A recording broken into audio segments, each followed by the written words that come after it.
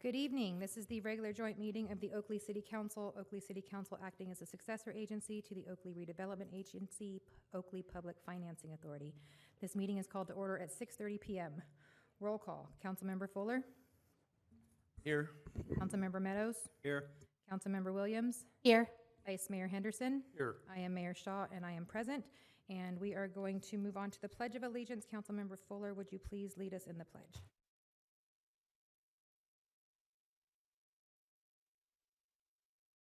I pledge allegiance to the flag of the United States of America and to the republic for which it stands, one nation, under God, indivisible, with liberty and justice for all.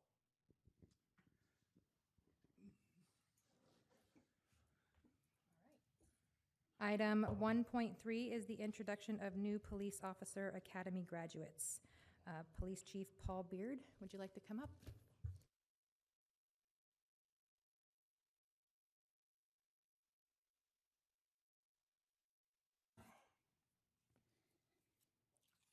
Good evening, Madam Mayor, Mr. Vice Mayor. So this has been a particularly exciting time for the organization of Oakley and the Oakley Police Department. Last Monday, we swore in our two newest police officers. It was the first time we've actually sworn in two police officers at the same time. More importantly, it was the first time we have ever sworn in our entry-level police officers, meaning officers that came to us from the academy. So I realize that we've already done this with a few people, so some of this is not quite extremely new news, but I also understand that this is a meeting for the community of Oakley and a public meeting, so I want to make sure that we're doing a proper introduction of our new officers and that I am explaining this process that got us to this point to the public community of Oakley. So starting in 1999, when we came together as a city, we were receiving police services from the Contra Costa County Sheriff's Office. That was our date of incorporation. Now, in May of 2016 is when we actually formed our own city, our own department. And at that point, we decided that we wanted to create our own police department for the purposes of promoting the city of Oakley brand through the police department. And we were quite satisfied with the services offered by the Sheriff's Office, but we thought we could do it more economically, and we thought we could tailor-make it to the needs of Oakley. So that's what we did. In the 2 years leading up to May of 2016, the city of Oakley worked on conducting all the studies that had to be done to figure out how to make your own police department. We had feasibility studies, economic studies. We had to make determinations of what kind of a building we would need to house our police department. And we had to determine what our department profile was going to look like. What kind of services would we provide? How big was our department going to be? So the very first profile of the Oakley PD in 2016 was quite a humble number. It was only 28 officers, from Chief Thorson down to the most junior officer, which honestly, it was almost me. I was number 25. In that number of 28, we had the chief, 2 lieutenants, we had a patrol division, we had a small traffic element, we had a small investigations element, and we had a high school SRO, and that's how we opened up in 2016. In the early subsequent years, we did add a few spots to the police department, but we also lost a few officers to normal service retirements and a couple of injuries, so it made it difficult to feel like we're actually making any kind of progress. In 2021 and 2022, that was a very key period of time for the organization of Oakley and the police department. At that time, you as a council were fully seated. City manager took his position, and I took my position. In my experience, I've been a career police officer for 35 years. In my experience, I'm able to readily recognize that this council has always supported public service for the betterment of the community. I appreciate that. I believe the primary reasons for the support are you do realize that a safe community is a thriving community. Public safety is the foundation, the baseline for all other good things to come from. And we collectively all realize crime and other things that erode at the quality of life are simply not welcome in Oakley, and I appreciate that. Unfortunately, also in 2022, we as the police department, we were suffering from significant staffing issues. We were decimated by injuries, pending disability retirements, service retirements, and resignations. We had to prioritize our ability to answer just the basic calls for service and 911 calls. We had to scale back the services we are accustomed to providing, and we could no longer fully staff the traffic or investigation units because we had to divert those personnel into patrol services. A significant consideration was made by me to shut down our swing shift and move all of our personnel to 12-hour shifts. By doing so, it would have raised our fatigue factor, it would have lowered morale, injuries and illnesses most likely would have gone up. So we put into place a recovery plan. After long weeks, internal discussions, we set into motion, a plan was set into motion by you, the City Council, the City Manager, Administration Services, and the Police Department Command Staff. The support you have always shown for the organization of Oakley and the Police Department allowed us to get off the mat and end up where we are today. That initial plan encompassed fixing the staffing shortage we had at that time. That was done by establishing a robust recruiting budget, signing bonuses for qualified candidates, recruiting bonuses for the employees who brought qualified officers to us. And you did something that nobody else in this region were doing at the time, nor doing still, I don't believe. You actually authorized the overhiring of officers to fix these short-term issues that we had going on at that time. You further demonstrated the foresight to grow the department to account for future staffing needs by implementing officers at each fiscal year up to a certain point.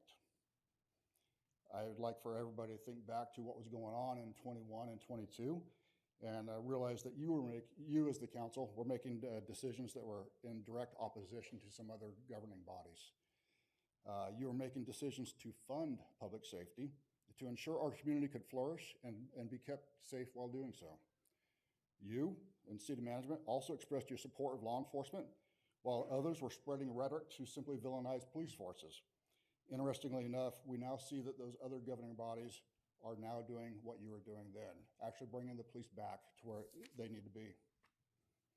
So thank you for always seeing the value of a safe community, and thank you for always being community leaders that others could and in some cases should emulate.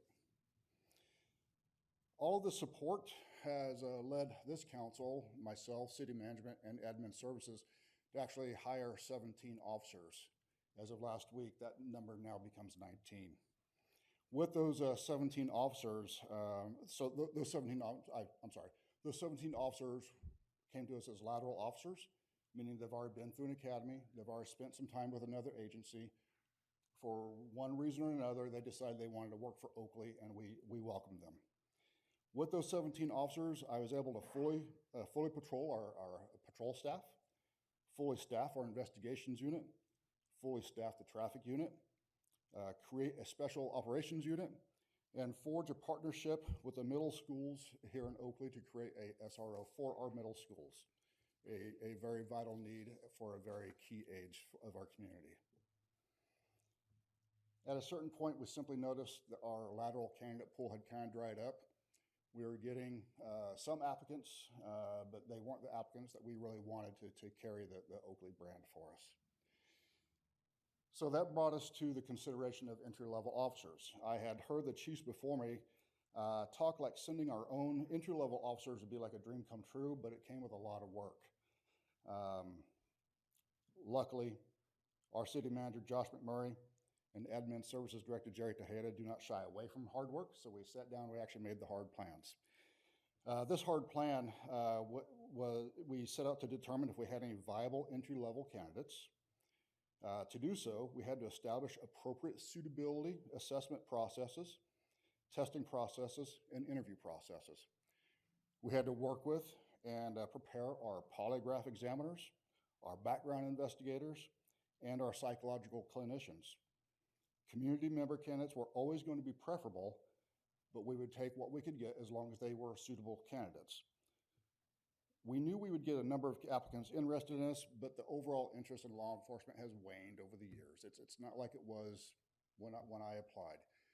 So we knew we'd get the applicants, but how many good ones were we going to get? That was the key question. And we did find that the average profile of the entry-level candidate has changed over the years, and those changes did represent challenges for us. Even knowing the candidate pools were diminished and culturally different, I remained committed to maintaining the standard of law enforcement that I have grown up in and made a career out of. And I ended up rejecting a lot more of the application packets than I think any of us would anticipate I would have to do. Once all the applications were assessed and either accepted or rejected, we had all of those who we wanted to continue the process with come in for a written test. That written test knocked out a major percentage of the qualified candidates, and we ended up interviewing very few candidates compared to how many actually did apply with us. However, in this process, there were two very clear front runners. These front runners were put through a very detailed polygraph examination and background process. These processes proved these two candidates were exactly who these candidates claimed to be, which is not always the case, and sometimes we lose candidates because of untruthfulness issues or lifestyle issues that they didn't tell us about. In the end, we found that our two candidates would make their parents proud in anything they set out to do. Luckily, they set out to be police officers for the city of Oakley. We found that these two candidates embodied all the characteristics we are looking for here in Oakley. We made offers to hire them as police officers, provided that they successfully graduate the academy. The academy has a system now where they bring you in for a orientation day. That orientation day occurs about 1 month ahead of the actual start of the academy. So at that mark, they actually become employees for the city of Oakley. So we sent them to the orientation day, and then they came back to actually work for us doing low-level tasks. So we got to know them a little bit. However, on November 25 of 2024, the week of Thanksgiving, they actually began their first day of the academy. They very quickly learned it was normal to be yelled at. They were yelled at for running too slow. They were yelled at for their uniform not being to standard. Sometimes they got yelled at for running too fast. They got yelled at for not doing enough push-ups. They got yelled at for not doing those push-ups the right way. They got yelled at for running too slow after numerous push-ups. They got yelled at for not staying at attention the right way. They got yelled at to get on the ground for being at improper attention.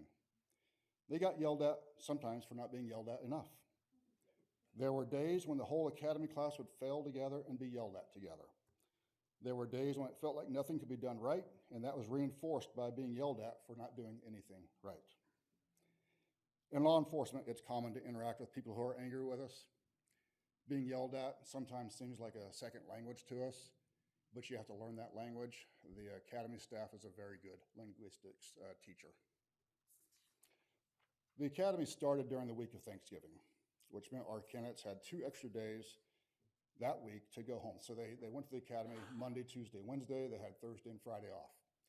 This gave them a 4-day weekend, a much-needed 4-day weekend. There's no doubt, however, over this 4 days that there are some elements of fear of failure started to creep in. Quitting, however, was never allowed to creep in their psyche. Our candidates are told from the very beginning they're allowed to break their legs and their arms. They're allowed to academically fail after giving it their best effort. They're allowed to be told by the academy staff they are no longer welcome at the academy for whatever reason the academy staff may consider, but they are not allowed to quit. Throughout the academy experience, our candidates would see other academy classmates quit. Ours simply know that's not the way of Oakley. So after spending that long Thanksgiving weekend eating very fattening foods, they reported back to the academy. They received a very intense lesson on how to lose holiday weight. For the weeks that followed, after not quitting, they went on to learn the critical skill sets of de-escalation, shooting slow but doing it fast, performing first aid and CPR on critically injured or distressed people, adults, children, or babies, performing first aid on themselves after being shot or stabbed. They learned how to write reports. They learned the laws of arrest. They learned the laws of search and seizure. They learn how to drive fast, they learn how to drive slow, and they learn how to always drive safe. They learned how to take a face full of pepper spray, and after doing so, they learned how to pry their eyelids open to effectively shoot rounds on target and make an arrest. They learned how to deal with children who are victims. They learned how to safely search a building. They learned how to respond to active shooter situations. And finally, they learned how to wrap up everything they knew to write it in a report and prepare a courtroom testimony in case they were ever called to answer for those things. With great pride, I'm happy to say on May 30th of 2025, our 2 candidates were deemed to have met all state and academy standards. They did graduate the Basic Police Academy. With their successful graduation, these 2 candidates become officers number 39 and 40 for us out of an allotted 42 spots. These 2 candidates will be in field training for another 3+ months. As I've discussed with you, it's my desire, I most recently talked about this at the budget retreat. It's my desire to see our 4 patrol teams move from a model of a sergeant and 3 officers to a sergeant and 4 officers. When these 2 candidates reach that goal, they will simply fill in those gaps for us. They will become part of those patrol teams to move some of those teams to 4 officers. Moving our patrol teams to 4 officers will ensure better shift coverage, provide more patrol services, mitigate the need for backfill overtime when an officer is on vacation or at training.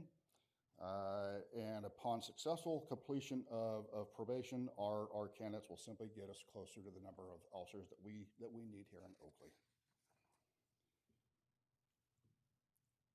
Our officers are, as of today, they are going through our in-house orientation period. One of the benefits, although it didn't seem like a benefit at the time, one of the benefits of this process was I was internally challenged by people of my own team that we're not ready for entry-level candidates. When asked why, I was told that we didn't train enough and that we didn't have the baseline things in place to actually nurture a brand new officer. So I listened to that, and to that end, we formed internal committees in the areas of field operations, report writing, and field training. These committees identified areas that needed to be improved, and these committees brought together ideas that would solve those issues. These committees also resulted in our own in-house resources of in-house instructors, a report writing manual, something we didn't have, a field operations guide, and the 2-week orientation that our officers are currently involved in. In the 2-week orientation, we take what was learned in the academy and we demonstrate how it is done via the Oakley culture. In this 2 weeks, our officers have been they've been doing shooting, they have done building searches, they have been doing active shooter response, they have trained in defensive tactics, they have sat in with our investigators, they are learning vehicle operations, and they will be learning how to work with a police canine. As of just 10 minutes ago when I talked to them last, they're progressing just fine through that orientation period, and they're still employed, thankfully. I am sure after a grueling 6-month-long academy and a 2-week orientation period, our 2 officers just simply cannot wait for Sunday to come. That is the day that they actually make their way to a patrol car and take their first shift on the streets of Oakley.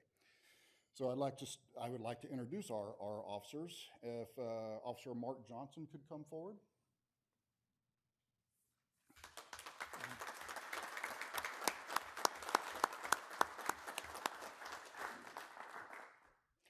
Mark is joined tonight by his mother, Christina, his uncle, Lance, his aunt, Lynn, and family friends, Rolanda and Tim Jackson, who happen to be the parents of another one of our police officers.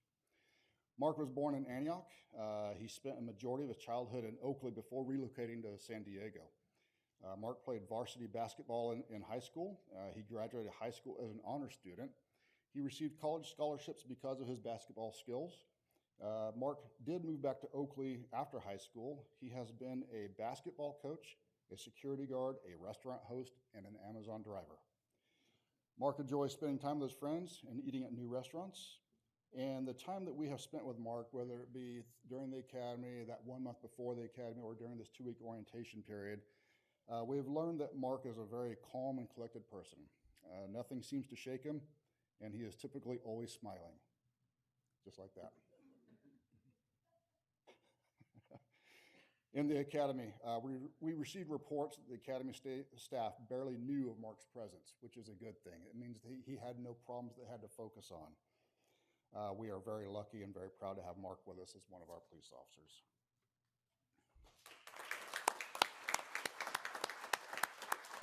So next up, I'd like to have Juliana Caligari come up.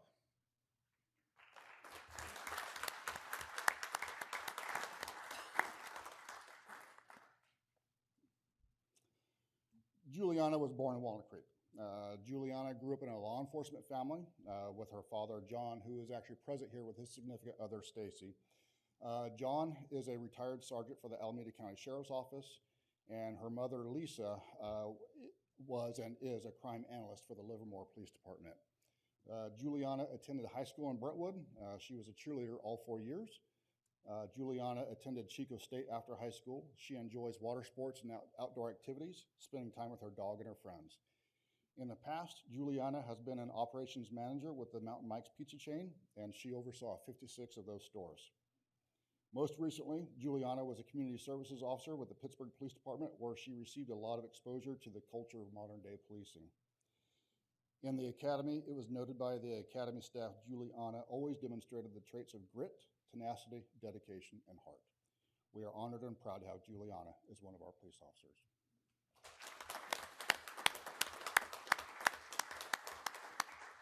So this is a message to Juliana and Mark. The two of you are the very first entry-level officers for the city of Oakley will ever have. This will never be duplicated again. Thank you both for making a commitment to serve the community of Oakley as police officers. You are expected to do what you can and to do it when you can to keep Oakley safe. We appreciate both of you, and as a token of that appreciation, we have had plaques prepared for you. And these plaques simply commemorate the fact that these are our very first entry-level officers.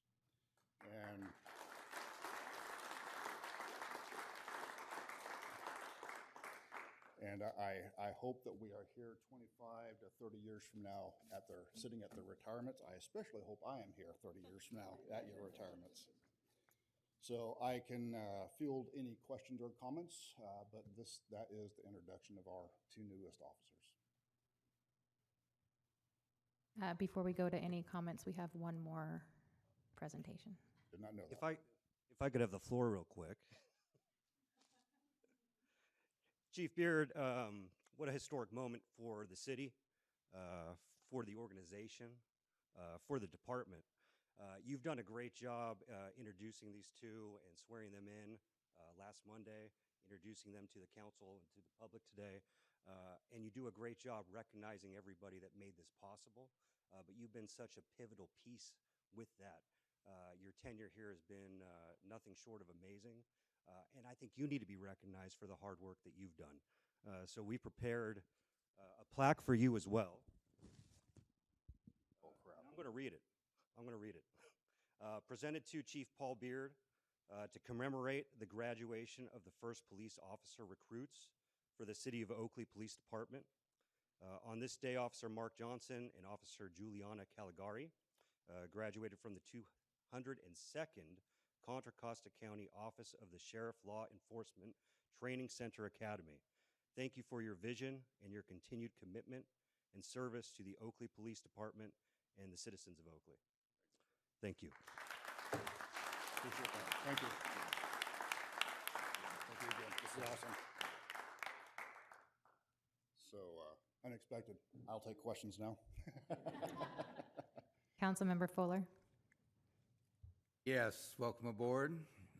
Someone you probably have heard, I retired from LAPD a while back, but it's a great career. It's a wonderful way to bring up a family and be with the community. It's you're stepping in times that are strained, but so was I. The mayor of LA just imposed a curfew in LA, and you may think that doesn't hit you, but it will. So welcome aboard and step right out, and thank you. Councilmember Williams.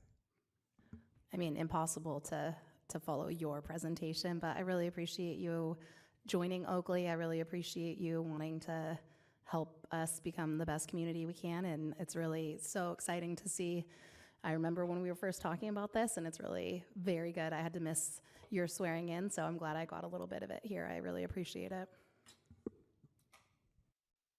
Councilmember Meadows? Just welcome to Oakley. Thank you for choosing us, and look forward to working with you guys for a long time. Vice Mayor Henderson? Again, congratulations. There's a lot of pressure being the first ones coming out of the academy and everything. I experienced that myself in my career, but just keep your heads up, do a great job, and welcome. I also want to thank the chief and the staff that made this happen. I know it was a lot of work, a lot of check-ins, and I'm sure you guys appreciate that. I was at the swear-in, so I got to talk to each of you individually, but if you guys don't mind, this is to the families. My daughter went to the police academy a couple years ago, and I know how hard it was on me and my husband, and every errand she made us run, and all the stress, and coming home and rinsing her off from the pepper spray. So I just would like to give a round of applause to the families for everything that you guys had to endure through that time, and continue to support them because they're going to need it. So thank you. Thank you.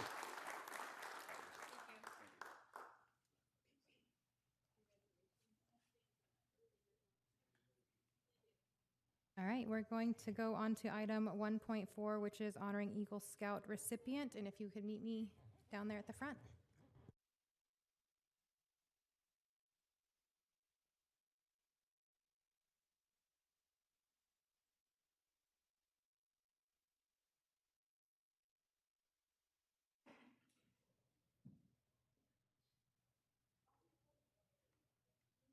All right, I'm going to start by asking you to pronounce your last name so I don't butcher it. Rosanayagam. All right.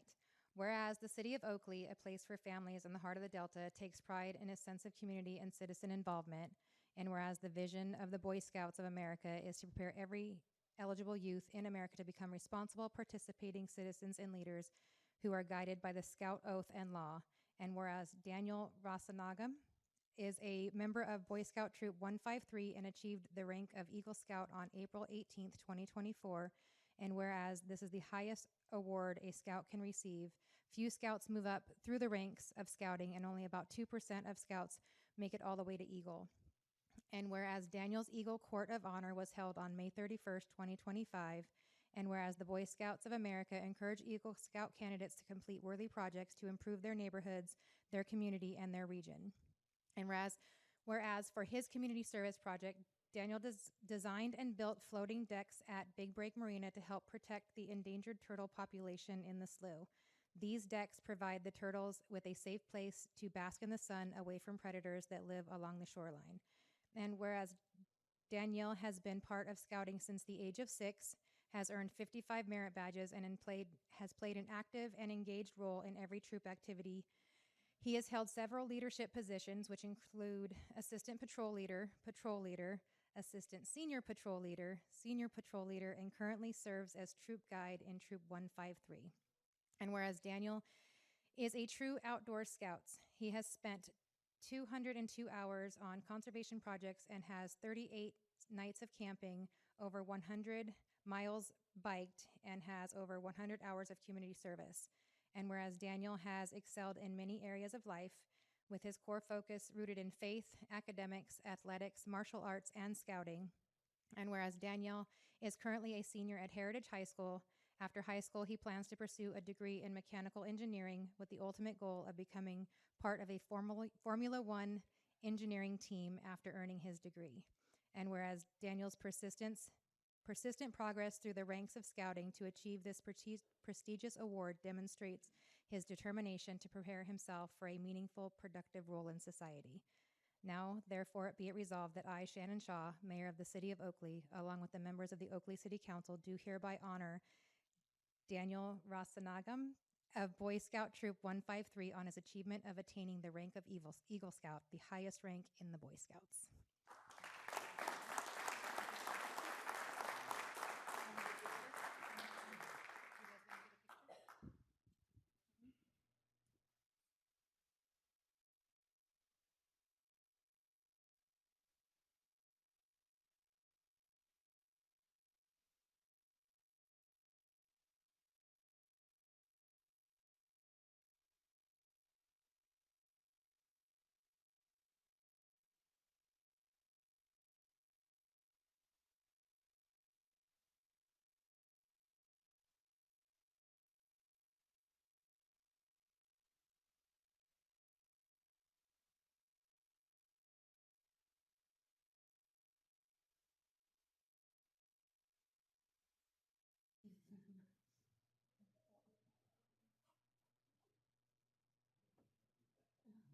Get your, no, you guys come here. Yeah, flank him on either side. Yes, in the middle, in the middle. There you go. Yep, over here? Oh, okay. Yep, yes, yes. I'll just come over here. Thank you. Congratulations. Thank you so much. Thank you.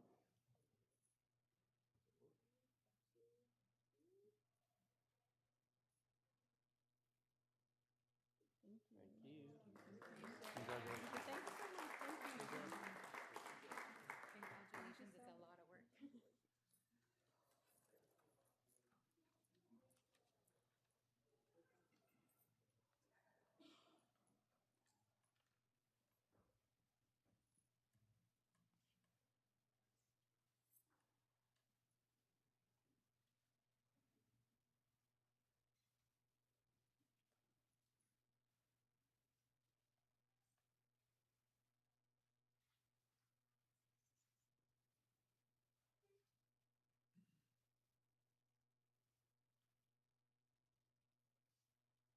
All right, 1.5 is Contra Costa Mosquito and Vector Control District Update. Michael Krieg?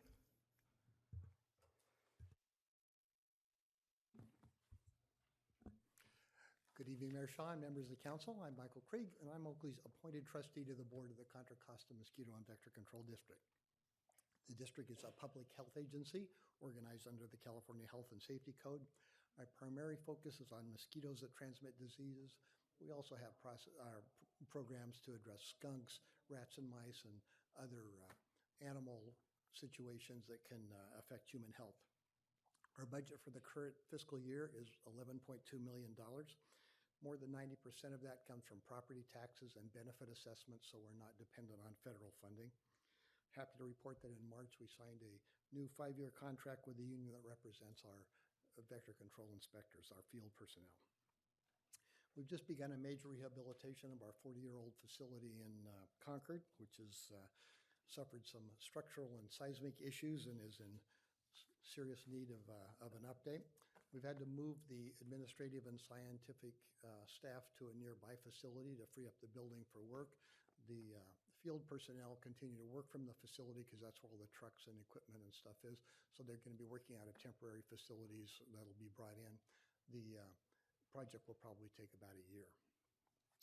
Normally at this time of year, West Nile virus is a concern, but so far we have not had West Nile virus detected in the county. It's kind of unusual, but it's a happy thing.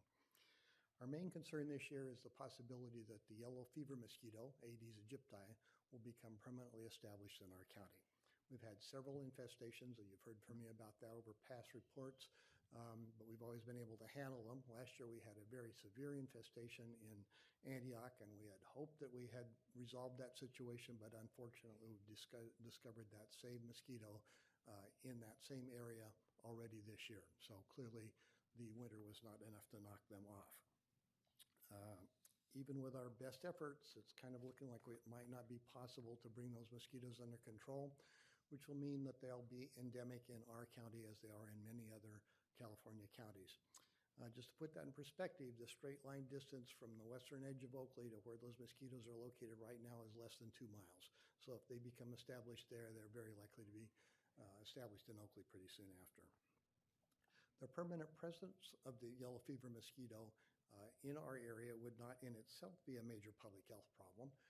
These mosquitoes are nasty ankle biters that are active mostly in the morning and the evening, but by themselves they're not a serious health threat unless one of the diseases that they can transmit is already present in the local human population. This is what happened with the Florida Zika epidemic about 10 years ago, and Zika is just one of many diseases that this mosquito can transmit. At the current time, the dengue virus is a major public health threat in many parts of the world, including the Caribbean, Mexico, the Philippines, India, basically any place where it's warm. The risk is that a traveler coming from one of those locations where the dengue virus is present will get bitten by a mosquito there, arrive here by airplane before they even realize they're sick, get bitten by a local mosquito that then bites one of us, and through extending that process, you can see how the virus could become embedded in the local population. This is the scenario that the district is most concerned about and that we're working really hard to prevent. Unfortunately, this mosquito species actually likes being around humans. It likes the way we smell, it likes the way we taste, and it can reproduce in 1/4 of an inch of water. So the best thing that Oakley citizens could do to help reduce this risk is make sure we don't have standing water on our property. Things like flower pot saucers, an old tire, an upside-down Frisbee, anything that can hold water can become a breeding ground for a mosquito, and we don't really want that to happen. We can all get in the habit of dumping these kinds of items routinely. We could greatly reduce the risk. May I answer any questions? Do we have any questions from the council? Doesn't seem like it. No. Oh, wait, Councilmember Williams.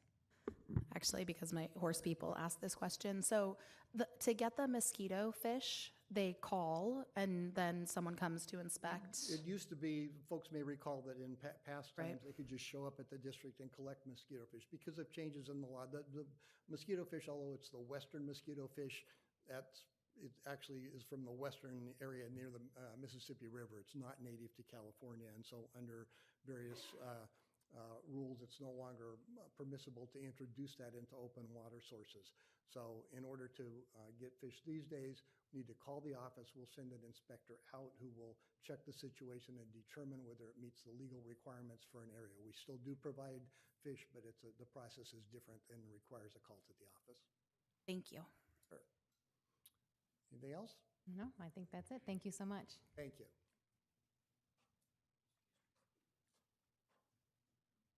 Uh, 1.6, Tri-Delta Transit Update, Tone Tran.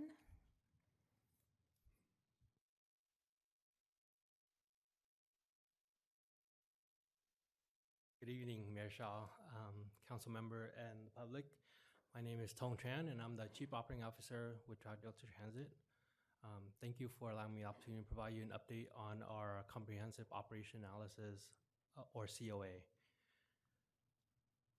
So our COA is dubbed Revitalize Tri-Delta Transit because the system is in desperate need of a jumpstart. We have seen drastic growth in East County for over the last several decades, but our system hasn't been fully looked at in over 40 years. So we thought this was an opportune time to design a network that aligns with the needs of the growing communities. Last time I was here was in July of 2024. At that point, we were somewhere midway through the project, and currently we're about to wrap up the project. So the subsequent slides will fill in the gap from what happened since then. So since July, we developed two different systems that are based on the information that we gathered through our data analysis and the feedback that we received from the public. So alternative one, or the new redesign option one, preserve, I'm not going to go into detail of the changes, but it basically preserved the geographic coverage of the current system while increase the frequency, providing more frequent service. Option two reduces the coverage a little bit, but increase the frequency a little bit more than alternative one. So we developed the two alternative. We conducted a series of public outreach and presented these two alternatives to solicit feedback. And the result shows that although it wasn't unanimous, the majority supported alternative one because they want to retain the current coverage and they like seeing the additional frequency on some of the routes. There was a strong consensus on providing more frequent service between the two BART stations in East County, between Antioch BART and Pittsburgh BART. And then I'm not sure you're aware of our Trauma Ride service, but that's a very popular microtrans service similar to an Uber and Lyft service. There was a lot of comment regarding that service, wanting more service because it's currently oversubscribed. There's more demand than the resource that we have that can accommodate that demand. And they also want to preserve the span of service. Currently, we offer really late evening service and early morning service to connect with BART in the morning and take people home from BART at night. And then lastly, one of the options had our express route that goes to the VA hospital in Martinez eliminated, and they're very vocal about that. That's their last resort. So they wanted to keep that. So taking all those factors into account, we developed the preferred alternative. So how will the new design impact the resident of Oakley? I didn't put together a slide that highlight those new benefits, but I'm happy to let you know that our trimerized zone will be expanded. Currently, it stops on Cypress. It will be expanded northward all the way to Laurel, and it will cover the new location for the Oakley Senior Center, as well as the Safeway Shopping Center that's, I believe, is going to go in at the corner of O'Hara and Laurel. Additionally, to ease the load on Trimeride, we're adding an additional vehicle into the Antioch Oakley zone. And currently, we do provide service between Brentwood Park and Ride to the Antioch BART via the Oakley Park and Ride. The frequency of that service is hourly. Currently, with the new design, it will operate every 30 minutes.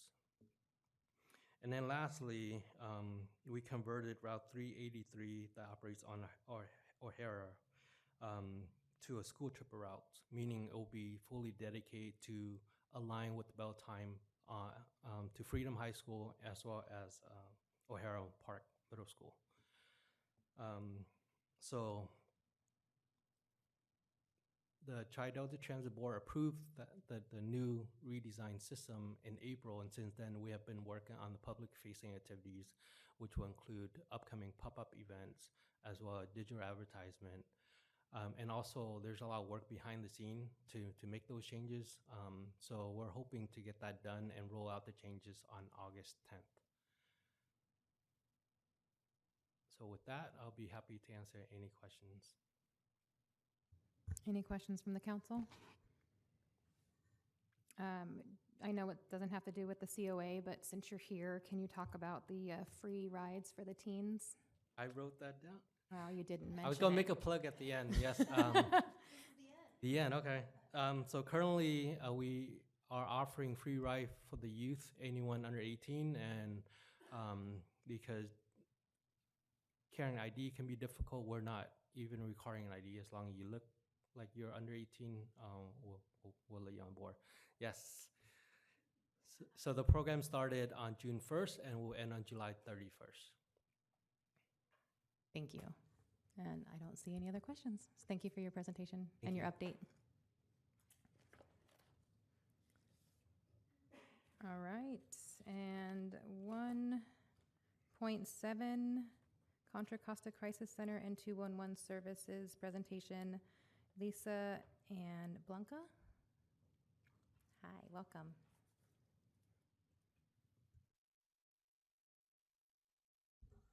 Hello, good evening. My name is Lisa Malol, and this is Blanca Gutierrez, and we're from the Contra Costa Crisis Center.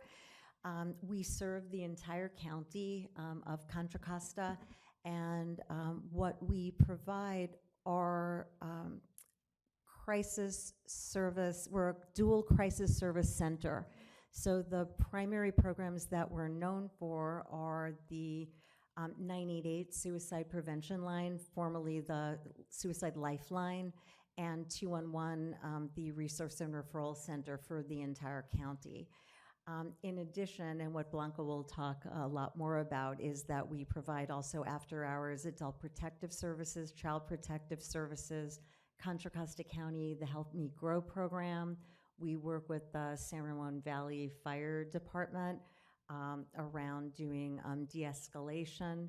We provide grief management and grief services, as well as post-crisis intervention services, some of which I know that we've been to the city of Oakley for some post-incident, very challenging events. But what I'll say is that the organization itself has been in existence for 62 years. It started out in Walnut Creek as simply some very concerned citizens answering phone calls, crisis phone calls, and then over time we've become a very trusted agency, and whether some of the funding that we received. There's federal funding, there's state funding, there's small amount of county funding, and then also some city funding from 3 different cities, not from the city of Oakley, but regardless, we love you all the same, and we care about the citizens all the same. So, you know, as you're seeing all the funding challenges and different challenges that we all have with supporting our you know, our fire departments, our police departments, and the very worthy people that work for them and with them, that we really are very much in partnership with them in terms of making sure that the individuals that are served in our communities are served and served well. Just to say, in addition, that we are a 24-hour center. There are always people on the lines, always serving the clients and the communities for really any reason. Sometimes people will call in on one line for 211 and they really need other kinds of services, and we provide that through our 988. And most importantly, you know, we talk about the agency and the crisis center, but really what we're made up of is very, very caring people and very dedicated people. We also have some volunteers that serve on those lines. So it's a very special group, and as I hand over the balance of the presentation to Blanca, Blanca's actually been with the center for 15 years, and you'll find that many people, you know, while she's program staff and one of our directors, that you actually would see people in the call centers, and which we should call really care centers, not call centers. It's not like calling AT&T. You know, you're really calling a group of very kind, caring, committed people. So let me introduce Blanca. Thank you. I think you covered a lot, Lisa, so that's amazing. Thank you for your time and for giving us some time to present here. I just have a few slides to cover. If you haven't seen our wallet cards, they're out in the community. We've been, like Lisa mentioned, since 1963 here in receiving calls and providing support. Our mission at the Crisis Center is to keep people alive and safe, help them through their crisis. In order to do that, we need to connect them with culturally relevant resources in their community. Many times folks will call us that are in crisis because they have a need to provide for their family, a need to pay their rent, or a need to talk to someone that's on the other side, completely confidential, but that can lend an ear and provide that emotional support and help them through their crisis. All of our services are 24/7. Confidential if they don't want to disclose their name or their location. We usually try not to even ask those questions, and we try to build rapport with the caller before we try to seek where they're at so that we can find them some help or support. We work very closely with partners. Our homeless coordinated entry system for the county, we're part of that. We work closely with partners for disaster response. We work closely with Office of Emergency Services, VOAD, the volunteer organizations active in disaster, and PIOs, public information officers for various cities, as well as local police departments, to have information readily available in time of a community disaster.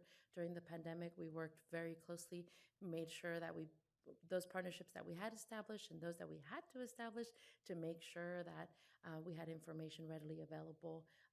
And then we have all these other various programs, part of our crisis lines, like the CPS line that we answer as a backup, and the APS line. We get a variety of calls that ring into our call center. Many folks don't know that we are a dual combined center. Only 2 in the state that are a dual combined center that are answering crisis calls and 211 calls. So we're very unique in that way. So when we support folks that are in crisis, and then the call turns into a information and referral call where they need social services, we don't have to disconnect. We don't have to transfer them to a different center, and vice versa. If the call comes in on the 211 line, we don't need to disconnect if they need emotional support or if they're in crisis. And so calls can come in many different ways. Sometimes we get calls from clients who are concerned about a loved one, a student who may be concerned about, they saw a post on social media and they're concerned about their friend. So we like to encourage them to talk about those feelings, and then encourage them to get their loved one to call in so that we can provide that support.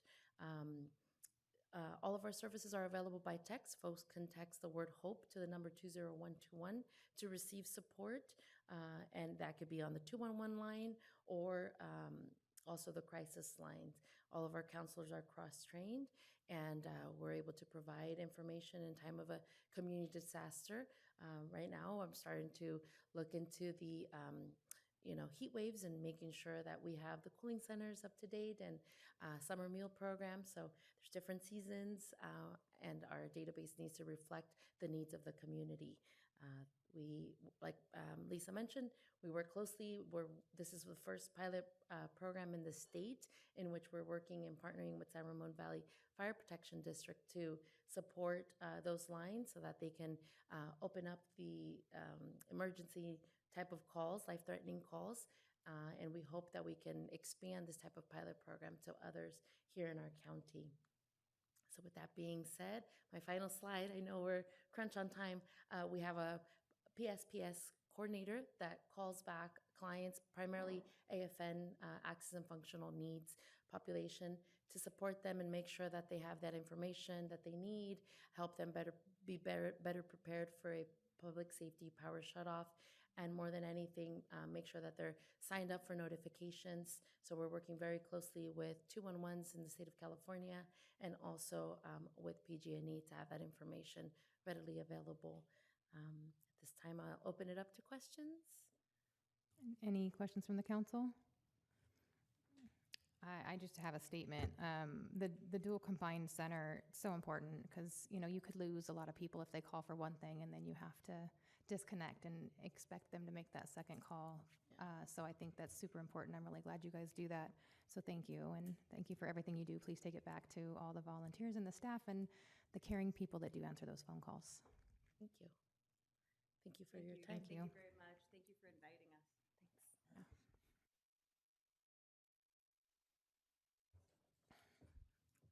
All right, we are going to move on to item 2, which is public comment. At this time, public comments will be heard for items not on the agenda. I do have speaker cards submitted. To submit a public comment, please complete a blue speaker card located in the lobby and submit it to the city clerk. The time limit to speak is 3 minutes. The time limit is monitored by the timer located in front of my seat. When 1 minute remains on the timer, it will beep once as a reminder to complete your comment before your time expires.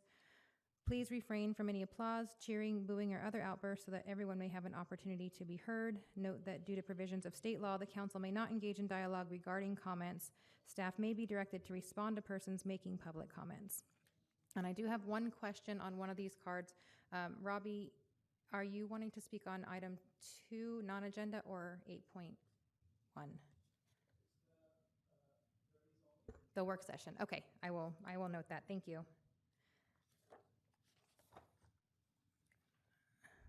All right, Michelle Nickel.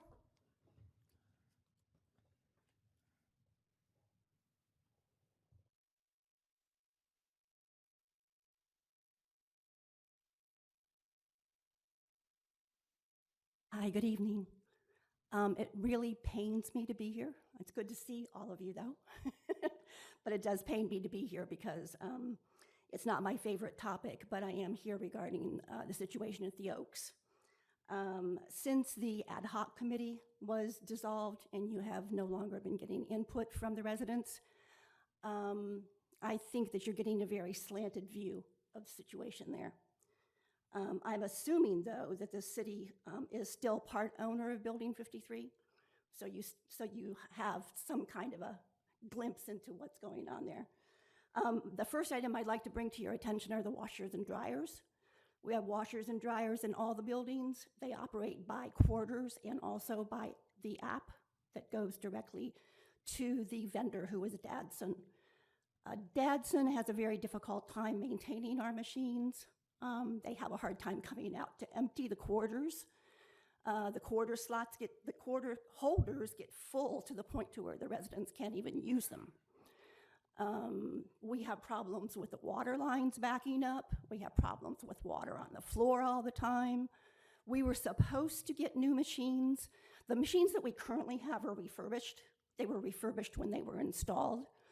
We were told last May that we were going to be getting new machines in. We still don't have new machines. Next item are the door locks. We're constantly having problems with the building outside door locks being broken.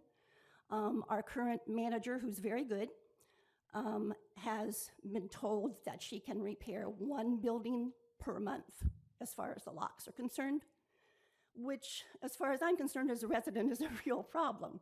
I mean, you can see why if somebody that lives in building 65 and has the door locks broken and fixed on June 1st, and somebody lives in building 67 and their door locks are broken on June 3rd, they have to wait at least another month before it's even looked at. The window in building 65 on the 4th floor. The stucco and everything was removed last August 2nd. It's still not fixed. It's still a total mess. Nothing was done over the winter. It continued to have rain coming inside, down the walls, on the floors. So that situation has just gotten worse. And the next thing I'd like to point out is that I know that Oak Johnson occasionally reports to you, and I read the reports when the minutes from are posted on Facebook. I notice that he always tells you how many move-ins they have, but he never talks about how many move-outs they have. Just as an example, there are 16 units on my floor. Half of them are empty right now. Thank you. Thank you.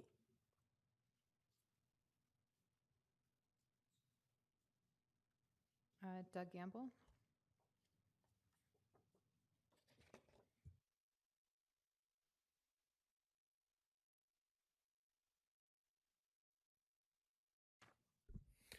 Good evening.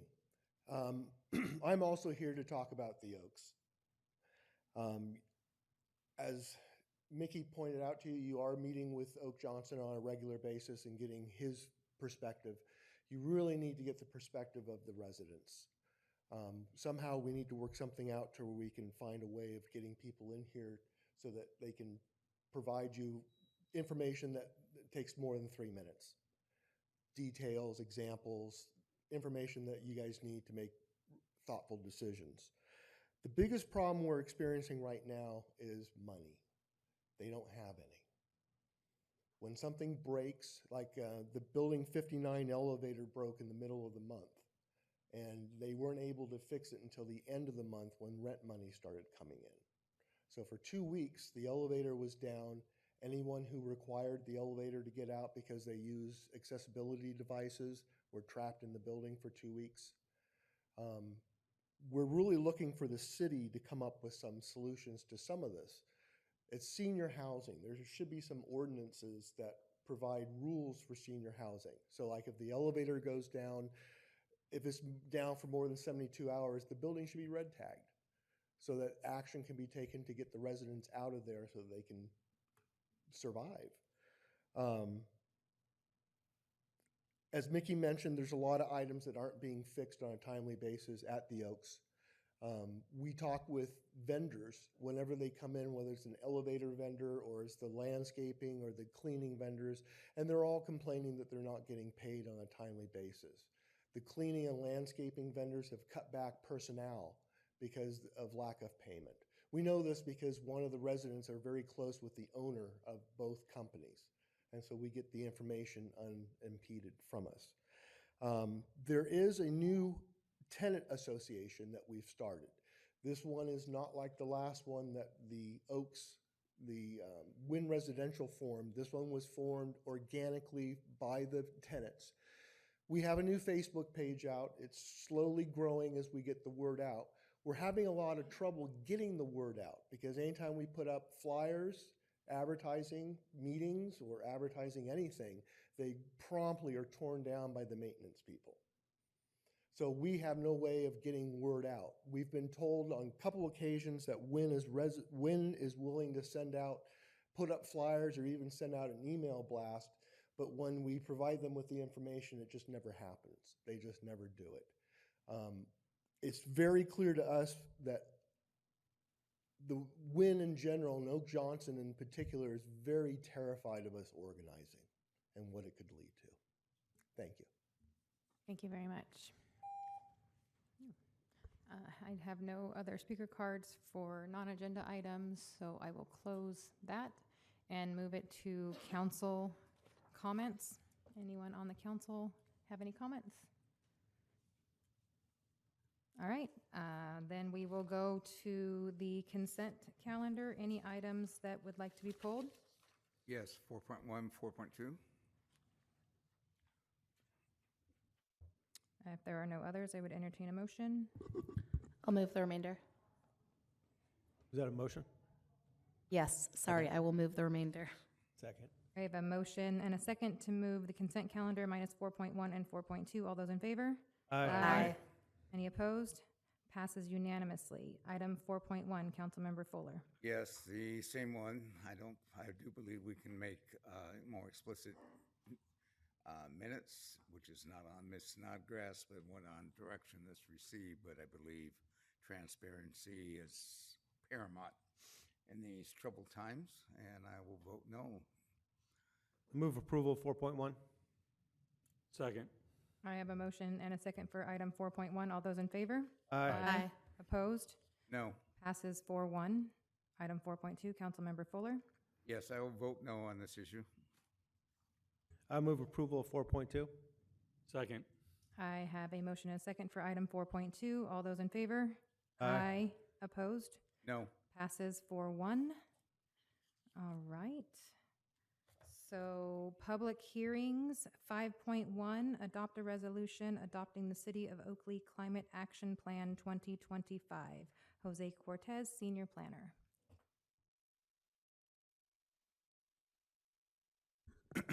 Thank you. Good evening, Madam Mayor, Vice Mayor, and council members. The next item on tonight's agenda is the City of Oakley Climate Action Plan 2025. First, I'd like to start by thanking all of those who attended our public workshops and provided written comments. This has been a long process.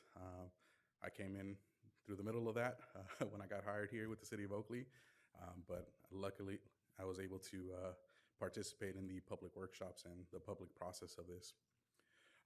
But continuing on, in the late 2023, the City Council voluntarily chose to pursue the adoption of a climate action plan and requested staff initiate the preparation of the document.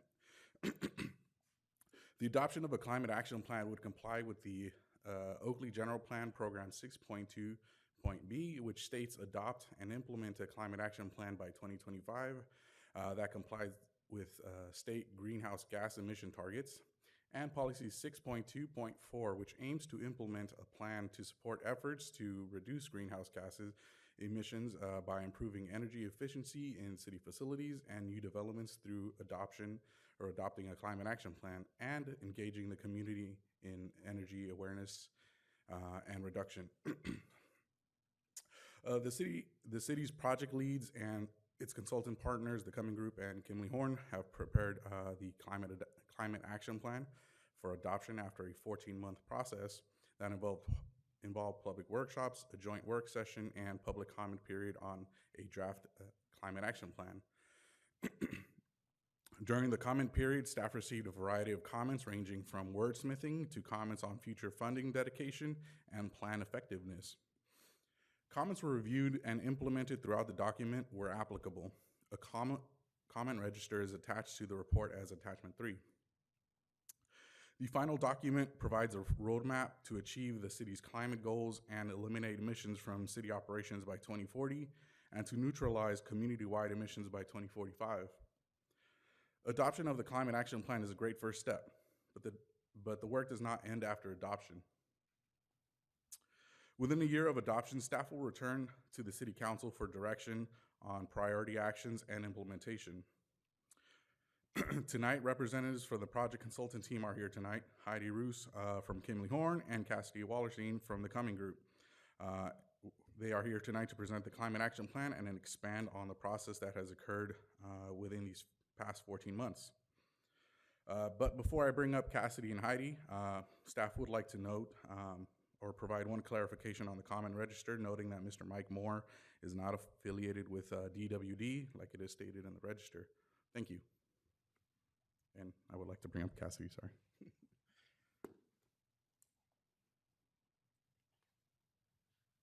Good evening, Mayor, Vice Mayor, and council members. Thank you so much for allowing us to present to you today. And thank you, Jose, for that introduction. We'll just give you a brief overview of the Climate Action Plan process, some highlights of what you will see in the Climate Action Plan. But my name is Cassidy Wallerstein. I am a project manager with Cumming Group. Had the pleasure of working with Jose, Ken, and their team over the last year and a half or so on this project, as well as with Heidi. I'll let you introduce yourself. Good evening. Thank you. Heidi Roos with Kimley Horn. And I led the adaptation portion of the Climate Action and Adaptation Plan. Glad to be here, recognize a few of you from our workshop, and appreciate the community as a whole really supporting this effort.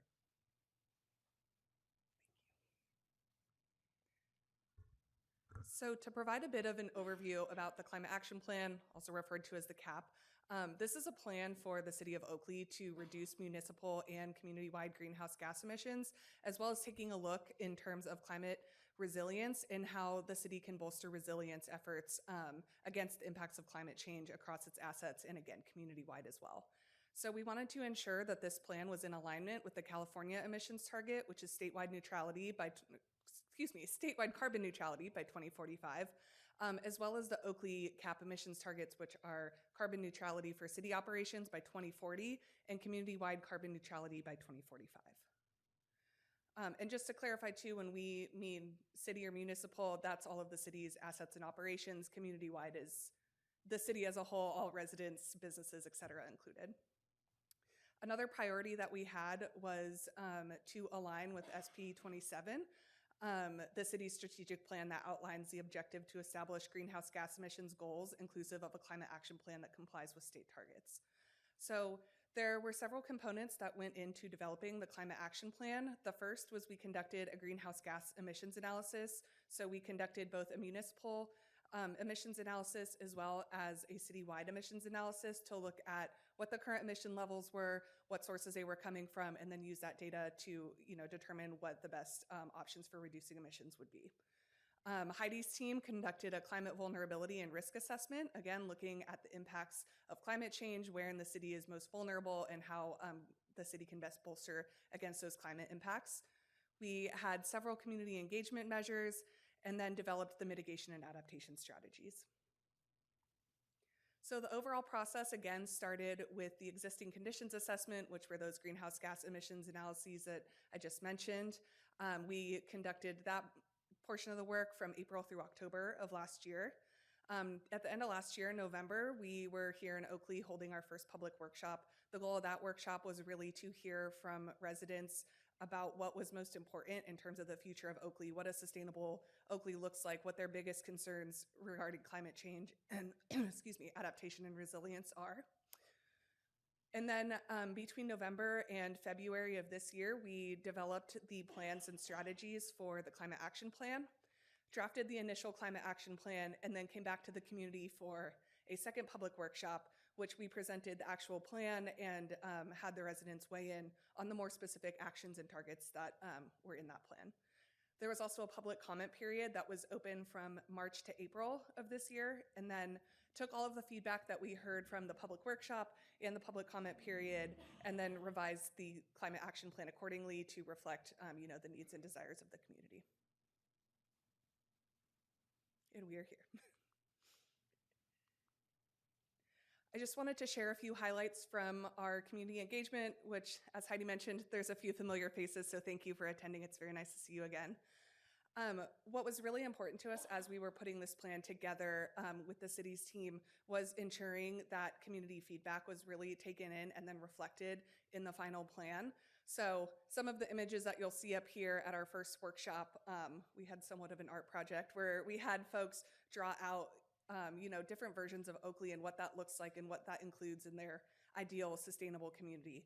So a lot of what we heard was a real desire for more renewable energy infrastructure within the city. So in the plan, if you look at section B 2.1, you'll see that reflected with a target to install 1 megawatt of new solar voltaic energy in the city.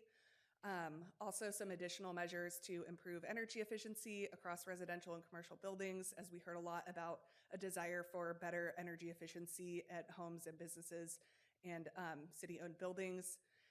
If you look at this blue square on the right, this was really focused on our climate adaptation and resilience. So we heard a lot from community members about a desire that the infrastructure is resilient against severe climate impacts. And also we heard a lot about deploying nature-based solutions. So things like planting more trees so that there's more shade in the community, it's cooler, we can reduce the heat island effect, et cetera. Just a few updates, or a few highlights.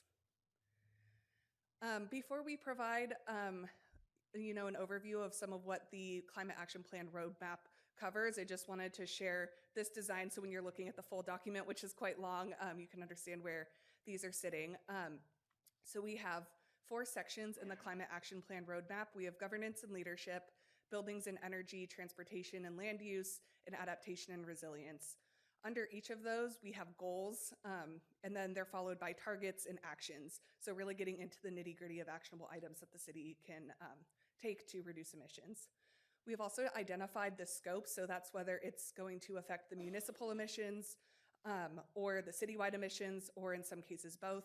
We've also looked at the estimated cost. So we looked at that from 2 different perspectives. If it's something like an ongoing project that requires staff time, we estimated the amount of staff time that would take, or in some cases, like for infrastructure, we gave a number that we think this project would cost, or an estimate rather. And then we also looked at the emissions reductions impact. So we wanted you to be able to look at this and take a look at the cost and then the impact. Is it going to, wipe out a big portion of your emissions? If so, how are we going to prioritize those actions going forward with implementation? So again, when you see the full document, you'll see those reflected. And then I wanted to just highlight a few areas. As I mentioned, there are many targets and action plans under each of these sections. But under governance and leadership, something we heard a lot was a real desire for transparency from what the city is doing, being updated on the progress in terms of climate action plan, and really being involved in the process. So a few of our action items there include developing sustainability goals and priorities for each of the departments. Also a desire for the city to issue regular CAP progress and implementation reports. And then we also heard from the community that they would really like to see the city working with other agencies in the area, transportation agencies, Diablo Water District, community-based organizations, et cetera.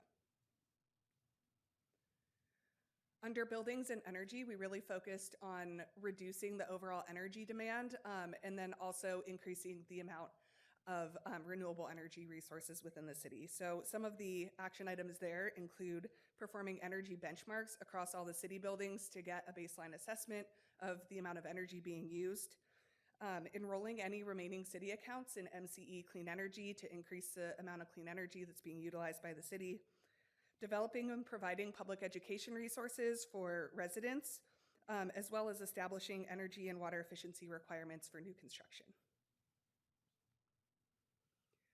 Under transportation and land use, again, we wanted to focus on what we heard from the community. So that included promoting active and public mobility options across Oakley. So that might mean having scooters as a micro-mobility option, amplifying the Contra Costa Transportation Authority's e-bike rebate program, encouraging the transition to electric vehicles, whether that be transitioning the city's fleet or installing more chargers across the city to encourage residents to adopt electric vehicles, and then also implementing zoning and land use tools that promote transit-oriented development and reduce vehicle miles traveled. So improving bus stops, improving transit service, et cetera.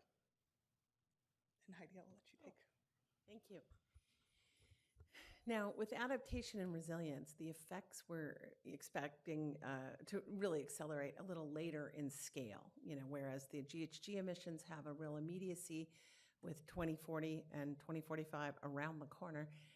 Adaptation and resilience, the impacts we're talking about are really slated to be most noticeable by mid-century or even end of century. But that doesn't mean there isn't a call to action now. And so that's really what this portion of the Climate Action Plan roadmap lays out. You're doing a lot of great things, and this is really about continuing, and I like the word you said, amplifying. I think that's exactly it. In a way, celebrating and expanding what you're already doing. But our study did show that the most pressing, climate affected impacts are going to come along fires, extreme heat, and flooding. And so there was a real call to continue studying city infrastructure as that comes to its end of life, useful life, with the hardscape, lasting 50 years sometimes. It is time to consider those in the next round of CIP, for example. But also to bolster community-wide emergency response networks and resource sharing, similar to the ladies that were just here talking about the sort of crises they respond to, which includes cooling stations. So there's that overlap already and resources already in the community. But also to continue to study this as it goes forward, as more science comes in, and to work with the agencies. Again, the San Francisco Bay Area is really tackling sea level rise. It's not one you can just kick down the road and build your wall and not worry about your neighbors. So I think it's just a matter of the city participating and continuing to have a voice of what's best for Oakley when those conditions really do need solutions. But also, we heard loud and clear that the agriculture roots in the industry here was important, and to really, continue to have a role as your city grows over the next 30, 40, 50, 60 years we're talking about, to really have that balance. But that agriculture and those resources are going to need to adapt, and that might be best done in a coordinated and funded way.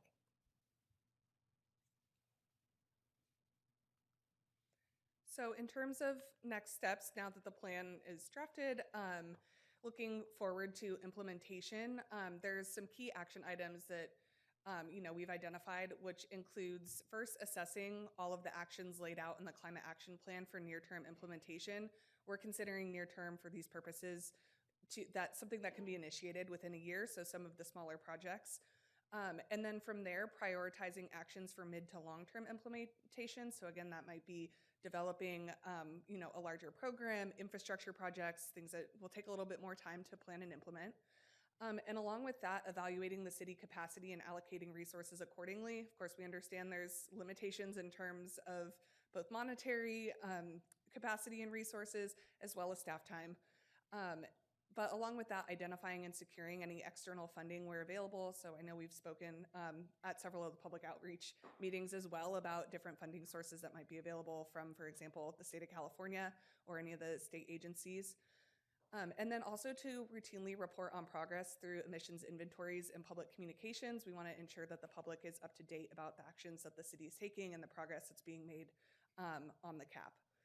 And in terms of providing updates to this group, as well as the Planning Commission, we're recommending that implementation and progress updates happen as needed. Again, during different parts of the Climate Action Plan implementation, there might be a need for more frequent updates when there's larger keystone milestones being hit. But in the Climate Action Plan specifically, we've also stated biennial, but up to the discretion of the team working as well as the group here. Those are all of our slides for today, but we're happy to take any questions at this time. Any questions from the council? Councilmember Williams? I have two questions, just as our residents are looking through this. So on page 27 of the Climate Action Plan, it talks about our asset vulnerability and climate hazard risk. There's a table, and there's several that say take action, accept risk. I know in the appendix, it sort of offered like a definition of that, but can you let people know just briefly how we decided to take action or accept the risk, basically? That's question one, and then I'll have another one after. Oh, okay, sure. Yeah, I'll take the adaptation question. So, we have to balance the severity of a potential impact with the chance that it's actually going to happen. And so there's some very traditional risk matrices that are used when you're assessing really any kind of risk, a business risk, a physical risk like this. So all of that was taken into consideration, and those that fell on the lower end of the scoring rubric got an accept risk. And I know that's a term of art, so I'm glad you asked the question because people do struggle with that. But I think it's also the reality, and I think this group knows better than anyone but the public, we can't tackle everything all at once. And so there are some systems that will evolve and adapt rather naturally and can happen without a lot of intervention. And that's what accept the risk means in the shorthand. And so with things that were less important for the council and staff to really keep on your dashboard and in your set your sights and focus on.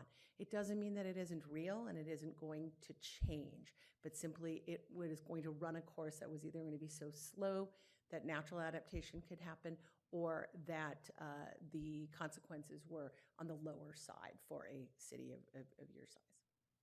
Awesome. And this next question might actually be more directed towards staff. You were talking about our short-term, midterm, long-term. Are we going to create a dashboard, so to speak, of those things? I don't know if we've planned doing that, but I mean, if that's the direction from the council, we definitely could. Okay. I was just thinking it like aligns with the strategic plan and stuff nicely. You know, that seems to be an easy thing for residents to understand, but I don't want to add extra work.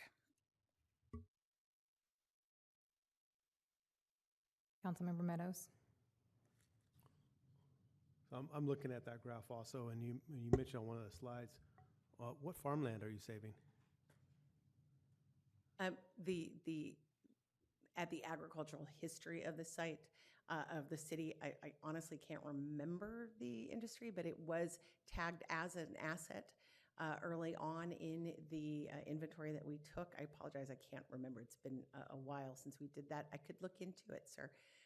But that there was a history. Oh, yeah, we had a history, but I mean, all that's left is grapes, and they're just a placeholder until they're gone. I was going to say, I did think it was grapes. Yes, absolutely. And so it was something that the community felt strongly about. Again, I'm not going to set priority for you all. I simply just raise it as an asset that others have Well, noted. I mean, you kind of lose credibility when you start talking about something that's really not even here, and the public doesn't even understand. You know, the grape industry's in bad shape. Grape and wine industry. I mean, we need to pull like 50 or 60,000 acres of grapes out of the state of California. It's not good. And a lot of the owners of these vineyards, we don't have contracts for our grapes this year, or last year, or the year before. So when you start talking about farming, I mean, you just lose credibility. So that's it. Councilmember Williams, G 3.1 on page 31, it actually says develop a public-facing dashboard to show progress on specific CAP climate goals and metrics by 2027 is a recommendation target. So just thought I'd. Councilmember Fuller. Yes, number one, I did some great jobs, great work. And gone through most of the process. I didn't get to the last meeting. I really appreciate what you've done, put it together, covered many areas. I beg the difference with the agriculture. I'm glad that you mentioned it. I keep hearing up here on the dais that agriculture is dead. It's still the #1 industry in the state, producing over $5.5 billion. In the state, it's the #1 industry. We still have agriculture around here, and if you go east of Sellers, you pretty much get down into an ag where there's cultivation of corn and others. So I'm glad that you did address that. I think that we're, I don't know, we keep overlooking it, but the state is putting in a lot of money into reviving agriculture in many areas, including the small areas. So I think it's something we need to look in from my perspective. So, okay. Councilmember Meadows. Ag is very important. I don't believe it's the #1 industry in the state of California, but it is very important. But we're talking about Oakley. And if you look at Oakley, all that we have is some vineyards that are left that are placeholders until it's redeveloped, that have been there for years. The grape industry is in the tank. If you don't believe me, do some research. I got a newsletter from Turntine Brokers yesterday saying the same thing I just said. As this, so facts matter. as this is a public hearing, we're right now just with questions. So if we can leave it to questions at this time? Yes, I do. When you go through it, I don't know, your response was to save agriculture, as I understand it. I don't quite understand it. I'm trying to understand where you've got that. I hear Councilmember Meadows, who has been involved for 6 generations with his family and great production and everything, and is in the tank. But I don't know how else to say it. But if you go south of the post office, those are his vineyards, or AMS or ASM in Property Investments, which he is listed as president, fully in bloom, ready to be harvested. So if it's in the tank, there's still people making money from it, and I think we Focusing have on to stay with it. questions, please. Can we keep until we can open the public hearing and do that process? I do have a couple questions. I'm sorry, you interrupted me. I didn't hear you. I said, can we just leave it to questions right now instead of statements when we bring Yes, it back that's for the deliberation? question. Why did you find it within you did a tremendous survey. You came out here, 2 times with the public. You've interviewed a lot of people. Now, within our city, how did you come up with the idea that agriculture should be looked at? Where did it come from? Did that come from the city residents? Did that come from city leadership? But for some reason, you found it as something to be addressed. And I'm curious why that became something to address in Oakley. Yeah, thank you. So there is guidance out there from the state of what constitutes a potential asset. It's a very long list. And so we do go through that, and with our own survey and reconnaissance, and then in consultation with staff, and we did hear also from the public. Was it their most important? No, and I don't mean to imply that, and if I did, I apologize. But it did rise to a widely held concern, and so that's why it made it into the study. Thank you. All right. I am first going to apologize because I didn't submit any online comments, and maybe I should have, because I guess I thought we would have a little more input when it got brought to us here. So is this it? Like, we're voting on this tonight? No little changes, no anything? Well, the item in front of you is to adopt the climate action plan. Mm-hmm. If there are changes that are requested, now would be the time for that direction. I think if they're, minor in nature, we probably could work those out now. If they're substantive, we probably need to take a harder look. Okay. First one's very minor. It mentioned the convene and working with group of DWD representatives, and Iron House is another agency that we have, and it does talk about waste reduction. So I thought it would be a good idea to include both of those special districts that are within the city of Oakley into that section, and that is G 2.3. It was a question. I said, can I do that? So you said yes, and he said this is the time. So I'm taking that. So can we add that in? Is that small enough to make, there's a question, and I can leave the rest for I feel like that's a deliberation. minor change. That's a minor change, thank you.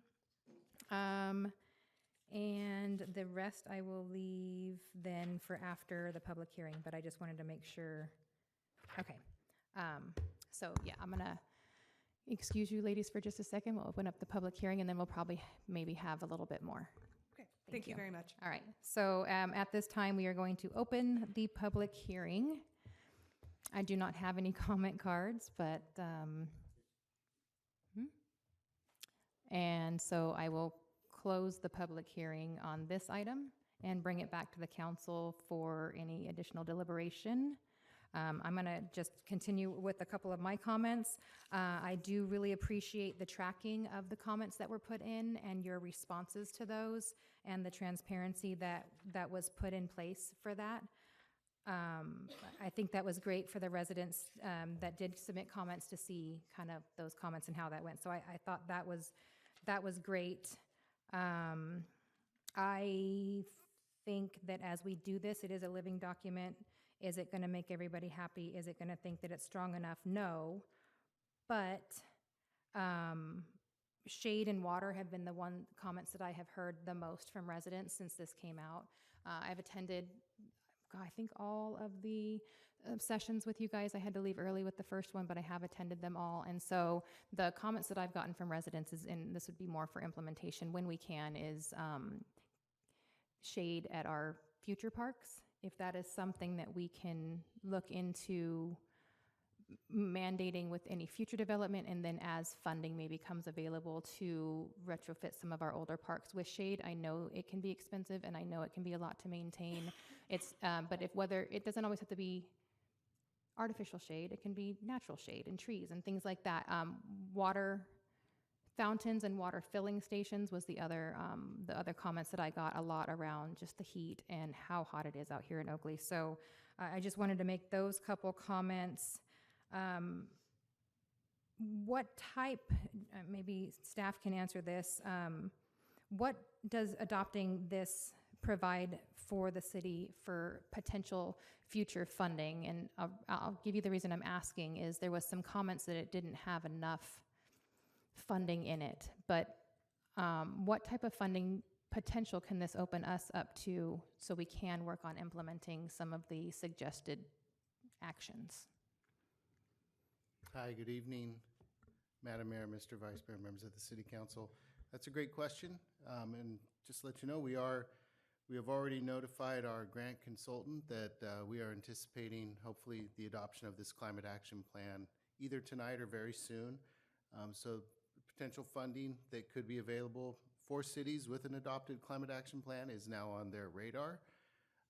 Staff will continue to look for opportunities. We do have staff in our planning division that are parts of county collaborative efforts such as the C4 group, and these are quarterly meetings typically throughout the year where a lot of resources are shared and funding opportunities are provided to staff. We are on board with a lot of other updates and sort of email lists that provide for funding opportunities that we can shop around. So good news is once this is adopted, for funding opportunities that require an adopted climate action plan, we will then be eligible to apply for those grants. And that is the hope, because otherwise, it's coming out of the general fund and being taken away elsewhere. So our hope is that we will be able to find outside funding to help implement many of these action items.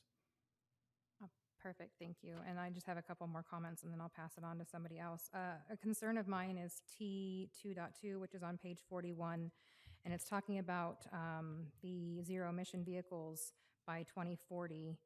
And I'm gonna let Councilmember Williams speak to this if she remembers. We had a presentation at Tri-Delta Transit, and I know buses are different than our fleet, but we do have larger vehicles within our fleet, and they're not making these vehicles anymore. And I'm really concerned about the ability to get this type of vehicle. So again, it's a living document, so we may have to come back and readdress that. I just hate to give us something that a critic of the plan may come back and say, you didn't do it. And so just to kind of keep that on our radar, keep looking as we are. I know we change the vehicles as we can, but between the PD and Public Works, it's going to be difficult to get that and have them do the things that we need to do. So just that note. I do want to correct myself. I do see identify locations and install amenities for shade, splash pads, and water bottle filling and drinking fountains. So it is in there. And I was a little sad to see that there wasn't more for the Delta. That was one of the big things. I scrubbed the document and I saw one, and it's encourage preservation and protection of Delta ecosystems and foster ecological health and bolster climate resilience. And we do have a lot of very, very dedicated people within the community that are really big into the Delta. We just did a lease for Roger. And so I would love to see some collaboration and see if we can strengthen that. And I will move on to someone else. Councilmember Fuller? Yes, thank you again for all that you've done. I think the importance of what I see is what we've just been discussing in here. You made a community-wide survey. You got in touch with the community. You had ideas of where you wanted to go. They had ideas, and they came up with it. I I get a little bit tweaked when Councilmember Meadows says, well, the community doesn't understand grapes are in the toilet. And I think our community does understand. And if they want some more information, we can provide them and profit margin and things. But I look at Continente Farms up the end of Oakley Road and Live Oak. That is a major, major growing, and I don't think they've plowed anything under there. They're still harvesting grapes. The one south of the post office, ASM Investment Properties, is getting ready to be harvested. People are putting money into it. I believe Councilmember Williams, on her economic statement of economic interest in her Form 700, put it in the area of about Laurel and O'Hara that she has a vineyard worth over $1 million.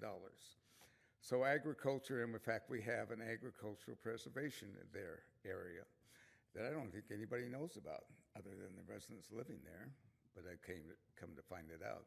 So I think you have touched with the community. I think you have connected with the community. I think you have put in the effort and come about. I do have some problems, some questions, but I'm not going to pursue it here.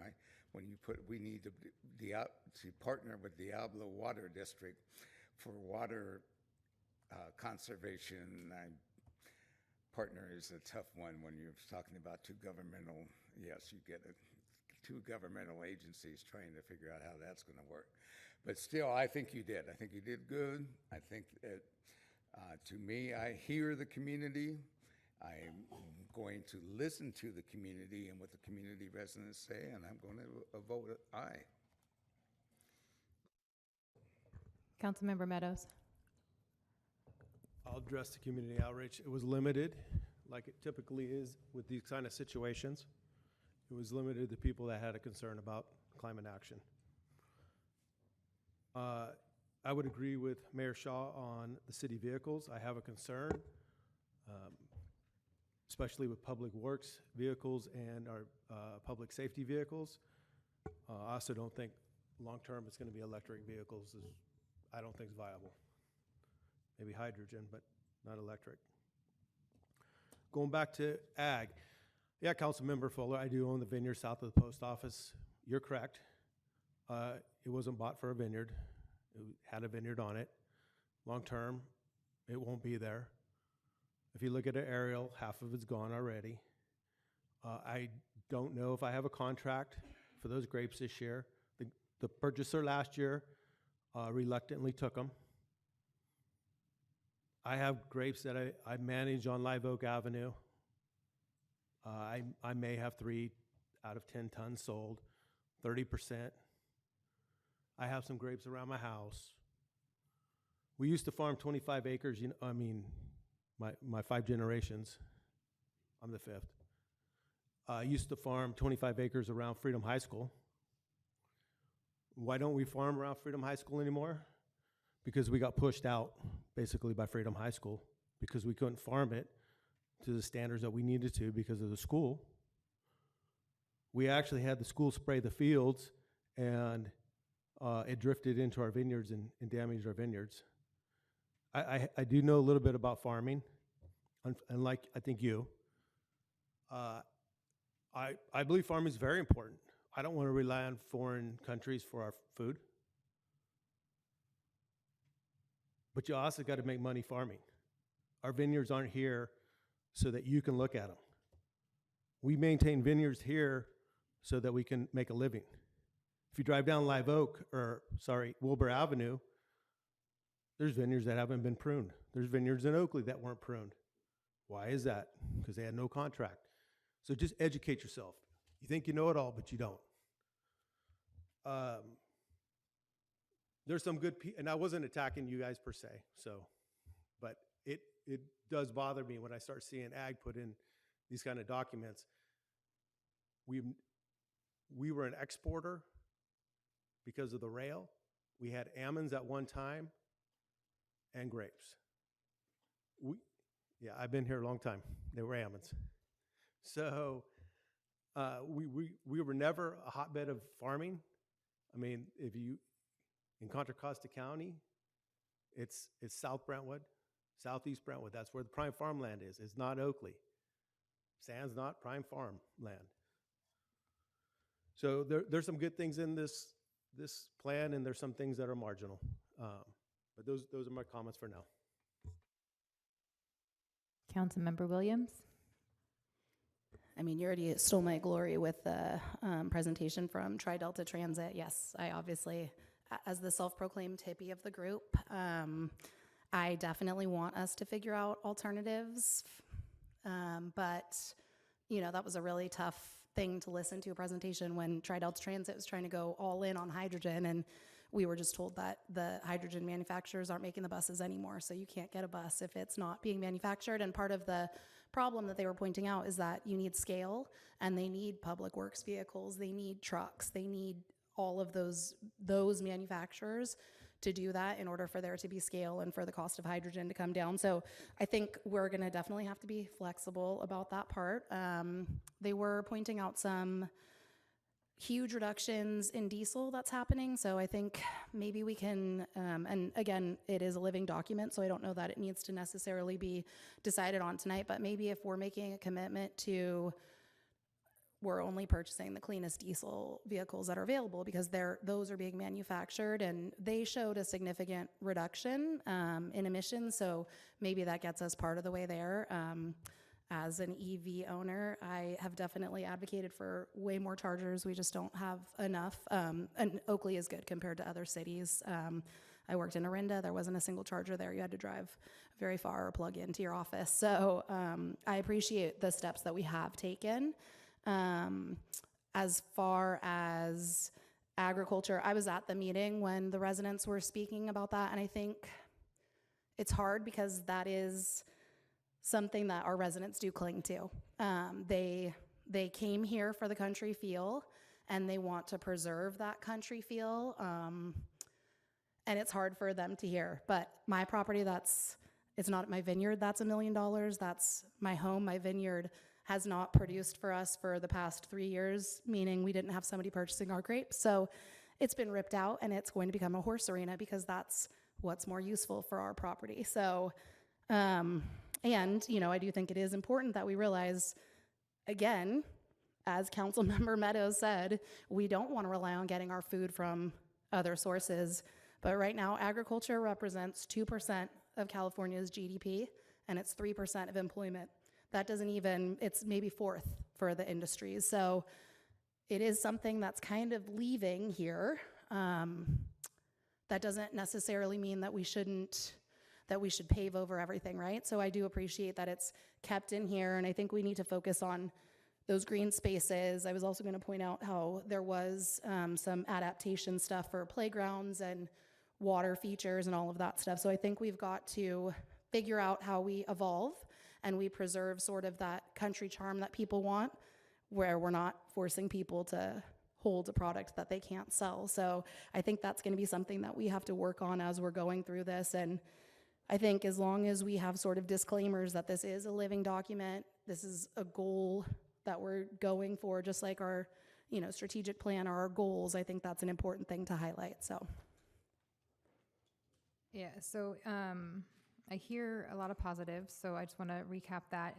Is the small change of adding ISD with DWD acceptable to the council on that one? I just need to know because I can't float this for you guys. Councilmember Williams? I'm good with it, but I did have one more thing, and you reminded me with the Delta stuff. So I know we were talking about, especially with like the tunnels and things, we were talking about, geez, is there any way we can sort of make this climate action plan so we have a document that not necessarily protects us from the state, but adds an extra layer of protection, especially, you know, our 55-acre park is really dependent on us not having those tunnels destroy our delta. So do we feel that there's anything, again, it might be a substantive change, so we might not be able to do it, but do we feel like without having a lot of mention of the delta and sort of that asset in here that we have that added layer of protection, or would it require sort of a rework of just that part of it? I just think that depends on if you want to see the change or not, right? I mean, I think you can provide direction to us to incorporate some stronger language. And then we could, as staff, if you give us that discretion, we could add that into the document, with the motion. That's one option. Another option is to provide specific direction on where you'd want it placed, or another option is, let us work on it and bring it back. I mean, we've done a lot of work. The staff has put in a tremendous effort to get it to this point. I trust the staff and the team here if they take that direction, but that is up to you all and the pleasure of the council. Yeah, I had one other potential change too, and that was just on the T2.2, and it just says develop fleet management plan that mandates newly purchased city vehicles are zero emission vehicles. So I don't know if there's just a way to massage that. And I know that's not until necessarily 2040, but that was the mandate word was what was hard for me with the unknown of where. There are other people up here that may have an approach. I don't know quite what you're doing, but if you're going to start editing this, I'm going to have a pretty big objection. I'm asking a question, and well, I'm asking that you having a two-way. I'm actually asking to. I would like to finish my statement. I want to finish my statement, and I would like no, to out of you my keep face. holding. Get out of my face. No, Get I'm out not. of my face. Can we take a recess? I'm going to finish. Can we take 5 minutes? Stop. I am going to finish my statement. Is that would that Mayor be? Shaw, can we take 5 minutes? Yes, please.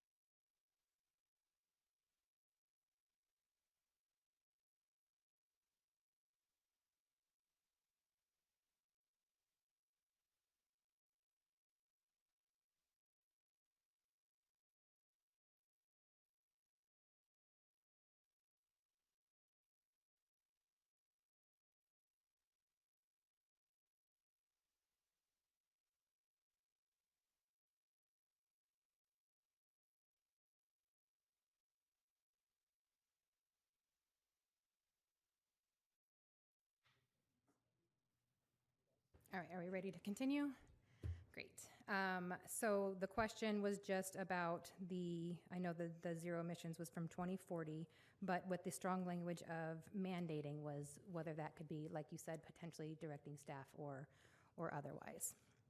I will move on to Council Member Meadows. I noticed, and it was brought up about VMT. And I know being on CCTA, we're looking at VMT and always having to look at mitigating it. And then we're going to have the couple agenda items later, more housing that the state's cramming down on us. At the same time, we're supposed to be mitigating VMT. So, I mean, they don't really go together. Either keep that housing somewhere else where the jobs are, or don't worry about our VMT. Councilmember Fuller. Yes, first I have a question for the city attorney. In 17 years in the public dais, this is a totally new situation. We're sitting here debating a climate action plan with one of the individuals owning a vineyard, another individual owning a vineyard listed on their statement of economic interests, and one, Mayor Shaw, an employee of Councilmember Shaw, as according to a statement of economic interest. So we're all talking about digesting and tearing this climate action plan apart, but we have three people that seem to have an economic interest. What is your view of this, what's going on? I've never seen it where the actual owners are in here calling for changes of land or property. So I would say that the discussion was more regarding the limitations of making certain changes, whether they're going to be substantive or clerical, and then what kind of direction would be given to staff and by the city manager in order to make a motion for those changes. So to me, it seems quite appropriate to have those deliberations at this juncture, and that's what was occurring, in my opinion. So you're saying that somebody who's an elected official with the ability to impose some sort of import on staff and on others and on the direction of what the citizens are saying, and saying that the citizens are totally out of it, and that because they grow a vineyard, that they own a vineyard, that's all right. To vote on a climate action plan, I'm seeing no viable conflict of interest, sir. Well, that's interesting. Councilmember Williams. I don't believe a motion has been made, but I don't think anybody on the dais has suggested stripping out any portion of that. And if our economic interest is in our vineyards, would we not want to push more agriculture through this if that's where our economic interest was? So I guess my question is, should we, do we deliberate, or can I just make a motion regarding, I would like the changes that Mayor Shaw suggested, and I would also like to, I think, leave it up to the staff. I just would love if there was an extra buffer regarding the Delta.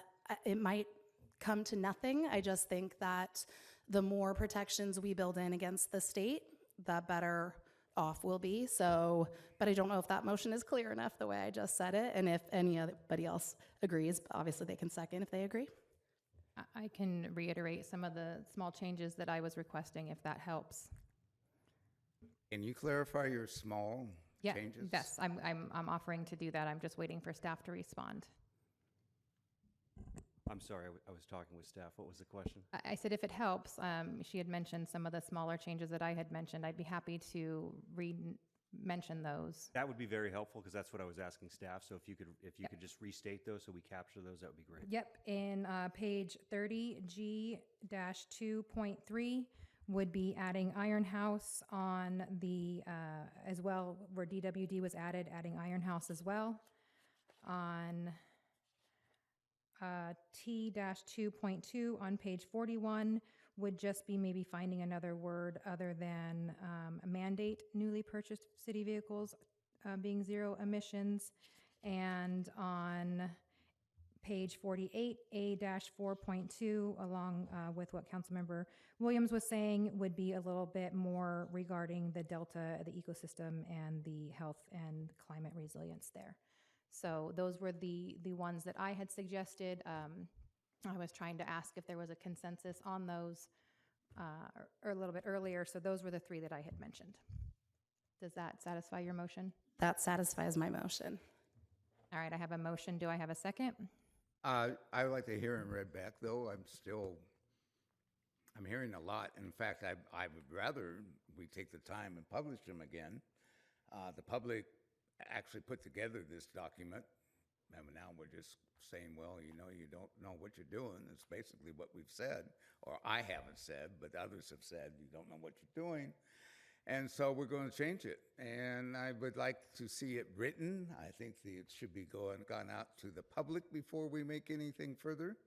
And to bring it back, I'm sorry that the people have to be involved in bringing it back, but the public should be alerted that the council members, especially those owning agricultural land and involved and working for another person who does, that they've made these changes, and they should have an opportunity to say so. And I think that would be just a violation of what the public input needs without any, and especially just, I would like to see it written out. It's nice to hear council member Meadows, but any sort of legal document, I think, should be written and people be able to read it before we just make an arbitrary change. We can certainly have staff reiterate what Mayor Shaw has said, if that would offer you some clarity.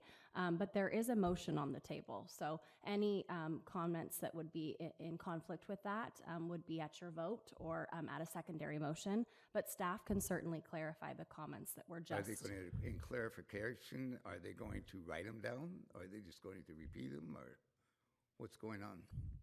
I believe they would be incorporated into the document. Right, it would be appropriate, the document. Thank you, Ken.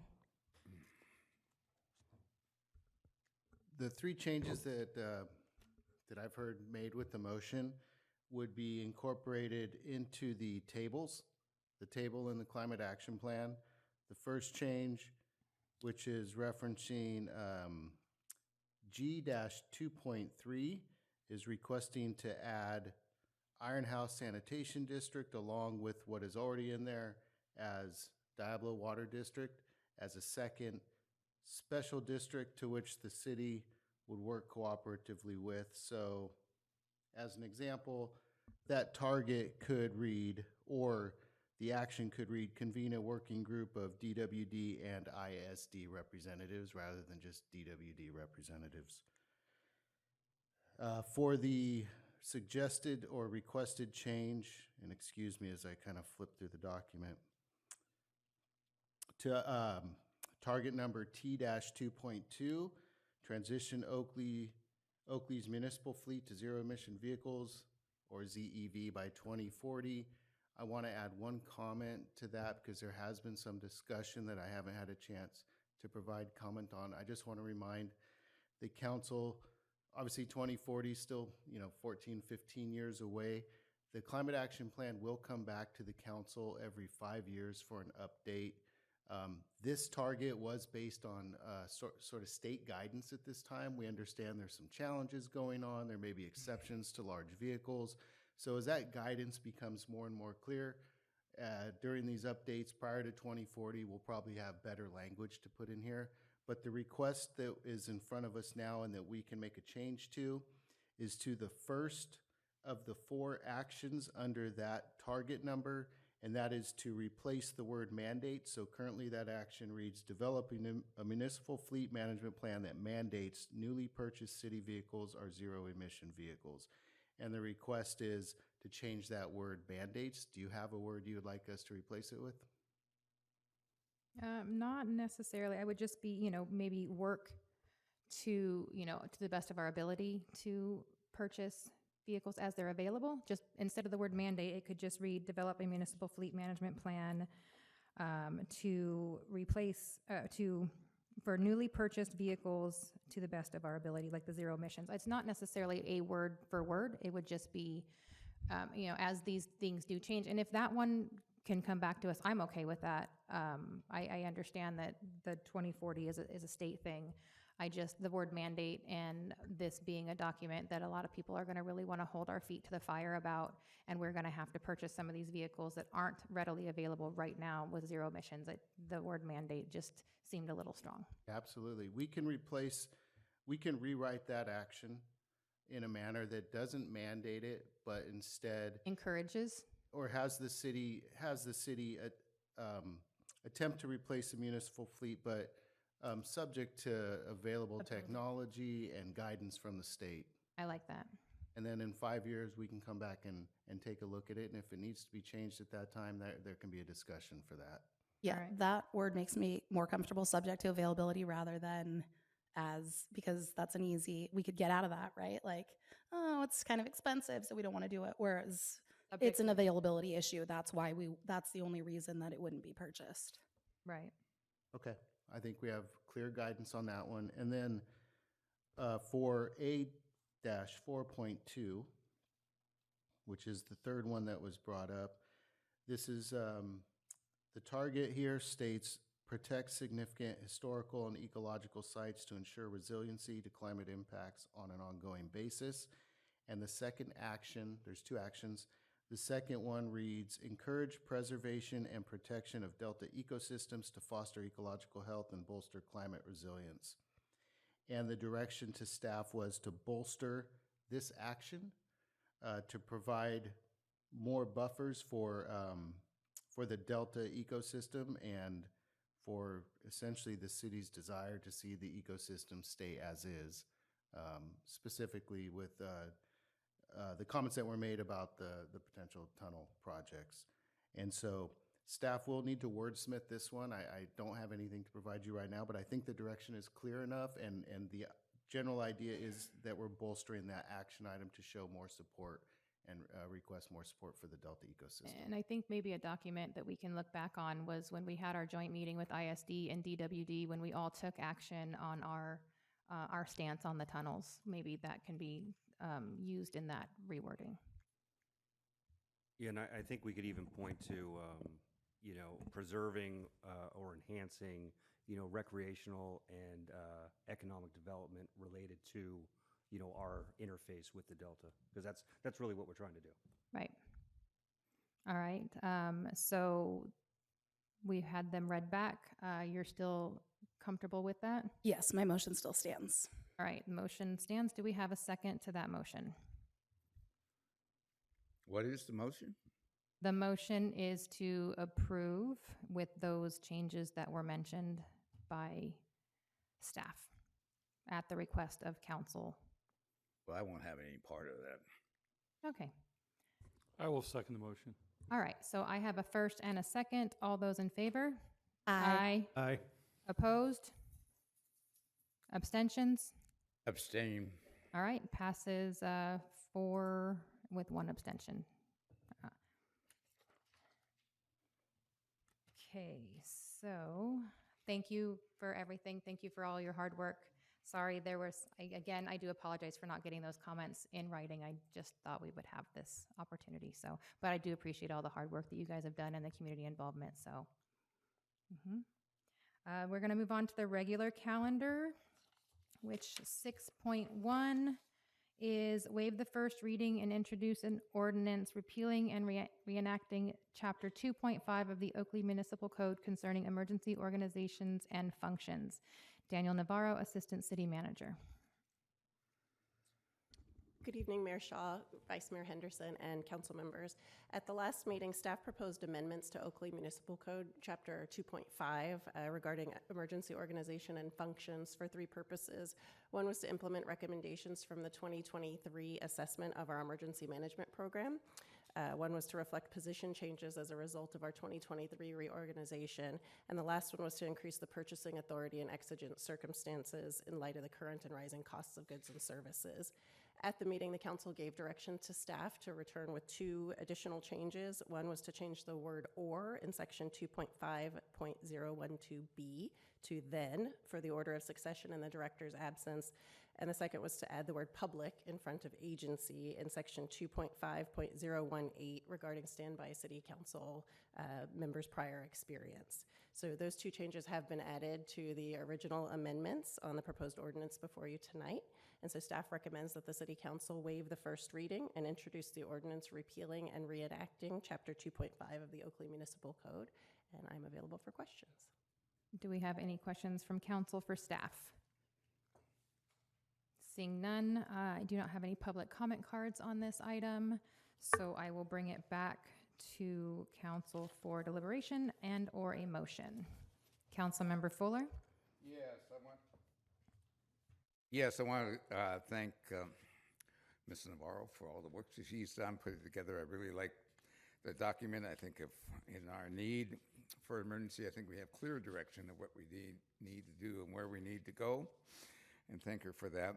I do like on the first page, the second to the last paragraph on page 1 and 4th line down, I like what this is clarified. But other than conditions resulting from a labor controversy, which conditions are likely to be beyond the control of the services, personnel, and movement and facilities of this city. We're going to stay out of labor disputes, and I think it's important that you put that is listed. At least that's the way I'm reading it. Everything but labor disputes is the way I read it. But in the second one, and you can please clarify, but in the second one, 205.028B, and I think this is important for everybody, but do not act forbidden by any lawful rule or regulation issued pursuant to this section if such act is of such a nature as to be given or be likely to give assistance to the enemy or to imperil the lives or property of inhabitants of the city, or to prevent, hinder, or delay the defense or protection thereof, which I think is in our oath. In our oath of office, and of course, treason, do not aid and abet the enemy. So I'm glad that's there, and I thank you for all your work. I'll go ahead and move this item. Second. All right, I have a motion and a second. All those in favor? Aye. Aye. Opposed? Passes unanimously. Item 6.2, adopt a resolution approving a lease amendment with Guanato's Ice Cream, 3330 Main Street. Harumi Murata, Economic Development Analyst. Good evening, Mayor Shaw, Vice Mayor Henderson, and council members. Tonight, I'm here for a second revision for the Guanato's Ice Cream lease agreement at a 3330 Main Street. I don't have a visual presentation, and the details of the items are all written in a staff report. The original lease with Guanato's was executed back in 2015 and was later revised in 2020 to clarify the rent and utility responsibilities. And after careful negotiations back and forth with Guanato's owner, we've reached to a mutual agreement that benefits both parties as follows. 2 points. The lease to be extended for 5 years through June 30, 2030, and the starting July 1st next month, the rent to be increased to $4,000 per month.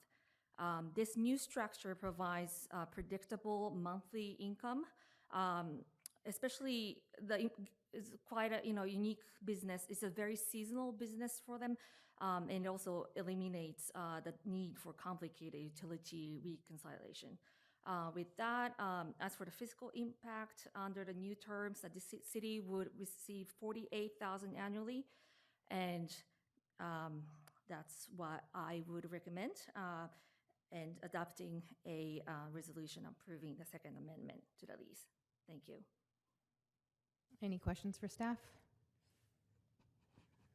Seeing none, I have no public comment cards on this item, so I will bring it back for deliberation and a motion. I move approval of item 6.2. I'll second. I have a motion and a second. All those in favor? Aye. Any opposed? Passes unanimously. Thank you so much.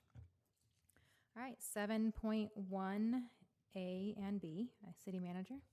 Yeah, good evening again, Madam Mayor, Mr. Vice Mayor, members of the City Council. Just wanted to highlight a few events that are coming up. Tomorrow night, the Police Department will be hosting a fireworks community meeting here in the City Council chambers starting at 6 p.m.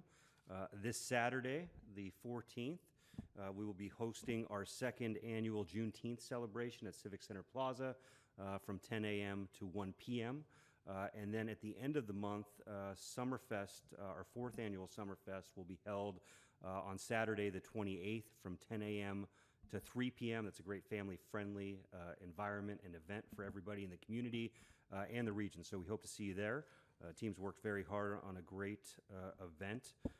And then just to remind everyone, we only have one meeting this month. The meeting on June 24th has been canceled, so the next City Council meeting will be on July 8th. That concludes my report. Thank you. All right, moving on to 7.2, council acting for committee assignments. Do we have any reports from the council? Councilmember Meadows? Last Monday, had the honor to attend the swearing in of our two newest officers here. It was great to see, after all the work we've all put in, to see two officers come through the academy. And then on May 29th and 30th, I attended a Contra Costa Transportation Authority Board workshop that was held right here in our council chambers, where we discussed multiple or several items that we've been working on. Councilmember Williams? Well, not directly for the benefit of the city of Oakley. His actions are all around us in Contra Costa County, so I was very honored to attend Supervisor Glover's celebration of life. It was a fitting tribute for somebody who has done so much for our area. Tri-Delta Transit, Bay Area Transit ridership is up in 2025, so we're trying to work on those VMTs, Council Member Meadows. And we are working on Tri-Delta along with a network of other small transit agencies to have consistent fare and payment options, a unified system of service maps and directional signs. They are looking at new bus-only lanes and enhanced access for aging adults and people with disabilities.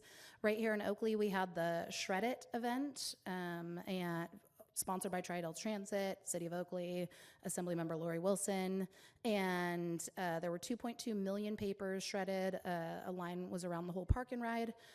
As we alluded to earlier, we did have a presentation from Gillig regarding hydrogen and fuel cells. They are not commercializing their fuel cell markets. That decision has been made in the last 90 days. Cost concerns due to an unstable political market, as well as complexities that are innate to hydrogen infrastructure, is what made them make that decision.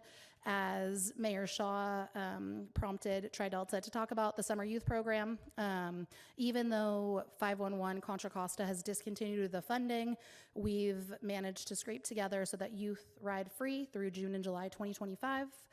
This decreases barriers to transportation, and importantly for us as a city, it will help gain insight into youth travelers. I know multiple ones of us up here have been asking for busing for our schools, so this will give Tri-Delta some insight into that. No application, no ID, and it's available on all fixed and express routes. Anybody 6 to 18 years old and 0 to 6 are already free. I attended a parade planning meeting. Our city manager talked about Summerfest. The Oakley Chamber of Commerce will be hosting the parade, which is right before Summerfest. So it's sure to be a fun time. So everybody come on down. We have some representation from many of our partners, and there's going to be some exciting things from new businesses in Oakley as well. So we will see you all there. And that starts at 9 a.m. Prime viewing spots are 3rd to Main.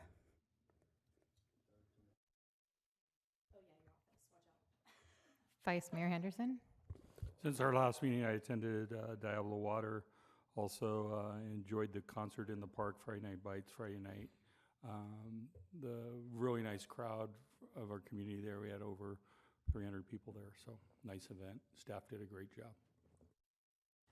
All right, since our last meeting, I also attended the Celebration of Life for Federal Glover, and the room was packed. We had to have people out in a viewing room. People from all over the state and the country came out. He's been in this field for a really long time and impacted a lot of people. That afternoon, I went to Tri-Delta Transit, which you've already heard about. On May 30th, we had an eBricks meeting. A couple things to note from that. We are moving forward. eBricks is moving forward with the encryption. It is slated for August, maybe September if there are any delays. We did pass a budget. There is going to be an increase of $3 per radio per month, so it'll go from 31 to 34. That I'm not sure if that is just for those that don't pay the dues, but potentially an increase there. We did pass our capital improvement budget, which has been the first time that eBricks has had a capital improvement budget, and we passed a revision to the bylaws.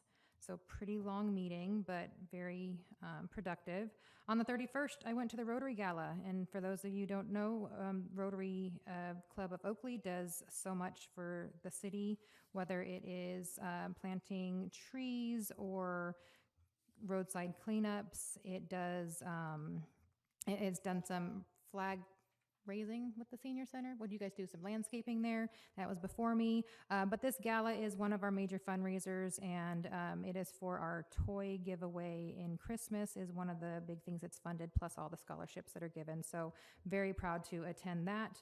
I did attend the swear-in of our new academy grads, which was really cool. This room was transformed. You guys did such an amazing job. It was really cool to be a part of. I would love to get a copy of that picture that we got with the grads. But thanks again for bringing them out here tonight. Contra Costa County Mayor's Conference was in San Ramon. Kristen Connolly, clerk recorder, was the speaker. Nothing big to note from that, just kind of some election information.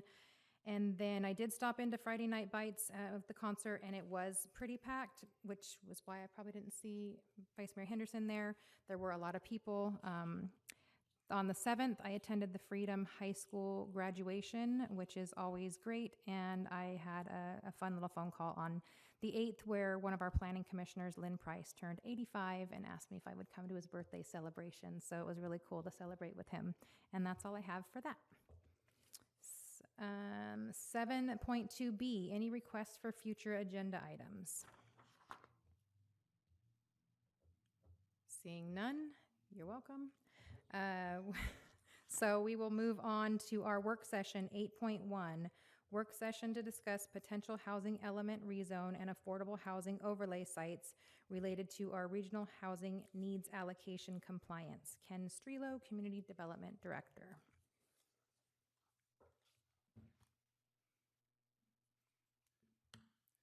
Good evening again. Thank you very much. So tonight we are going to hold our work session on the housing element, basically the housing element rezone. And we'll get into the details of that to make sure everyone's on board and understand what's going on. And again, this is a work session, so we're not asking the council to approve any sites or lock anything in like that, but staff is wanting to present the information and receive a good amount of direction from the council as a result. So just to go over a few terms used and why we're doing this. Policy action 1.1 of our adopted housing element requires us to rezone, and I'll use that term loosely for now, enough land in the city to satisfy what we call our regional housing needs allocation. And that is abbreviated by RHNA. You'll hear the word RHNA throughout this presentation. That is what I'm referring to when I say RHNA. It's the RHNA, or the Regional Housing Needs Allocation.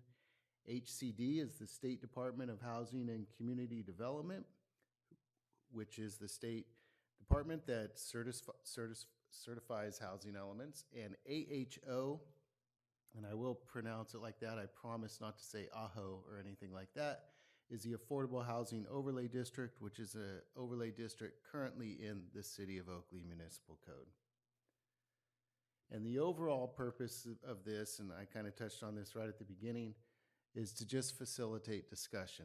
That's what staff is looking for and hopes to achieve tonight.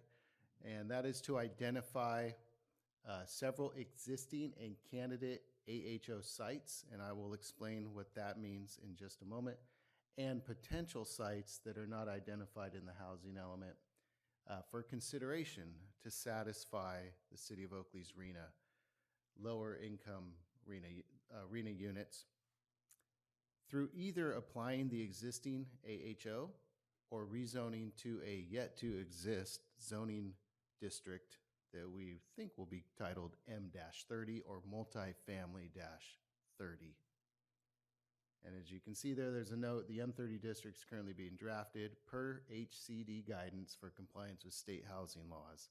So it's very specific language that we will be bringing forth to ensure that we're in compliance with the state. The housing element, the city's current sixth cycle housing element was certified by HCD on May 24th, 2023.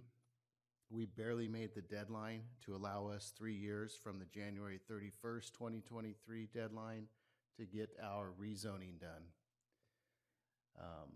And that's really good because a lot of cities did not make that deadline and they received a lot of applications they did not want to receive because of that. So just some background on the housing element. It's one of the 7 mandatory general plan elements in the city general plan.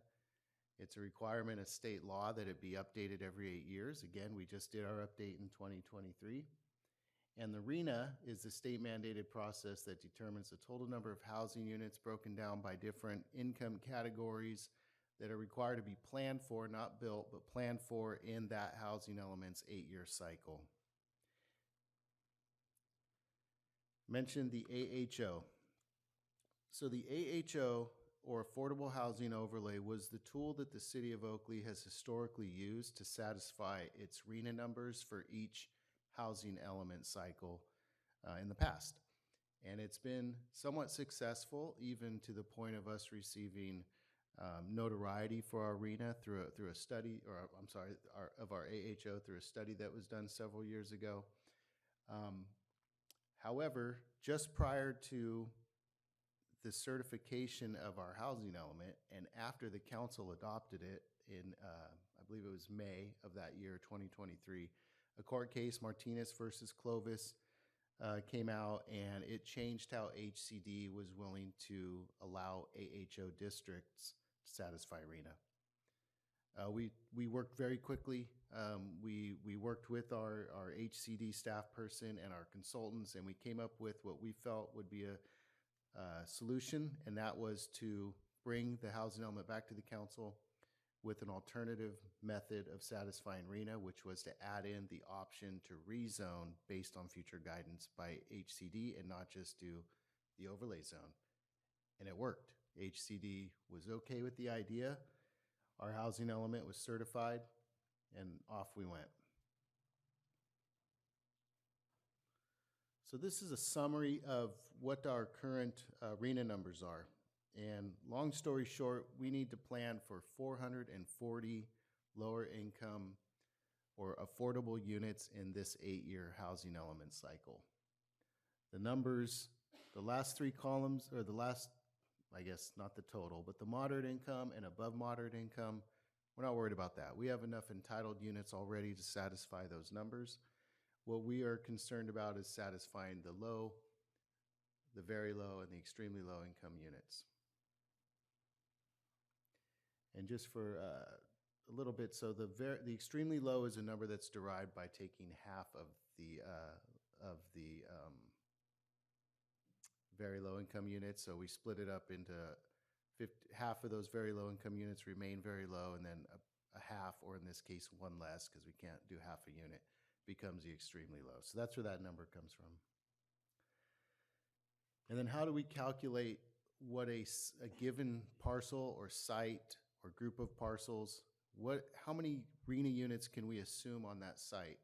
So that methodology has been established, and HCD has accepted this for the city of Oakley. And essentially, it is taking the acreage on the site, the gross acreage, and assuming a density of 24 units per acre as affordable units. That number, just give a little bit of history, goes back to our previous housing elements and developments such as CBH, which used that as a base density to develop. So we were able to establish that as a feasible density to develop at in the city of Oakley. And therefore HCD accepted it as our methodology, excuse me, for RENA. However, there are built-in reductions, and 25% reduction would be applied to the total capacity if it was a non-vacant site. So we may have a site that's a 5-acre site or a 3-acre site and it has a single home on it, that would be considered non-vacant, and it would reduce the overall capacity by 25%. If it has an underlying commercial zoning, which for this exercise moving forward would only apply to parcels with the AHO, it would also be reduced by 25%. And those are both reductions from the total number, not, they don't compound. So as an example, a site that would otherwise be able to have 40 RENA units, if it were non-vacant or commercial, it would be reduced to 30, and if it were both, it would be reduced to a capacity of 20 affordable units. So the alternative rezone solution came out of that guidance from HCD on that court case that we talked about. And since then, since the housing element was certified, HCD has released additional guidance on AHOs, and we were happy to hear that we can still use our AHO to satisfy some of our RENA. And that is only can be applied to sites with underlying commercial zoning, so it can no longer be applied to sites with underlying residential zoning. And we just have to make sure that the rezone method that we need to use accommodates 50% of our minimum RENA. So 220 of the units need to be done through the rezoning, and then the other half can be done through the AHO. And pretty recently I just found out and clarified that any buffer we build can be either. So if we do if we plan for more than 440 units, it doesn't have to be a 50-50 split. We just have to make sure half of those original 440 are done through the rezone. And then how do we get there? How do we get to RENA compliance? So the certified housing element has a list of sites, and I'm going to go through them here for you, and they're in your staff report and your attachment, of existing and candidate AHO sites. I want to point out the difference real quick. The existing AHO sites are sites that at the time of the housing element certification and approval have the AHO zone on them already. It's already in place. The candidate AHO sites were identified as essentially potential sites, and they were presented during our work sessions and to the public and everything like that throughout the housing element process, adoption process. But potential candidate AHO sites do not have the AHO zone on them now. They're only sites that are already identified in our housing element as candidate sites. So back when the housing element was being adopted, they were already being thought of as potential sites. And so if we were just to assume that all of the existing and candidate AHO sites that are in the housing element now and that staff is recommending we pursue, so a couple of them, either we received direction from the council during adoption or work sessions, or since then we have learned more about the site. We're not recommending pursuing all of them. But if we were to do this on all the ones being recommended, we would be short 105 units.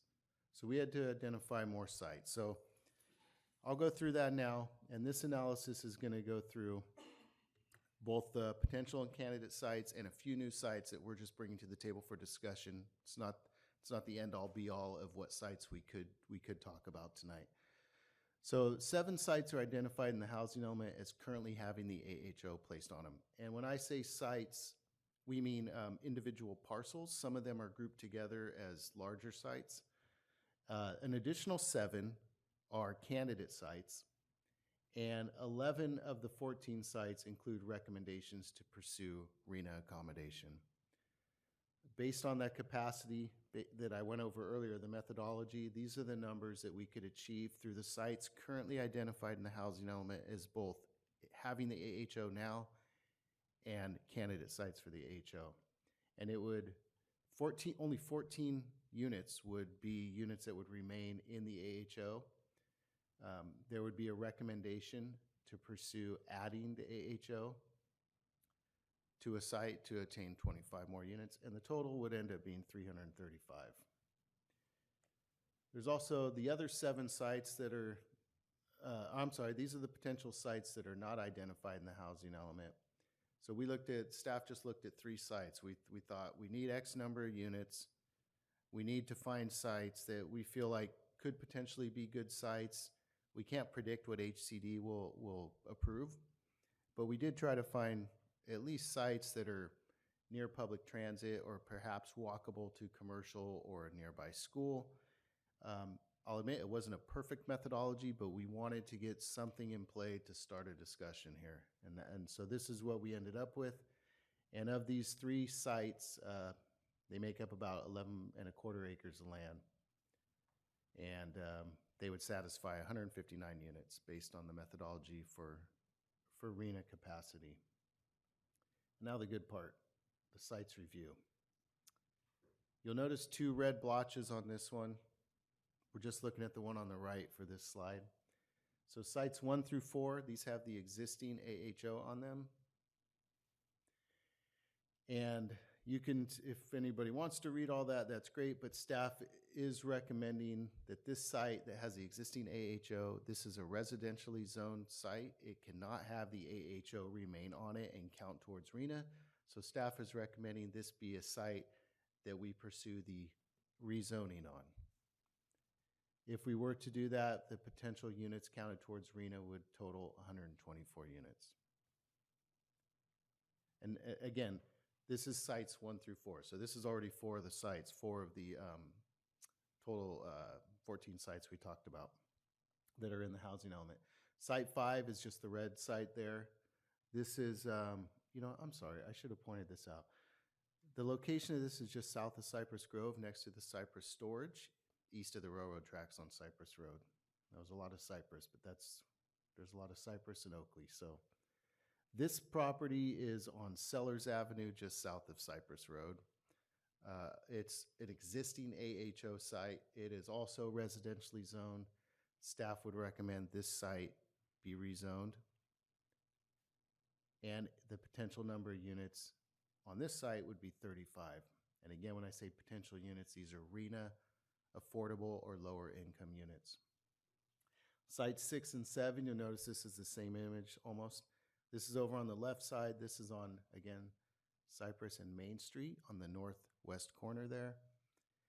And this one is in the existing AHO, but it's commercially zoned.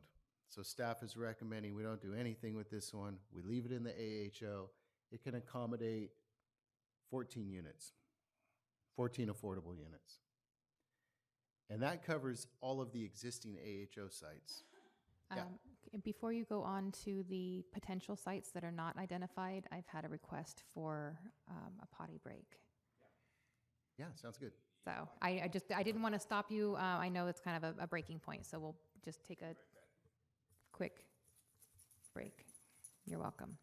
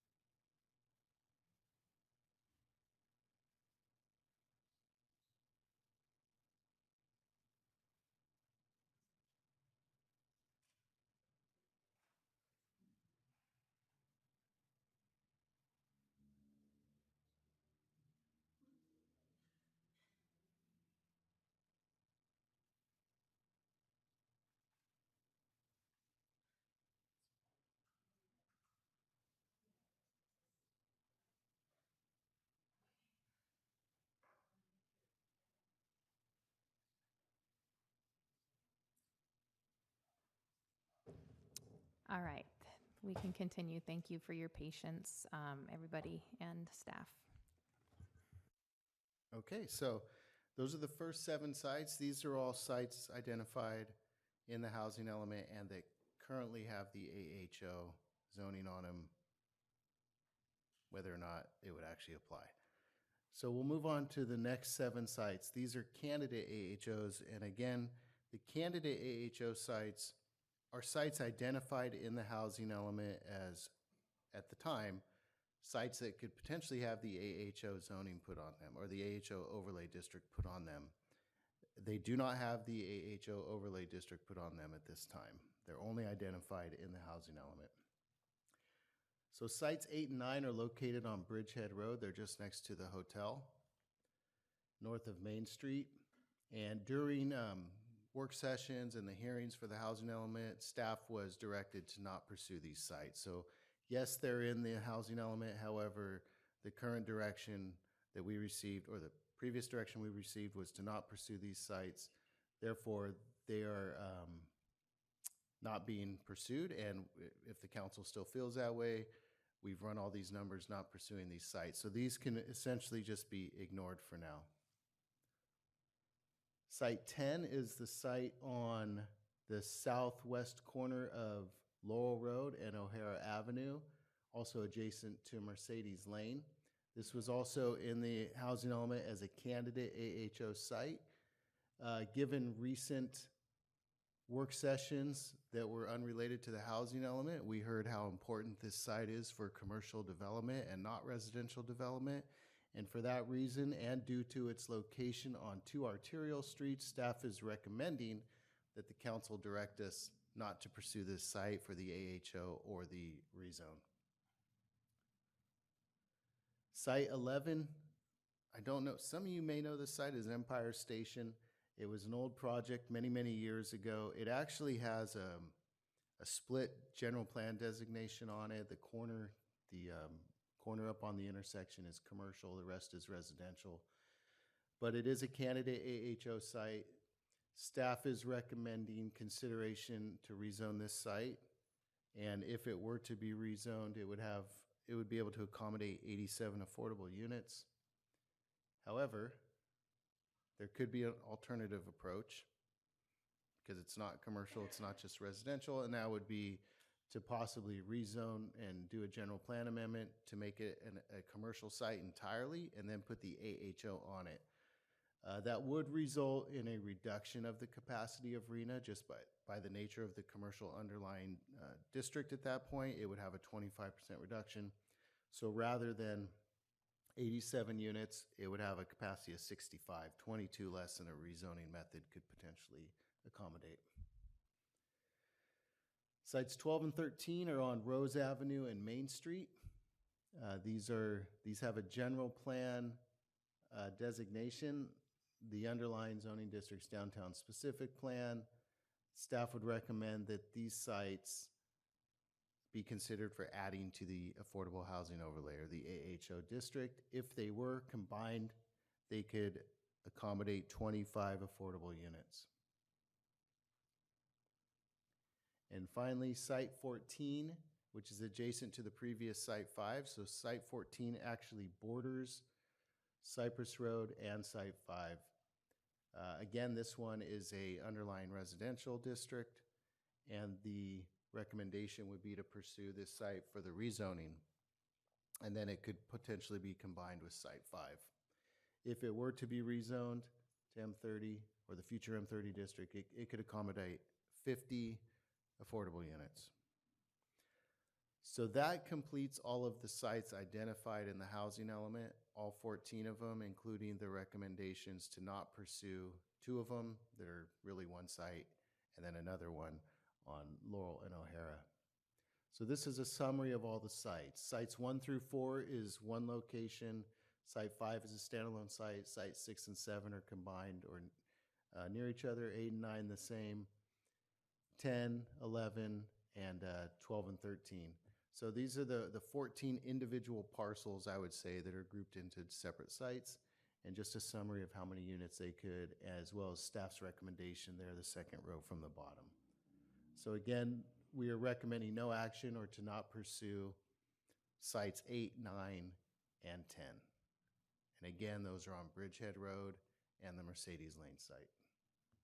The rest, we are recommending either AHO if it is a commercial zoning district, or M30 if it is a residential zoning district, with the exception of site 11, which could maybe go either way.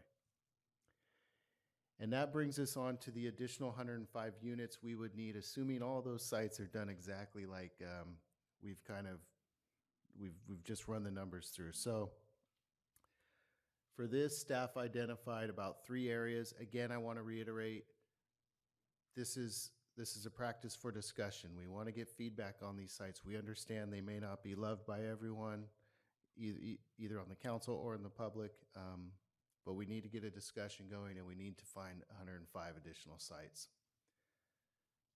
before January 31st of next year. So this one is 440 West Cypress. This seems like a good site. It is currently zoned multifamily residential. It's on Rose Avenue and Cypress Road. It's been sitting vacant, or I shouldn't say vacant. It does have some buildings on it. We have seen things come in for this site since I've been here a couple times. Nothing has ever come to fruition. It's ranged from apartments to other sorts of development, to townhomes and so forth. Never received a formal application that I'm aware of. But this site we would recommend as a potential site to rezone to M30. It does receive a reduced capacity because it's not vacant, so the total number of units could be 57 units on this site. This one is actually 2 parcels, and the image is a little wonky because the parcel lines that are highlighted there are off kilter from the aerial, but they're the 2 parcels north of Laurel Ridge Church. They're on Live Oak Avenue. Live Oak, it's really kind of where Neroli Road comes. It just depends on what you want to call it, but Neroli Road, Live Oak Avenue there. And they could accommodate a combined total of 23 units. And the recommendation would, these are underlying commercial zone, even though there's the church on that property, so the recommendation would just be to add the AHO. And again, this is probably a good time to point out, I should have pointed this out earlier, I apologize. The AHO overlay district does not change the underlying zoning, right? So it's just an overlay district that is put on top of a parcel, and then should someone choose to initiate or implement whatever that overlay district has, they can do so. But it's not a requirement. So any commercial site with the AHO district could still be developed with commercial, just like the underlying zoning has in place. And this is the final site we identified. This one was really chosen because it had all of the things in play. It's walkable to an elementary school. It's walkable to commercial. It's walkable to our 2 busiest bus stops in the city. But it is an existing commercial designation that is non-vacant. So the total number of units here are reduced by 50%, but it could still accommodate up to 79 units. Any questions so far? There's a little bit more to go over, but if anyone's dying to ask a question, I'd be happy to answer it. Oh, you're opening a can of worms. All right. I might have. Councilmember Williams? Okay, so I'm not going to talk about the new sites. I'm going to go back to our other sites. I'm not going to make you go back in the slides, but just a general question. So a lot of those are already designated affordable housing AHOs. Correct. We got feedback that we need to change that designation because it's not fully representative of what it needs to be. And so some of those that were already designated AHOs, we're suggesting switching to this M30.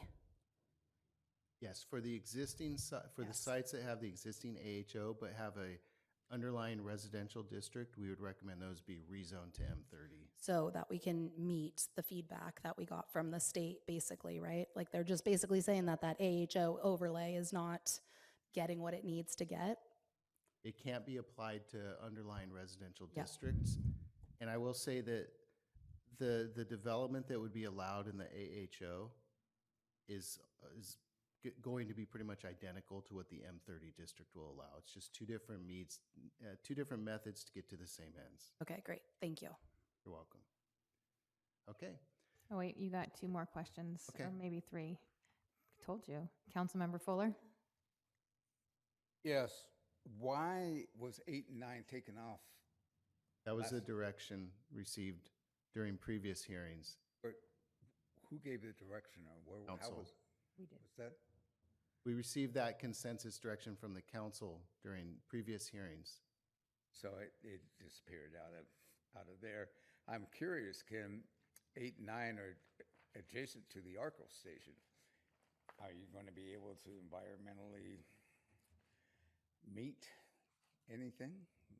Meet the requirements, or is there any contaminated soil around the area? I know it's by DuPont also, so. Property, sites 8 and 9 we're recommending not to pursue. They were also either in or directly adjacent to the city's only identified disadvantaged community, which is essentially up in Northwest Oakley.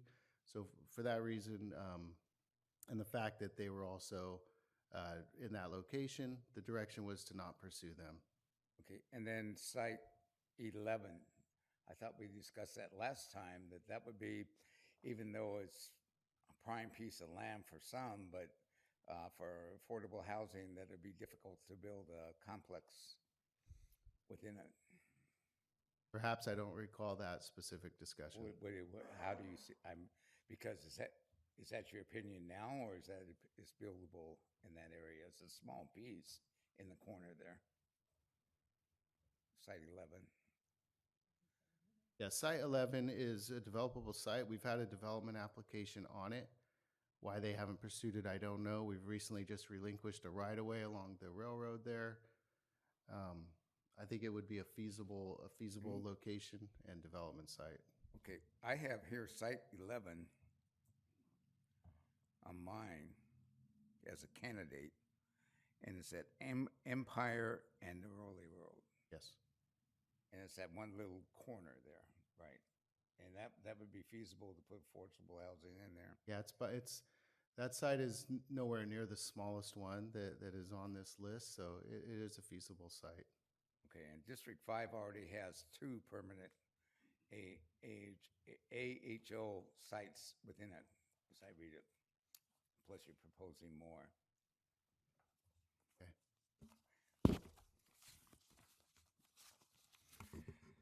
District 5 on your permanent, and one at East Cypress and Van Pelt, 1 through 4, and 6381 Sellers, Site 5. Okay, I'm kind of curious why we haven't touched on others, and I would like to touch upon, there's a commercial site east of Rose, south of Main Street, south of the downtown specific plan. That's commercial. That's a large lot that looks good. And then there is the agricultural preserve. And I don't know how it got an agricultural preserve, but as you go from the southwest off of Laurel and O'Hare up towards the hill there, that's an agricultural preserve. Why could we not put those into thoughts also? Mayor, if I could, I would recommend it. I think it's a good discussion to talk about sites not in the presentation, but I would like to complete the presentation. And if there's any questions on the slides I've presented so far, I'd be happy to answer those. Wait, when are you planning on answering? So he's going to finish his presentation, and then we can talk about potential other sites. He just wanted to know if there were any questions on what has been presented to so far. Okay, well, that's the one. But we will open it up. Those I've already asked. So yeah, I was talking a while. I just want to make sure there were no questions thus far. So Yep. I apologize for not being more clear about the intent of that request. Vice Was there Mayor one other question? Henderson, do you have a question on what's been presented so far? Yeah, so the intent of this workshop, as we are looking, especially where we are now when we're looking at these different parcels and everything, is you're going to get some feedback to us. Do we have to completely resubmit to the state the whole report, or we can make modifications within the plan and the plan still in place? Yeah, we're not opening up the housing element per se. We don't need to resubmit the housing element to the state for recertification, but they will review the choices we make with these, with either the AHO or the rezone, and they will have to essentially accept them as adequate sites for our affordable housing. So if we took number 10, for example, and we remove that, that would still be okay to do within the plan and not make for a full resubmittal? Yeah, it's only a candidate site in the plan. It doesn't have a current AHO overlay on it. So we even if the AHO were something we could pursue in whole under all the sites, we wouldn't have to put it on all the candidate sites. So we would be okay there. Okay, thank you for the clarification. You're welcome. And then I just had one question on site 11. I know there's an alternative, and AHO can only go on commercial, and with this kind of being dual zoning, do we think that they would be accepting us to put that, the alternative of the AHO opposed to the rezone? I don't know if that's something that we've clarified with them, or we might be, and it's only 22 different, but I'm just curious because it says only on commercial and it is not fully commercial. Yeah, for that site, it is an alternative. If that were the direction ultimately given, I would recommend that the council do that with sort of, you know, a little bit of flexibility there, because we may go back to our consultants and really dig into this site, and they may say, oh, you're going to downzone it. It's already residential. Now you're going to change it to commercial, and HCD may frown on that. So the M30 zone for that site, if it were to be pursued, is probably the best way forward. Okay, and I'll have more on that when we come back to conversations. But Councilmember Meadows, did you have questions on what's been presented so far? Site 11, since it's somewhat brought up, have you talked to the owners? We haven't talked to owners for any of those, and there's a slide on that later on, yeah. Well, I mean, everybody else is jumping in, so. Yep. All right. I'm so sorry. Councilmember Williams. So in some of these, specifically site 11, you give the different numbers for the amount of units that it would provide. So you said we would still need to find 105 units, which is why we're looking at these new sites, the second part of the presentation. Were you considering the higher number for that 105? Yeah, the 105 Not like the would be- alternate for, okay. And I think there's a slide that kind of shows the difference of that coming up here. All right. No more asking for questions until you're done. Lesson learned. All right. Okay. So we went through these, and so this is a summary of the sites not identified in the housing element. So these are a summary of the three new sites. 57, 23, and 79 would be the potential number of units, with one being M30, the other two AHO. So new sites options. And this is if all existing candidate AHO sites, so the first list I showed that just had the site numbers, are pursued and not pursued per staff's recommendation, so not pursuing 8, 9, and 10. The city would still need to accommodate for an additional 105 units. And Councilmember Williams, that would be with that site 11 having the large number. The three new sites could accommodate 159 affordable units. This would result in an exceedance of 54 units over the additional 105 required to satisfy the 440 RHNA, and that's about a 12% surplus in capacity. The AHO alternative to Site 11 would reduce that exceedance to 32 units, or approximately a 7% surplus, and staff could eliminate the Neroli Road and Live Oak, or the parcels next to Laurel Ridge Church, and still exceed the 440 units by 31 units, assuming the larger capacity on Site 11, and that would be 9 units if the AHO is used on Site 11. it's a long-winded way to show you that not all of this stuff has to be done in order to still meet the RENA, but there's more on that. So there are potential concerns, and while staff has provided the existing and potential sites, as I mentioned, HCD still has a say on whether they'll accept these sites. The guidance isn't always crystal clear, and they do have discretion. Also, not satisfying the 440 units by January 31st of 2026 could result in the housing element being out of compliance, even though we don't need to have it recertified. It could just be found to be out of compliance. That could open up the city to builder's remedy applications, which are essentially applications that can be submitted on any property of any designation almost, and there's not a whole lot we can do. We can't say it doesn't comply with the general plan, we just have to process the application. And I don't know of any cities that like those. And then also the housing element non-compliance could also result, let's say all of this stuff worked out great, we got all of our units in play, and a year later, this happened, and it would be a case of no net loss scenario. And that is that at any time, should the capacity of land not meet the required capacity of the housing element, you have 180 days to find new capacity, or the same thing could occur where the housing element can be found out of compliance with state law. And so that means if a site were assumed to accommodate 50 affordable units, and it was built, but there were only 10 affordable units done, we'd have 180 days to implement an AHO or a rezone to a new site or sites to accommodate those the lost capacity of 40 units. And we have seen cases where we have an AHO site, a development comes in, and they don't build to the affordable capacity that we had anticipated on the site. So that's a real thing. So that pretty much concludes the presentation with this slide. And this is hoping to guide the council. So the work session is meant to facilitate discussion on all the presented sites and any additional sites recommended to be considered by the city council.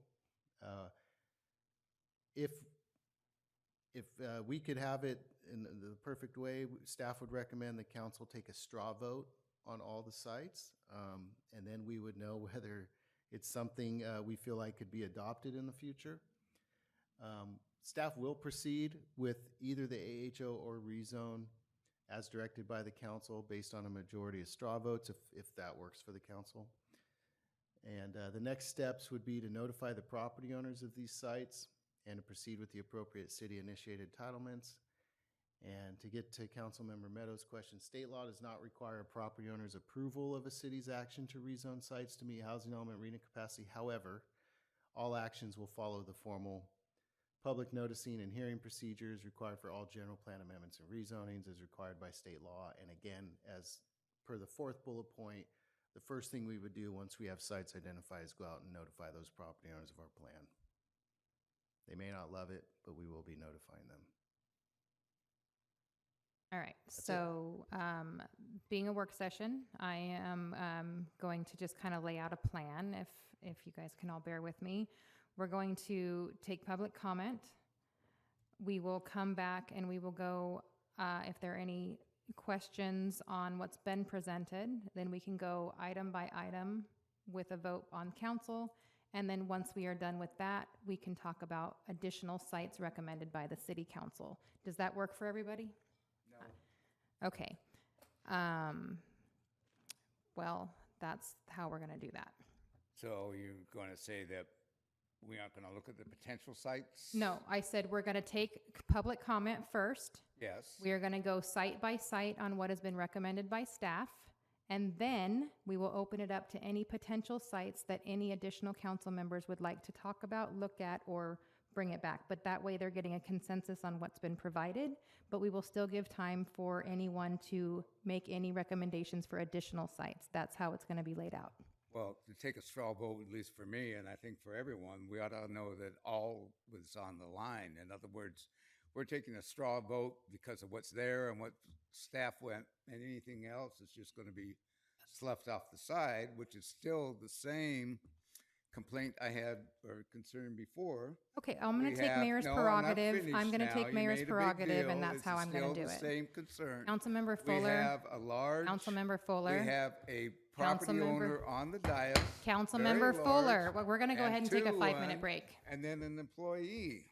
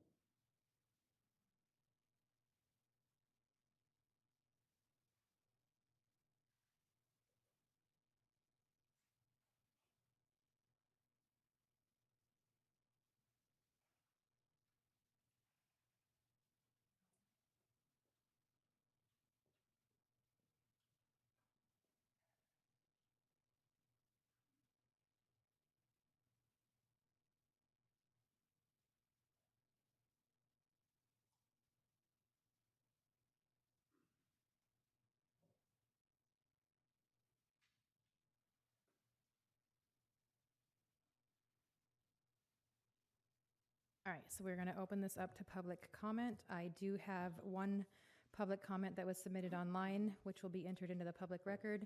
2 public comment cards that indicated they do not wish to speak, which will also be put in the public record, and 1 speaker card. Robbie?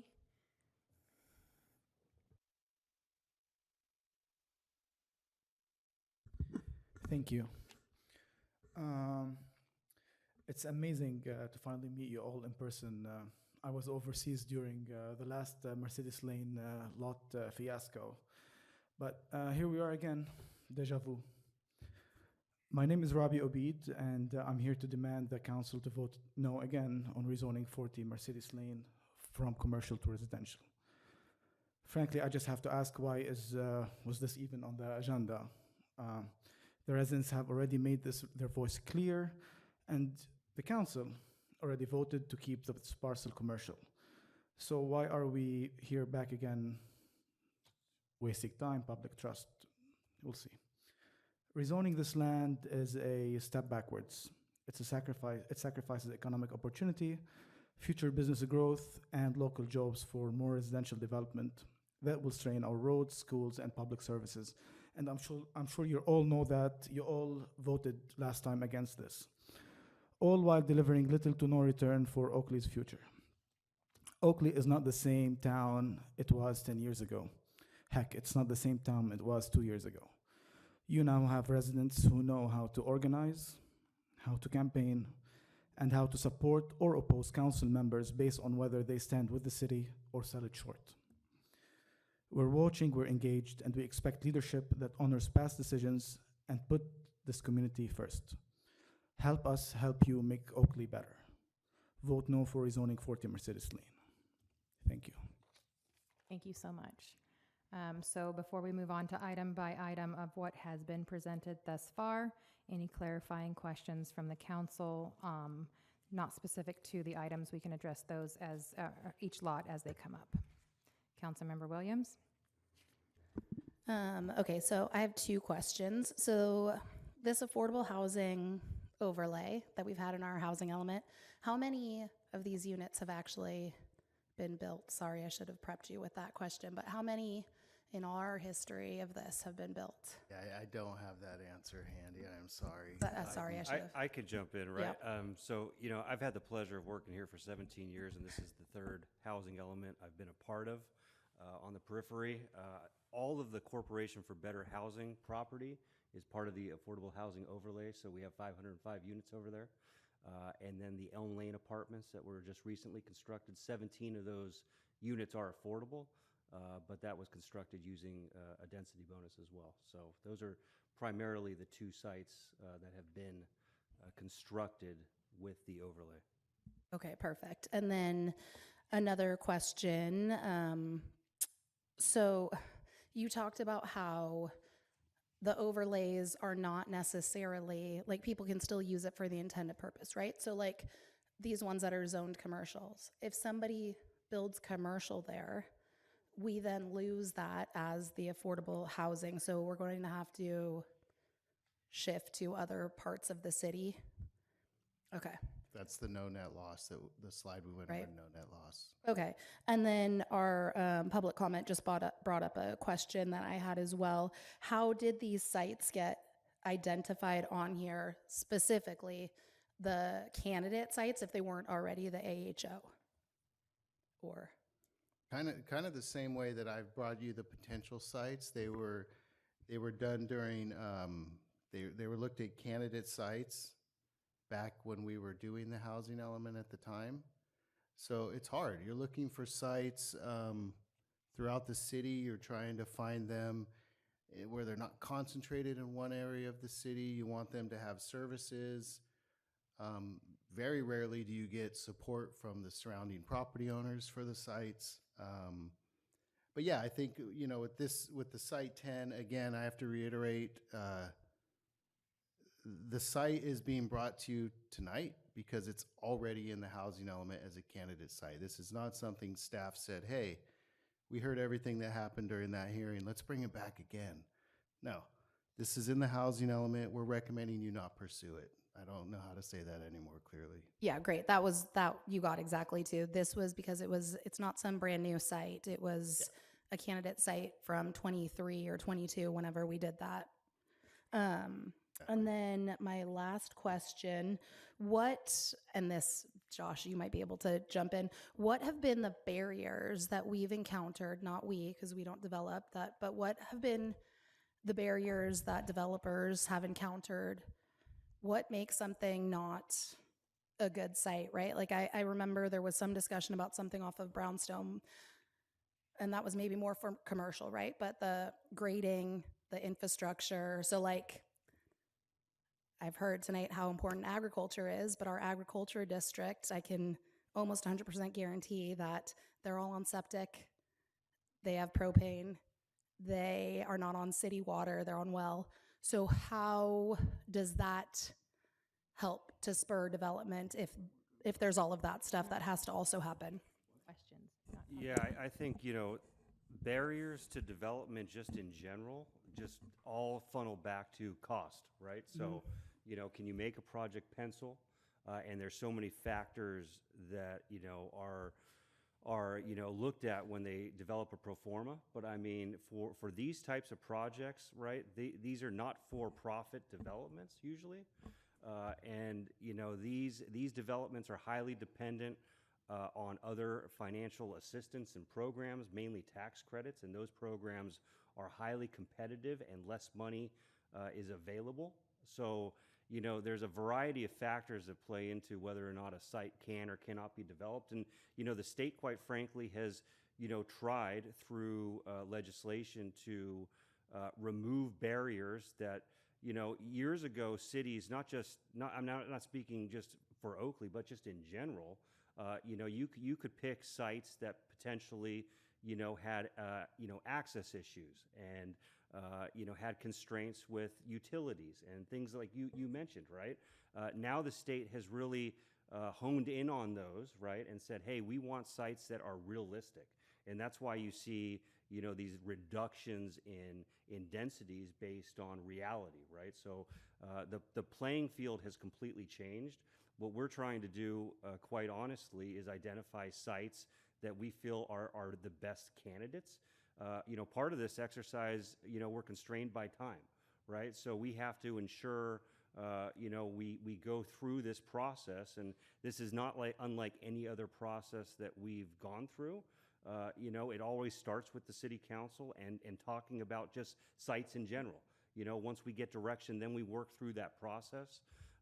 I know that wasn't part of your question, but I just wanted to reiterate that this is how we've done it, and we've been successful in doing it over the years, and we feel like the process works. Is everybody happy at the end of the day?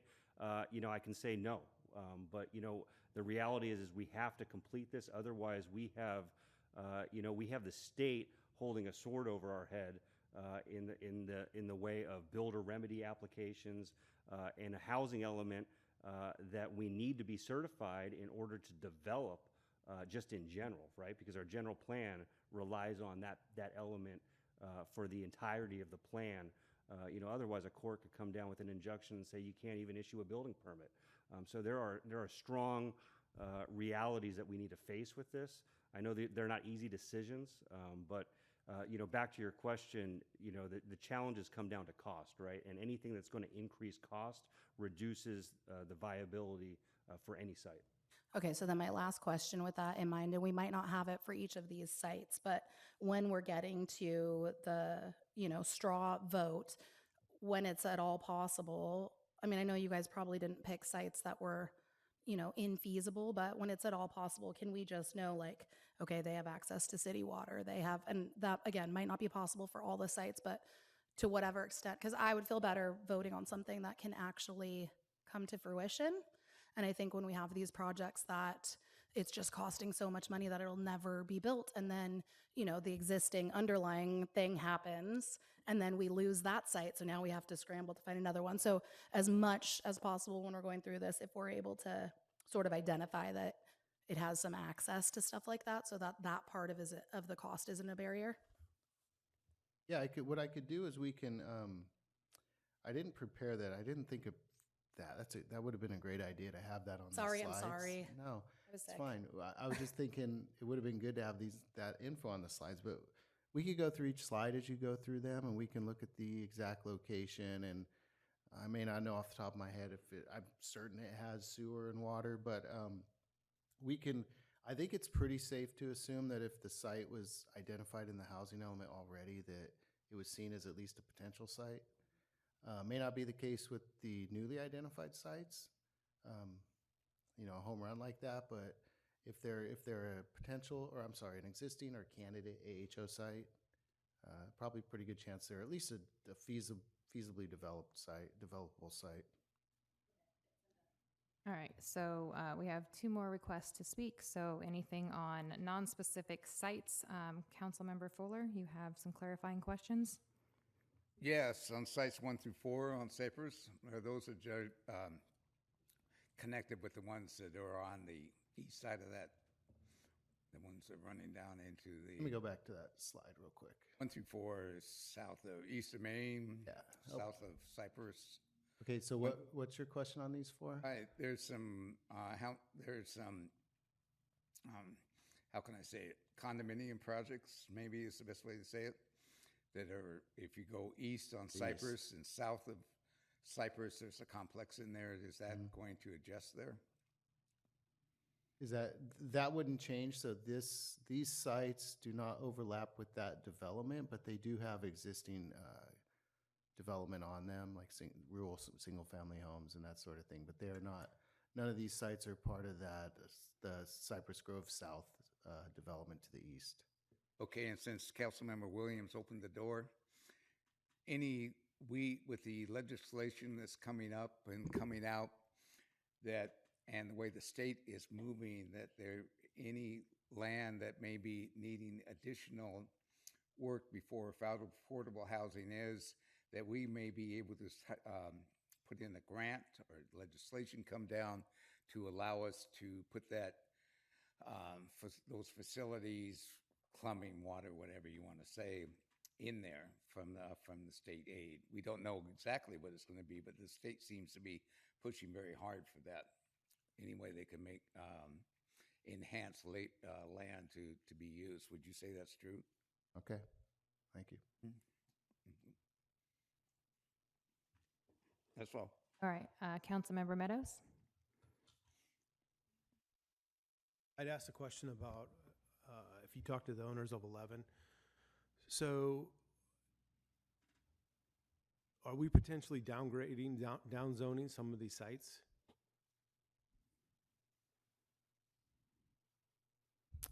The alternative to Site 11, as I kind of mentioned before, could potentially be doing that. That's why the recommendation is to do the M30.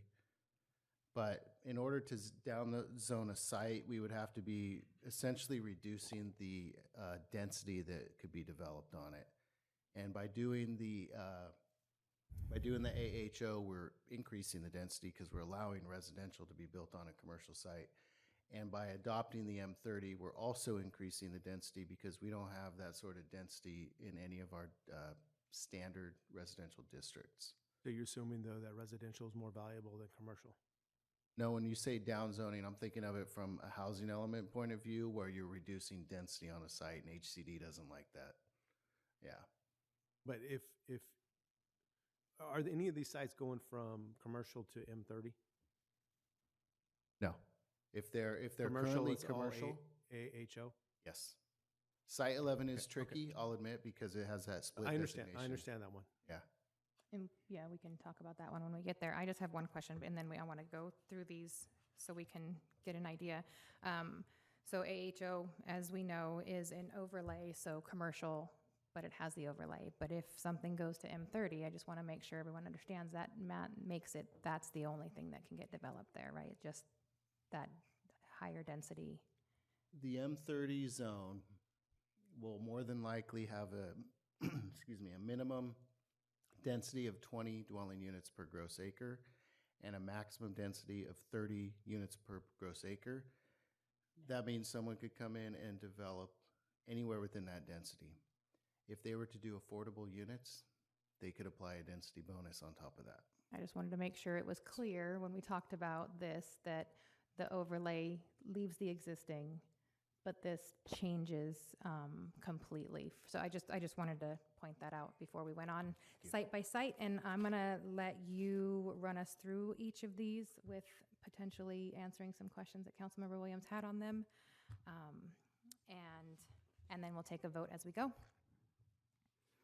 So the first 4 sites, again, these are existing AHO sites. Unfortunately, they have a base residential zoning, which means that they would be candidates to consider to rezone to the future M30 district. They're located on Cypress Road. Of course, we don't have a development plan for them, but it would have to be assumed that they could gain access, likely off of Cypress Road or adjacent development, if not. And there are utilities in that area. So this site would probably check all the boxes that Councilmember Williams had asked about. And again, this is 4 separate parcels that are listed as sites 1 through 4. Staff's recommendation would be to consider the rezone to M30. So the AHO would be removed from them, the current AHO, and they would be rezoned to M30. The main difference here is they would be going from residential, the current M12 district is what we have it as, to an M30. So the only negative for the property owner would be they'd be able to develop at a higher density. And that's not a negative. All right, so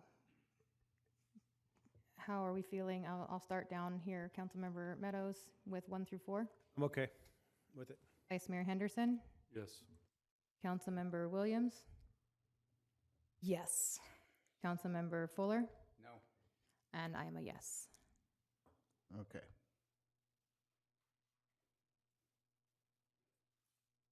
Site 5, similar situation. It's currently zoned M12. It currently has the Affordable Housing Overlay District on it. So as of right now, if that were still applicable and a developer were to come in, they could develop at the residential high density. And the recommendation here is the same as sites 1 through 4, so it would be to rezone to the M30 district. Again, this would only be, I say only, this would be increasing the allowable density on a current residential site. And then to clarify, you said M12, but in the staff report, in this slide, it says M9. Oh, I'm sorry. I was still looking at sites 1 through 4 on this. M9, thank you. All right. Okay, so I'm going to start on the left side of me. Councilmember Williams. Yes. Councilmember Fuller. No.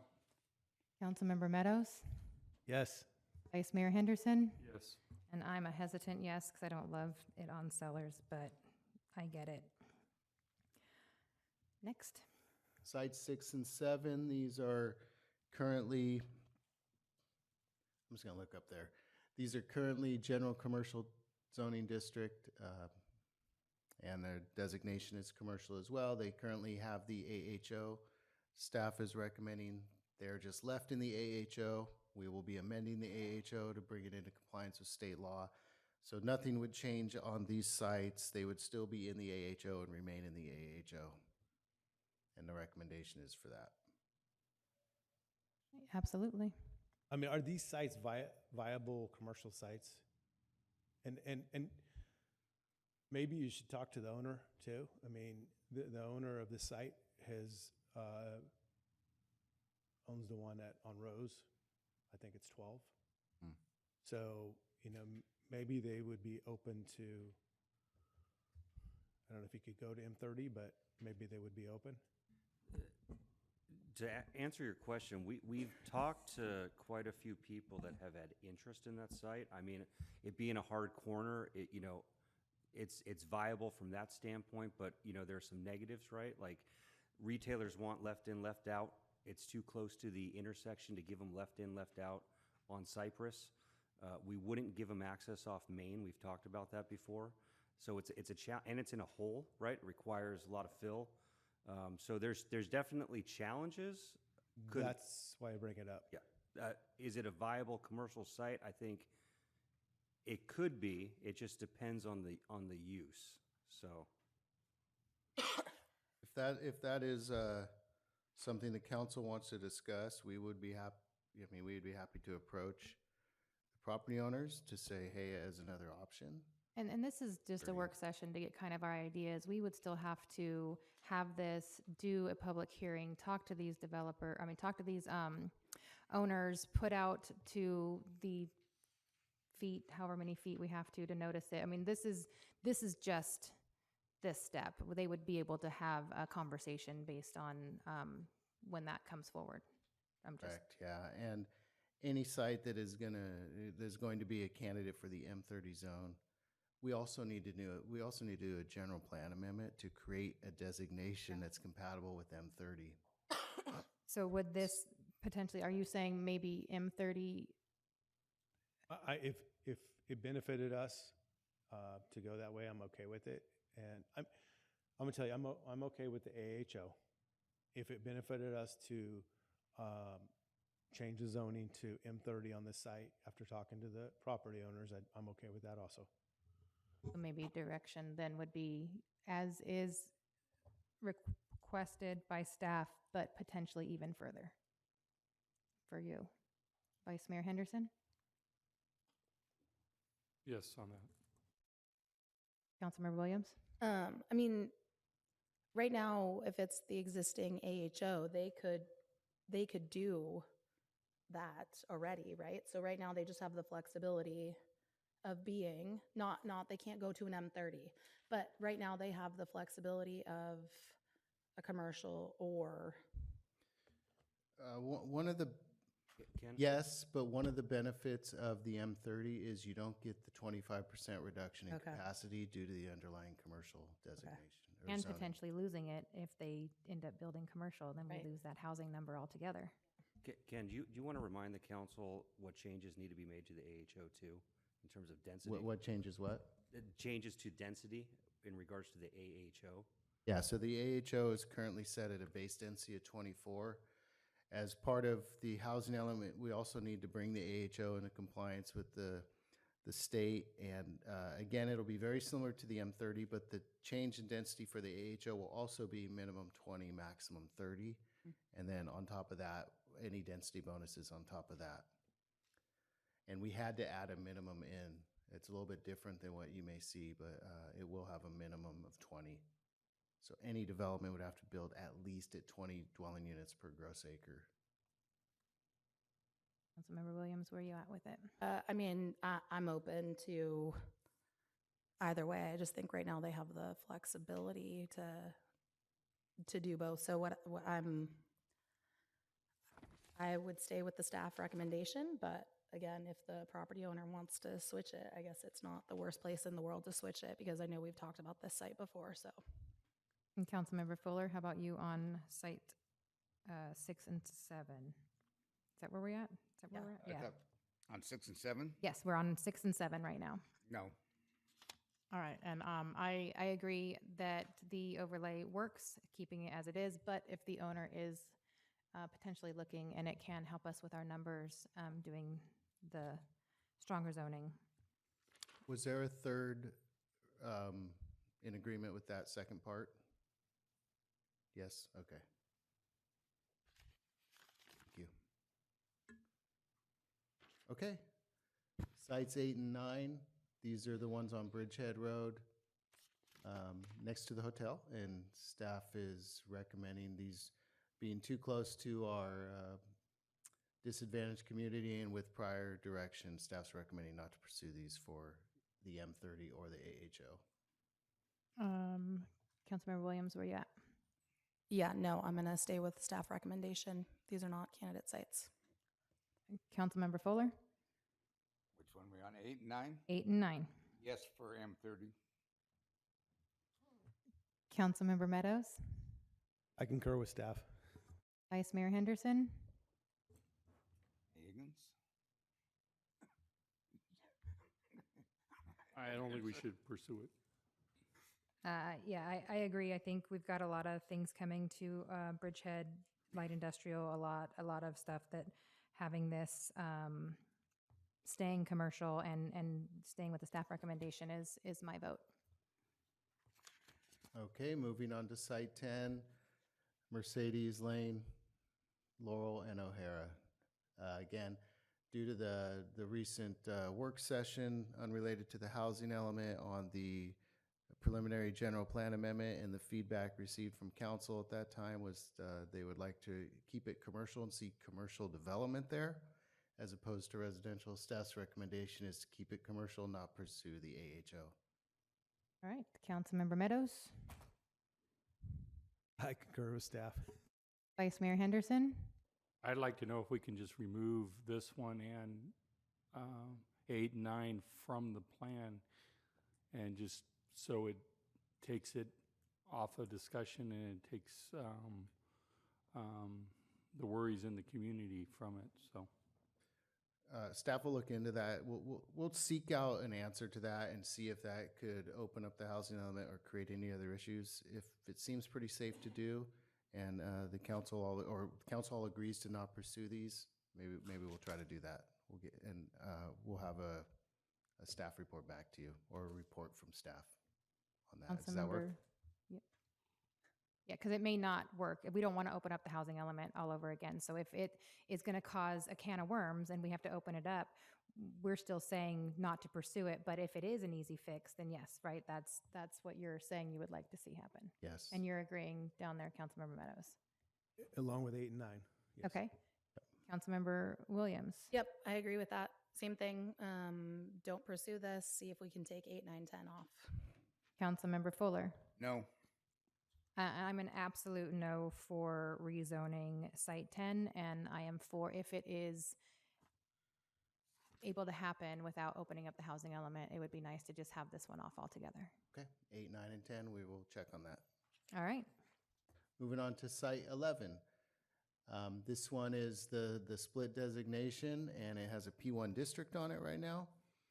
Staff's recommendation would be to rezone to M30. I know we have an alternative, but during the discussion tonight, I think I've kind of realized HCD could see that as a down zone, even though I agree with Councilmember Meadows that commercial to residential is not necessarily down zoning per se, but in the eyes of how much housing could be built, they could see it that way. So staff's recommendation would be M30. It would allow for a higher capacity based on the not having the 25% reduction for underlying commercial with the alternative. Councilmember Williams. So this one is the one that I just have questions about with like sewer, water, all that stuff, because everything is so undeveloped on that side that's the part that makes me nervous. I mean, I like it because it's a big, 87 units is substantial, but if it's not going to be feasible, are we now... And maybe I'm wrong. I'm just thinking about like where it is. I mean, it's hard to say. Once you start increasing the density up to 30 units per acre as a base, as what is considered a base density, and then a density bonus on top of that, it could open up feasibility. Okay. So what's the potential for having ones that we have to look into? I mean, I know this is just a work session, but what's the I like this site for the numbers. I just worry that it's going to be something that's not really feasible for some of those things. And so I don't want to get excited about 87 units if we can't actually deliver 87 units. So the downfall would be, or the potential, I guess, negative would be if it's not feasible. There's two things to consider here. It's either not feasible from HCD's perspective and they reject it, in which case we have to find those units elsewhere if we don't have 440 otherwise, or it's just something that maybe it's accepted by HCD, but it's not something that is the first choice for developers. Okay. In which case it doesn't hurt us. We still have the capacity out there. It's still a site that's been identified for RENA capacity. Okay. I'm for it, just with trepidation. I'm for the staff recommendation to rezone to M30. Councilmember Fuller. Site 11, no. I am for the alternative. I understand that may be an issue. Most of you know I'm kind of a meeting nerd, and I watch all the meetings in the surrounding area, and Antioch's talking about a lot of improvements on that street over by JCPenney's and kind of down this way. This is also the entrance to our city, and I think that there's potentially, after some work on their budget, eventually they'll get some things going for Antioch on the other side of that road, and I would hate to lose commercial. So I am supporting the overlay, but maybe with a conversation with HCD to see how they feel about it. Okay. Councilmember Meadows? Okay, I do not support going to M30 there. I would support keeping it or adding it as an AHO. Reluctantly, I'm going to make a comment though. This is in District 1. District 1 has all the current low-income housing. It's all loaded into District 1. And so we start putting more sites in District 1, everything's there. It needs to be dispersed throughout the city, not concentrated in one area.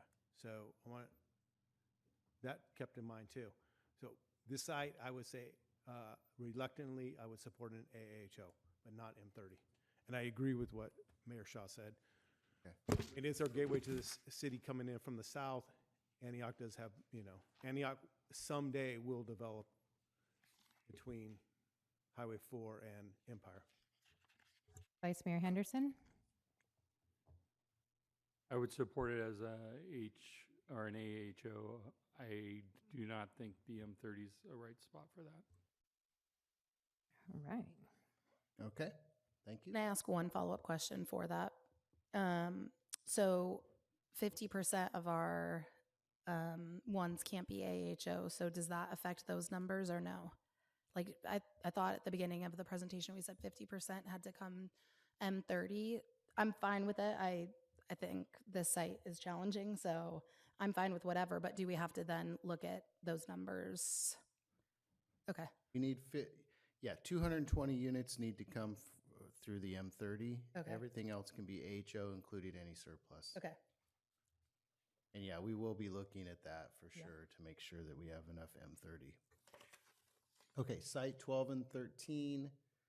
These are the ones on Rose and Main Street. They're in the downtown specific plan, which would be considered a commercial zone. They also have an underlying general plan designation of commercial. So staff is recommending just adding the AHO to these. They could still be developed as commercial, but they could also be counted towards RENA capacity with the AHO overlay.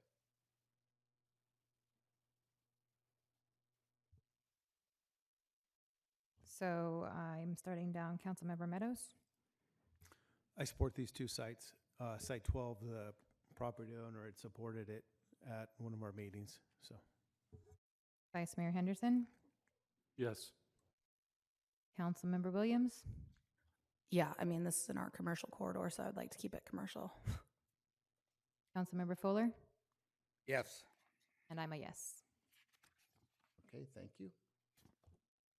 Site 14 is the site located next to Site 5, which is on Sellers Avenue. Site 14 fronts onto East Cypress Road. This has an underlying residential designation, and the recommendation would be to rezone to M30. All right, down to Councilmember Williams. What did we already say for Site 5? Site 5, we said Yes. go with the recommendation. Site 5 was an existing AHO site Yeah. that would have to be put into M30. Okay.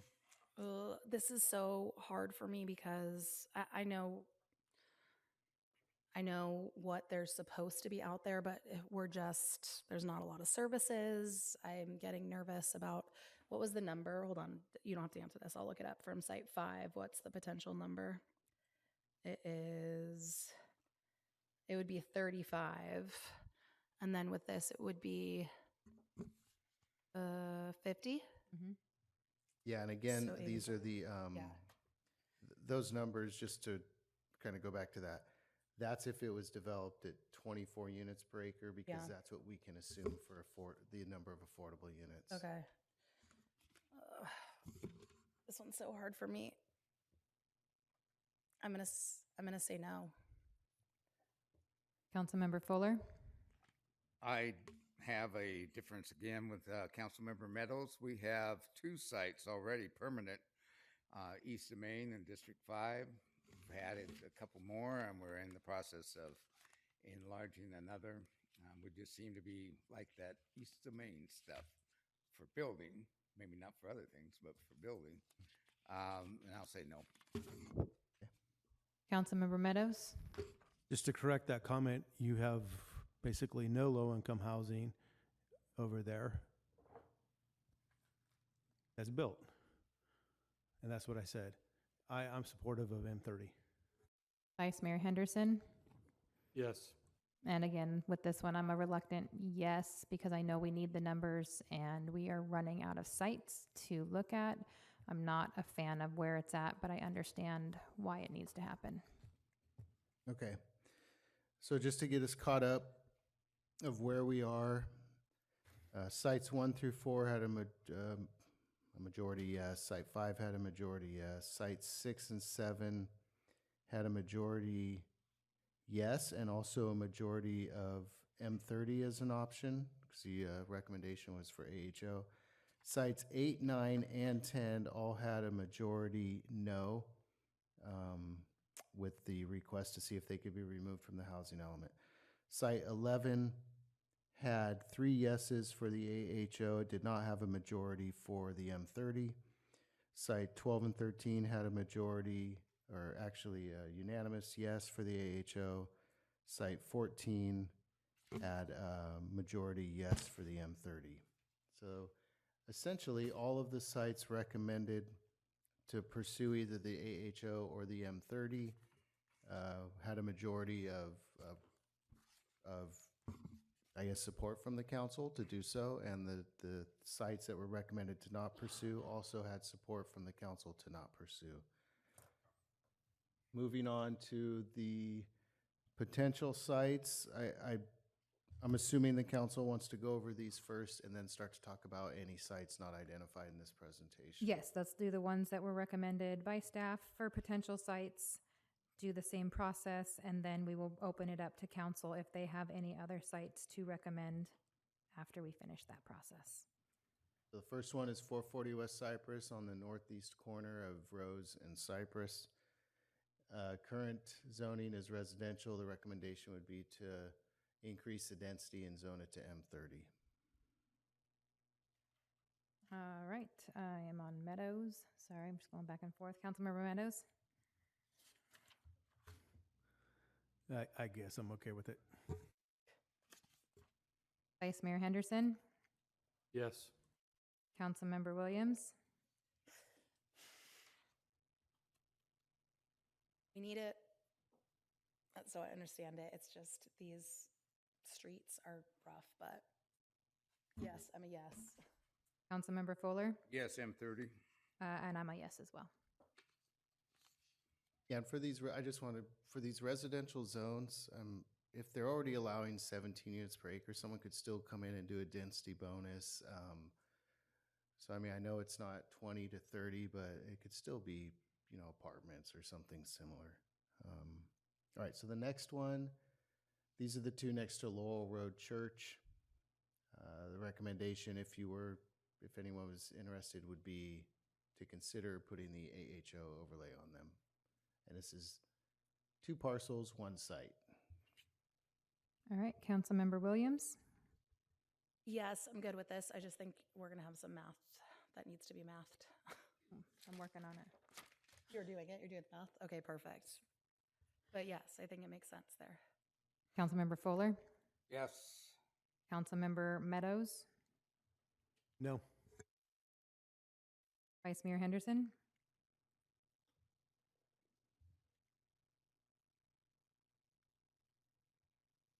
Yes. And I'm a yes. And the last one is Empire Avenue and Oakley Road, currently designated commercial. This is a non-vacant site that has an underlying commercial district, so the number of RENA units is cut in half from the 24. Essentially, we can only assume 12 units per acre for RENA, but they could still develop at 20 to 30 under the recommended AHO. Councilmember Meadows? Absolutely not. Has like 5 built sites within probably a quarter, definitely within a half a mile, but probably a quarter mile of it. So again, we're concentrating all in one area. Vice Mayor Henderson? I'm a no, and I just think this is, again, valuable commercial property that fits right into the network of the city and right off of Main Street. Councilmember Williams? Yeah, I just have a really hard. I mean, it's an existing commercial, so it would just be adding the overlay. Doesn't mean that it'll get built, but I think we are concentrating too much. I mean, I like the availability of the grocery stores and all of that stuff, but I just feel like we've got a lot on that one side of the city, and I don't want us to be putting people just in one part of the city. So I'm going to go no on this. Councilmember Fuller? I believe it works in with the seniors' housing on this diagram on the southeast corner there. So I would vote yes for AHO or M30. And I'm a no. I think concentrating it all in one location, there is affordable housing literally right across the street. So I am a no on this one.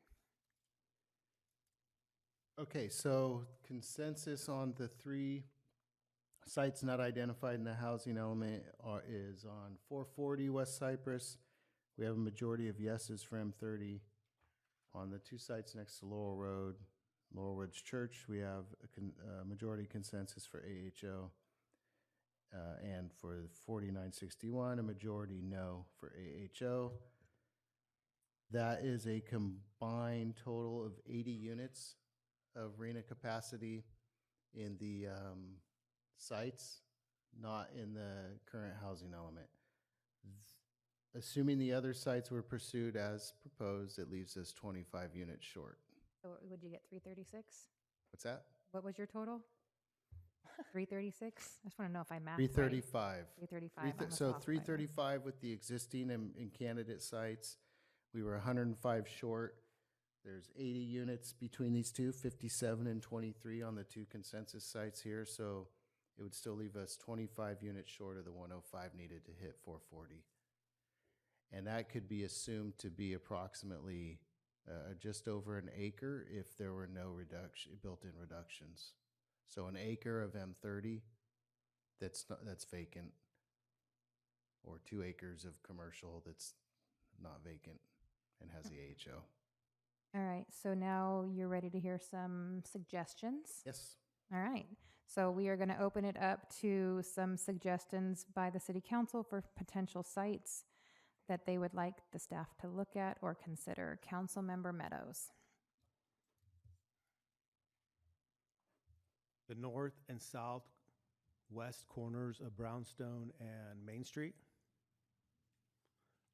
and the parcel north of Pena's Auto Sales.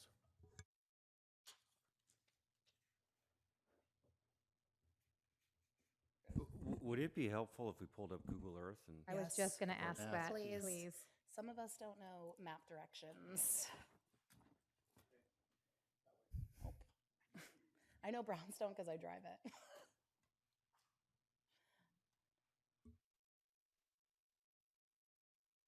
And I'm going to let everybody give their suggestions before we start talking about whether there's support or not, just so that way everyone has an opportunity to make their suggestions, and then we can go through them and see if there's consensus, just to be fair.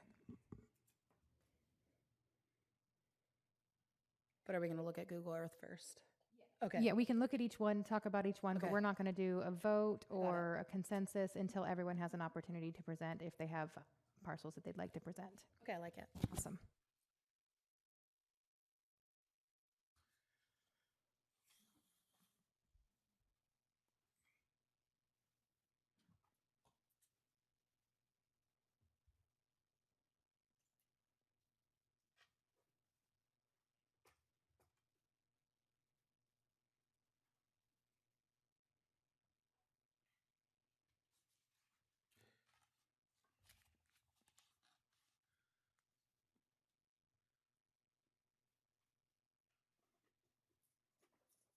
keep going.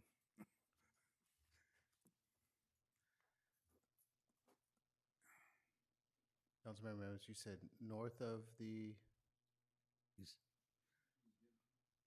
that Brownstone? I don't think that's Brownstone, is it? That's Brownstone. north of Peñas? Yeah, this parcel right here, and this parcel right here. Yep. And then this parcel right here. Correct. Okay. So I know the parcel on the west side of Maine is commercial. One on the east side of Maine that might have a mixed zoning. It's dual zoned. It's commercial and residential. So the frontage is commercial and the yeah. majority of the rear is residential. All right. I want to make sure, is that Brownstone that's going east and west? Yes. Off of the site? Yes. Okay, that parcel right there on the east is north of Peñas, isn't it? And Yes. that's still up for sale, it's 14 acres, if I'm not mistaken.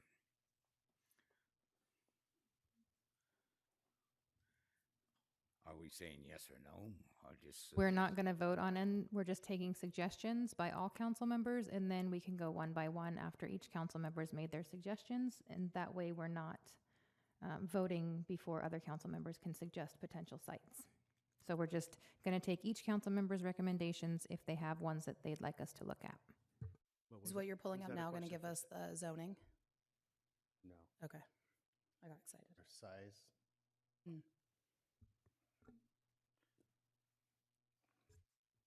But that one that you just, the long strip, that's the one commercial frontage and then, right, residential in the back? Exactly, yeah. Yeah. And it just, while the council suggests properties, I do want, one of the other methodologies used when we were looking at some of the sites is trying to limit how large of a site we would do, given some of the issues we've had with larger multifamily residential. One of the things we wanted to do was make sure that any sites developed with multifamily residential would be of a manageable size that could easily be,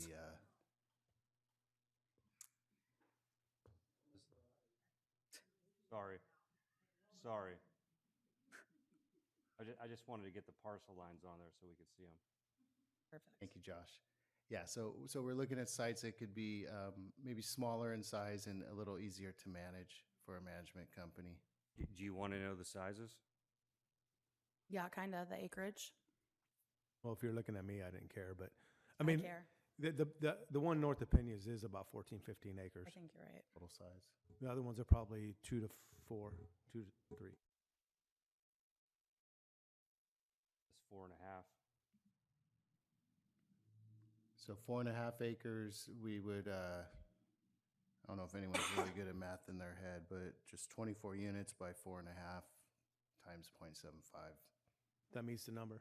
2.22 acres on the south west corner of Brownstone in Maine.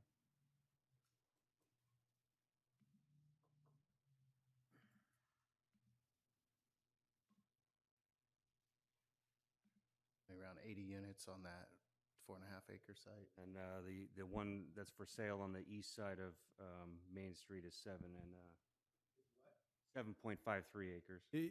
Yeah, but I think both parcels go with it. So I think it goes all the way back. It's the A and the B, yeah, so 7. If we're talking about the full, I just know in the past, the council has given direction to try to keep the Well, the one on scale the- of the properties at a manageable size. For reference, the Corporation for Better Housing site is about 17 acres. Okay, it looks like there might be actually 3 parcels there. This one? That, This one's Peñas. oh, Which sorry. one are you never talking mind. about? This Never mind. one Okay, is. okay, yeah. Yeah. Okay, yeah. Okay. The one east of Maine and north of Peñas advertised as 14 acres, going all the way back. 2 parcels. It's 2 parcels.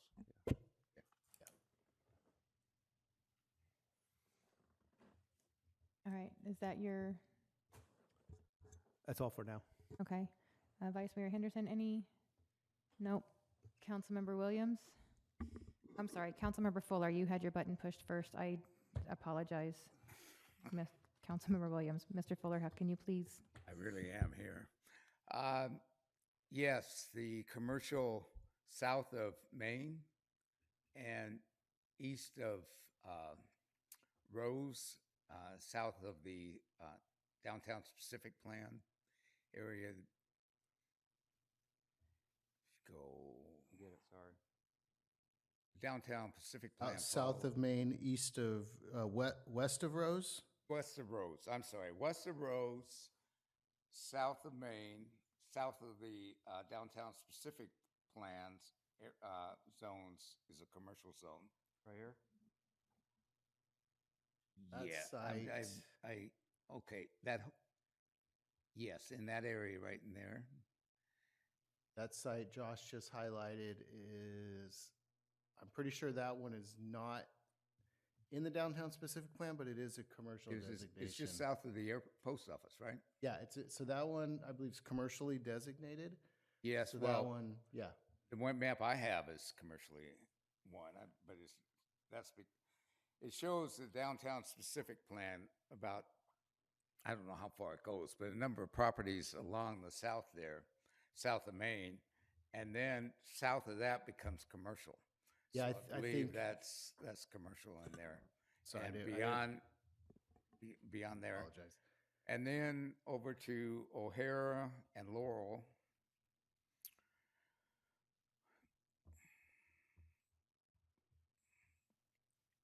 Into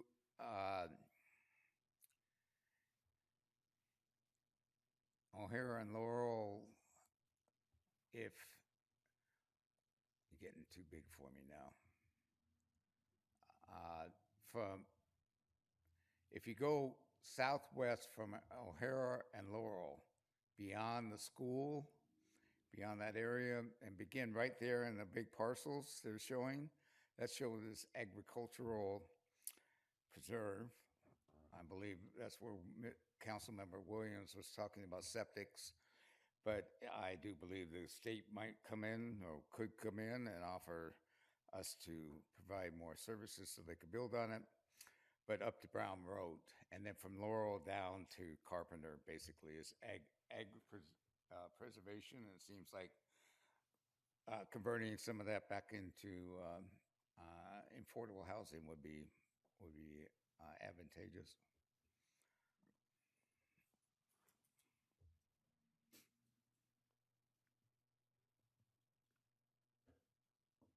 Were there any specific parcels or just the area in general you're referencing? Just the area in general. Okay. Yes, in other words, we had a presentation, I believe, from maybe it was south of Carpenter, the zone, but there are people that look at that when people are ready to sell the larger acreage there. And if that was zoned for affordable, they could put affordable housing as they're sold. Those are pretty big lots, as you know, in there. So yeah, over an acre. I have a question on that then. So if AHO can only go on commercial, it would have to go ag to M30? I mean, because we can't do the affordable housing overlay unless it's a designated commercial site. Yeah, any residentially zoned property you want to upzone to M30 is going to require a general plan amendment to the general plan designation that we create to be compatible with M30 and the rezone to M30. keep in mind, that's not zone residential from what I see. It's Right. AR. A lot of it's AL out in that, a lot of that area is AL, Is not ag commercial. limited. Yeah. So it it's- couldn't be the affordable housing overlay. We wouldn't have the option of one or the other. It would have to go. I can know only go that on there's another process behind it, but if we're looking at these sites, it would be only looking at it for M30. Just wanted to make sure I was clear on that. Yes, Okay. that is correct. All right. Any more, Councilmember Fuller? No. All right. Councilmember Williams, do you have any for us? So I don't know exactly the viability of it, and this homeowner might not love that, but 1433 Laurel. It's on the corner of Laurel and not Brown? 1433 Laurel. It's across the street from the dog park. Yeah, that's the southeast corner of Yeah. Brown and Laurel. Yeah, so not 100% certain, but I'm pretty sure that this gentleman has also bought the home behind on Holmes Road, and he's doing work on both of them. But I do know that I don't know what the zoning of that. I guess that's still ag right there too. Yeah. Okay. I think potentially. I think he's built his home on Holmes, so potentially that site would be available. Can you see what the acreage is, though? I don't know if.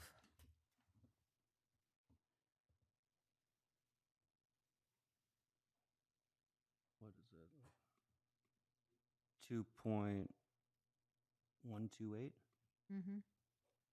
I mean, I like the proximity to schools and all of that stuff, and I think it would only improve his property value, because the whole point of this is that it doesn't necessarily, he wouldn't have to do anything. He could live there and own this land for however long, but if he chose to sell it and we had that existing M30 designation, potentially he would have a larger, I'm saying he because it's a construction guy who I see out there all the time, but I don't actually know the owner.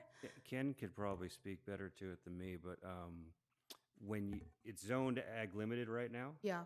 So he's allowed, rights to his property under that current zoning. Yeah. If we were to rezone it to M30, say some of those uses that would be allowed under AL right now might not be allowed under M30, and it would be a legal non-conforming property at that standpoint, and then you'd have restrictions on developing it as they might see it.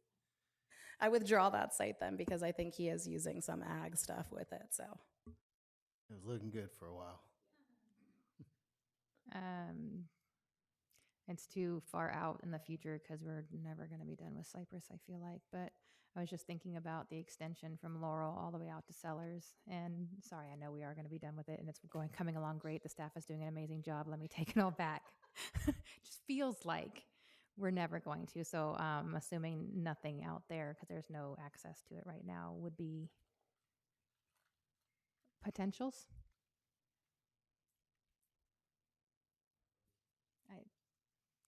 Just trying to think.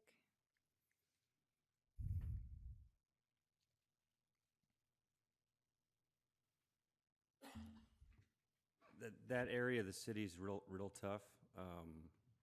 It does lack a lot of services, and a lot of the property is spoken for in terms of entitlements already. Yeah. We can't look at properties that have entitlements. Okay, and I would love to suggest something in District 4. There's just not a whole lot of vacant land that's not already spoken for. I said not a lot. There just isn't. I mean, we can't. If we look at this district to district to district, I mean, there's going to be unfairness as far as what's older and what's been developed and what has the housing on it. I don't want to look at that like this, but I know there isn't a whole lot. There is one that Councilmember Meadows has mentioned to me just right now, so I guess we could look at that, but I don't have any other suggestions. So we have Brownstone and Maine, 3 potential parcels. Well, 1 that's a dual, and then 2. And we have south of Maine and west of Rose. We have the ag to affordable housing. Do we want to talk about each one individually and see if they are viable options? If staff has any comments on whether they would be, I have some comments on some of them. So I guess we can start with the first suggestion, which would have been the ones on Brownstone and Maine. Yeah, Brownstone and Maine. Mm-hmm. There's 3 parcels out there. The one constraint that staff is well aware of out there is getting drainage to Marsh Creek. And with Storm Drain Line C, it's been what's holding up the Brownstone subdivision that was done by Clyde Miles years and years and years ago. That would probably be the main challenge out there. We do not have an entitlement on the northwest corner. We do have an application that's been pending for, gosh, I don't know, 6 years now for commercial development. And part of that is the drainage there. So I don't know if the east side would have the same exact issues. They still need to get through property, but perhaps if the property owner were the one that they need to go through and that would be the one developing it, it could ease some of the burden with getting that line to the east. There's still more properties to the east till you get to Marsh Creek. Those are the only constraints that we're really aware of in that area. But these sites are large enough, they would give us good capacity. If you're talking about east of Main and where you are right now, the area there, keep in mind a lot of those streets are private. In other words, once you begin going beyond Ana, as you know, any access there, much of it is in the private road, and I don't know how you would negotiate with who owns. I don't even know quite sure who owns the private roads there when I go there, but there's people living on them, that's for sure. Yeah, absolutely. I know there's a lot of acreage in this area of town, and we did kind of look at it at one time. It's the same thoughts as Council Member Meadows. You know, there's a lot of acreage out there. Let's take a look at it. So it could be worth pursuing a site, checking in with our consultant, see what the likelihood of HCD approval is. All right, Vice Mayor Henderson, thoughts? So when we did the initial workshops and we discussed this area, the reason it didn't get in the original plan was we were worried about transportation, we were worried about the infrastructure and everything like that. But as we come fast forward to where we are tonight, and we're trying to find properties that are viable to get some of these counts, I mean, we may have to look at properties that don't 100% meet what we were looking for as we're trying to do this. I mean, it's kind of a catch-22 on it, but I know these 3 lots were discussed in length when we were trying to initially get this plan together. Which 3? Both sides of Brownstone on the west side of the road and the property north of the wrecking yard, H&M wrecking yard there. And when we started talking about the other things that we had to worry about were transportation and ability to get to a grocery store and those things, we were definitely lacking resources out there. Well, one of the concerns I had about that whole area with going in and making it all M30 is you're now creating a housing project. Once you go Brownstone and Maine and go up, and then you go M30 up to the borders on the west side, and then go M30 on the east side, you're basically creating one big housing project, at least in my mind. And that's I don't know, it's an inhumane way to house people, and it's also creates its own danger. Councilmember Meadows, you had a comment as well? So this area might not be ready to develop today, but at one point in time, Magnolia Park wasn't ready to develop either, and neither was East Cypress.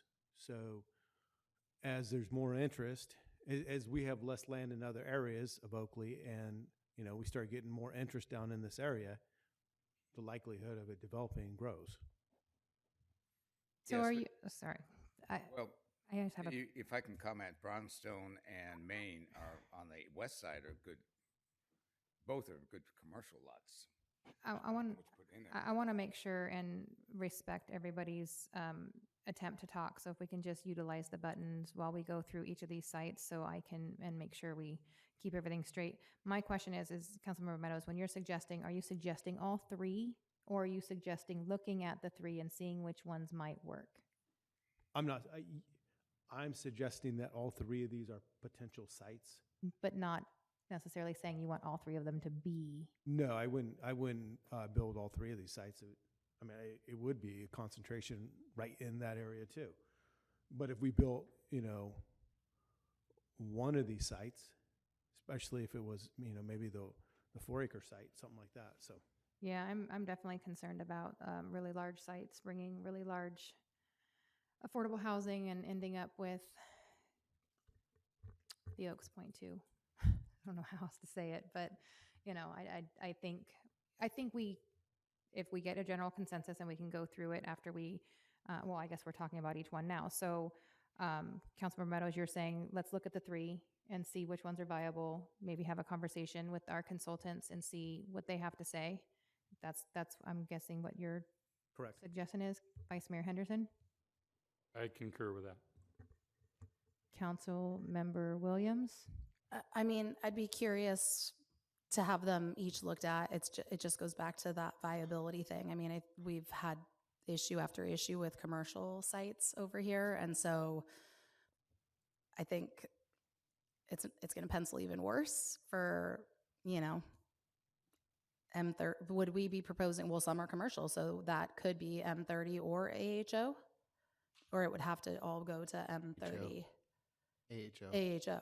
So it wouldn't even be, we couldn't do any of these M30 because the underlying is commercial. What about the portion on that where it's residential? Potentially there could be M30 there. Potentially. Okay. Because right now, I think we're short those M30s. We might be okay there. Okay. We'll look at the numbers. I know Okay. that. Okay. We have more M30 now than we have AHO. We do. We do. Okay. I Sorry had it that backwards. I mathed for you. I had it backwards in my head. Okay, so I would be interested in looking at these sites for viability. And again, these would be ones that I would want to know: is there septic? Is there water? Is there? Because I know we've had some commercial limitations, and I also just have a hard time with, like, just because somebody is living in affordable housing, which I think it's important for the audience members and for the people watching at home. We're talking about a family of 4 making $120,000. They would be qualified for this. So that's not like a crazy number. That's a lot of our residents probably. So I just hate, like, they're backing up to piñas. So that's part of the problem that I have with that too. I mean, I understand there's some buffers and stuff, but if they're struggling to pencil this out, are they going to put in buffers and make that work? So again, I'd be interested in having the consultants look at it for feasibility, and I really have questions about water, sewer, electrical.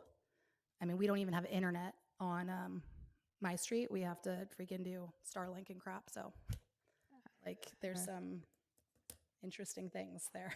All right, Councilmember Fuller? All right, which parcels are you talking about now? What are you proposing?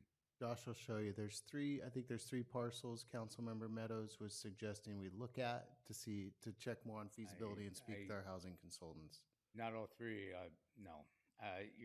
If you put all 3 affordable, especially 130, all you're doing is creating a housing project. Number 2, I believe as the city grows and this,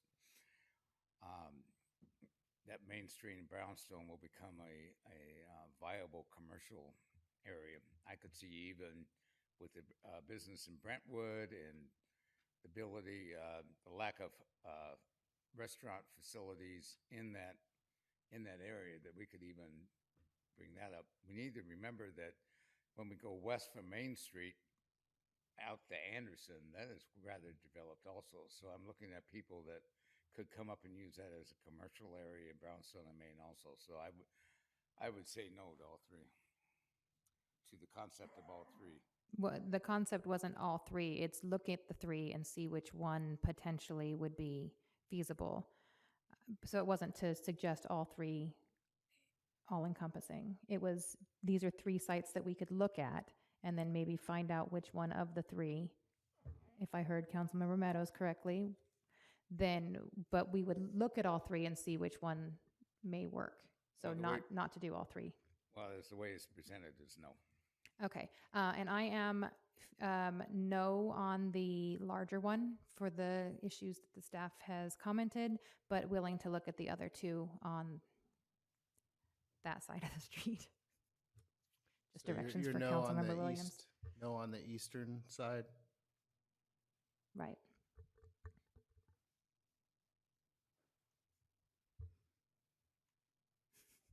I know east and west, but I was helping Councilmember Williams. Thank you. So yeah. So do we have kind of direction to look at what you guys? Yeah. Okay. And then For we that will move site. on to south of Main, west of Rose. Yeah, especially right in there. I believe that's all commercial. That site is zoned commercial. That would be eligible for the AHO. Right. And then you go south, that parcel also south would be eligible, I believe, for commercial, at least part of it would be.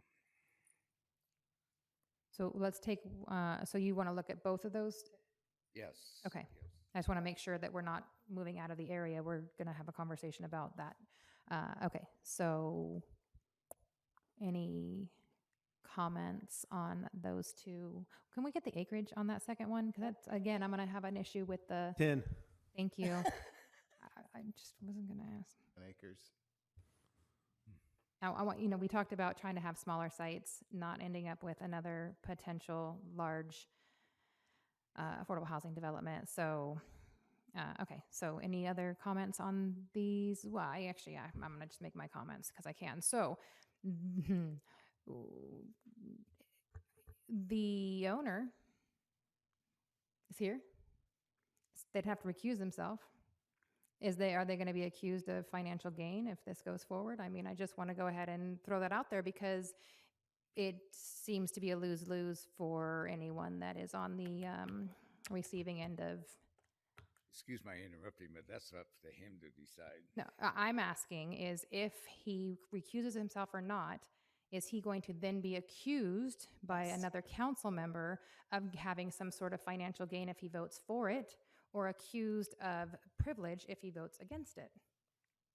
Well, he would recuse himself. You can't make any decision of that until you finally Well, I'm make asking. a decision. Well, I here. guess let me rephrase. Councilmember Fuller, if this goes yes, and he agrees that this should be zoned that way, would you then accuse him of getting a financial gain because it's his property? Well, I'm not going to answer that now until I know the value of the property and what it would be if you built it. All right. I just wanted to clarify. I just feel like it's kind of a retaliation thing, but I will let somebody else speak on that. Since the property owner is here, my usual questions, septic. Is it well water there? It's all city? Oh, city. Okay, good for you. But that road dead ends there, right? It's like that weird little dirt-ish road. Is that city maintained? The dirt road? Yeah. No, Oh. it's Aaron maintained. Okay. Okay. And then what is that first one? So that one, the parcel right next to the post office is commercial. Is the one behind ag? I think that one is also commercial. Commercial. Okay. And then I think, so there's a few vacant parcels there. I think that, yeah, that one, Josh, I believe that one's also. That one's mine also, and that goes with the big one that Councilmember Fuller wanted to point out. That one's also commercial, and I think that above that is the downtown specific plan. That one, that one's and the next one up, go with the church. Oh, you went too many up. Yeah, that one. And the next one is an individual owner. How big is that parcel that's right next to the post office? Yep, that one. If you include the 2.5, the little L, Uh-huh. it's about 2 2.8. Okay. And so that would just get AHO, not M30. Correct. Because it's commercial. It would be reduced 25% capacity. Yeah.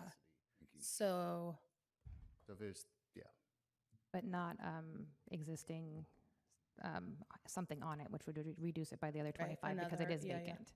Exactly, yeah. So you would just take 24 times the acreage and then take 3/4 of that number. Got it. Yes.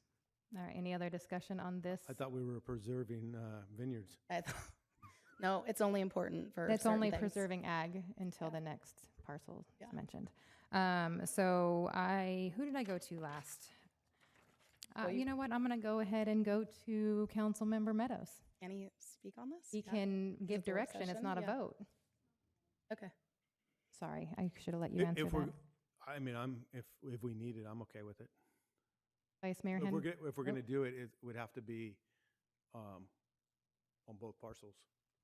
That small L, that small, okay. Vice Mayor Henderson?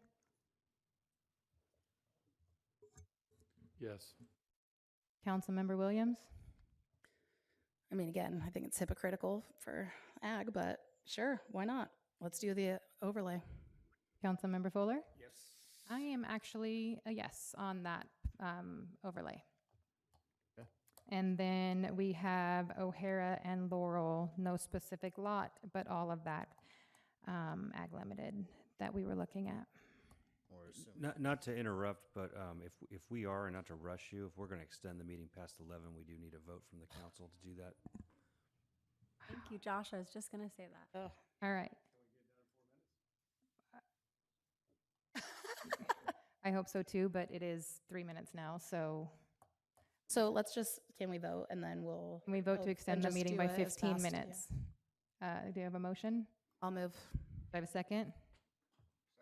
I have a motion and a second to extend the meeting by 15 minutes. All those in favor? Aye. Opposed? Passes unanimous. All right, continue. Sorry. So the ag core, the idea was some parcels in the ag core to see if there's any potential in there. We also talked about the Brown Road, which sounds like it was maybe revoked from the discussion, but I agree. I don't want to put words in anybody's mouth, so I'm looking right just east of the parcel that Councilmember Williams made, and there's a very nice parcel all by itself, right about there. Right, just if you go east, you'll see houses, and then go south about one. Keep going east. No, up east, right there, back down south. That's a vineyard right there, right? Is that a whole parcel? Yep. Yep. There's a couple others in there too, but, and then like said, one was considering tearing down the house and making it a development also. So I don't know what the property is in there. I mean, I know what it is on Carpenter. It looks fancy, but some. All right, any discussion or questions regarding this? Yeah, it would not be a viable site. We don't have any city-maintained roads there, except for Laurel and Brown. So, like, you maintain yours, I maintain mine. Same with homes, same with all of those areas. Also, sort of hypocritical to defend it so vigorously in the climate action plan, but then literally get rid of all the agriculture. So that's an interesting choice. There's also septic. Well, again, we don't have internet access.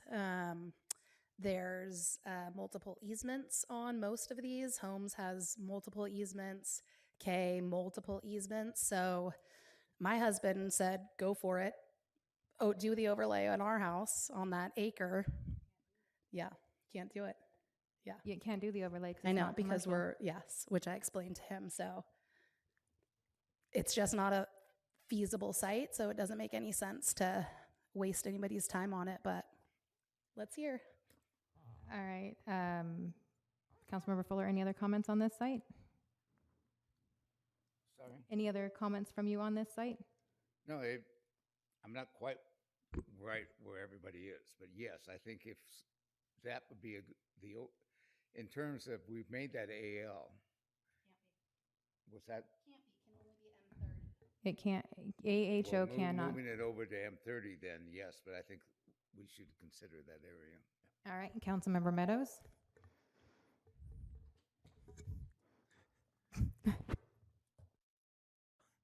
I mean, it's a really hard choice, but no. Vice Mayor Henderson? No. And I am absolutely not going to support ag to affordable housing, especially in a site that is in between. We heard the residents, right? I mean, there was an argument about it with the climate action plan about wanting to preserve as much of this as possible. And I'm not in support of this area either, or any ag limited to RM30. Okay. All right. So Just summarize. I would love that. Do we have numbers with proposed? Okay, sorry. Kind of. I mean, I don't have exact numbers, but based on the recommended sites from this discussion that came from the city council, we have the north and south west corners of Brownstone and Main, and the site north of Peña's Dismantler. The majority recommendation was for staff to go back and look at the potential feasibility of HCD accepting any one of those sites, but without the direction to pursue all three, and to see if any of them may have a better chance of being approved for what would be the AHO, at least on the sites on the west side, and potentially either on the east. So that was clear. There was also the site south of the post office and the parcel just to the east of it that makes a small L shape, I guess. And it seemed there was a majority consensus to pursue that site for the AHO. That site was 2.5 combined 3 acres, I think, maybe close to 3 acres. 2.8. 2.8, so we're looking at 50-something RENA units, even with the reduced capacity, which would put us well over the required 25. Should we go with all the other recommendations we discussed tonight, that would put us 25 short. So with this, one site would put us over, or with look at us. Not by much, though. But the others looking at if they would be feasible could give us a buffer if we find one of those 3 sites, one of the 2 that I want, but one of the 3 sites in that area. Yeah, would this give would us a put us over by maybe 25 to 30, just rough estimates, over the 440. Okay. I think that's great. We have no vote on this, so you've got adequate direction, and you're also going to find out about that other site if doing the AHO opposed to the M30. Site 11. Yeah. Yeah, I really appreciate all the feedback. Thank you so much. Awesome. This has been a great discussion. I appreciate everyone participating. Let's see. Let's adjourn. There being no further business, this meeting is adjourned at 11:04.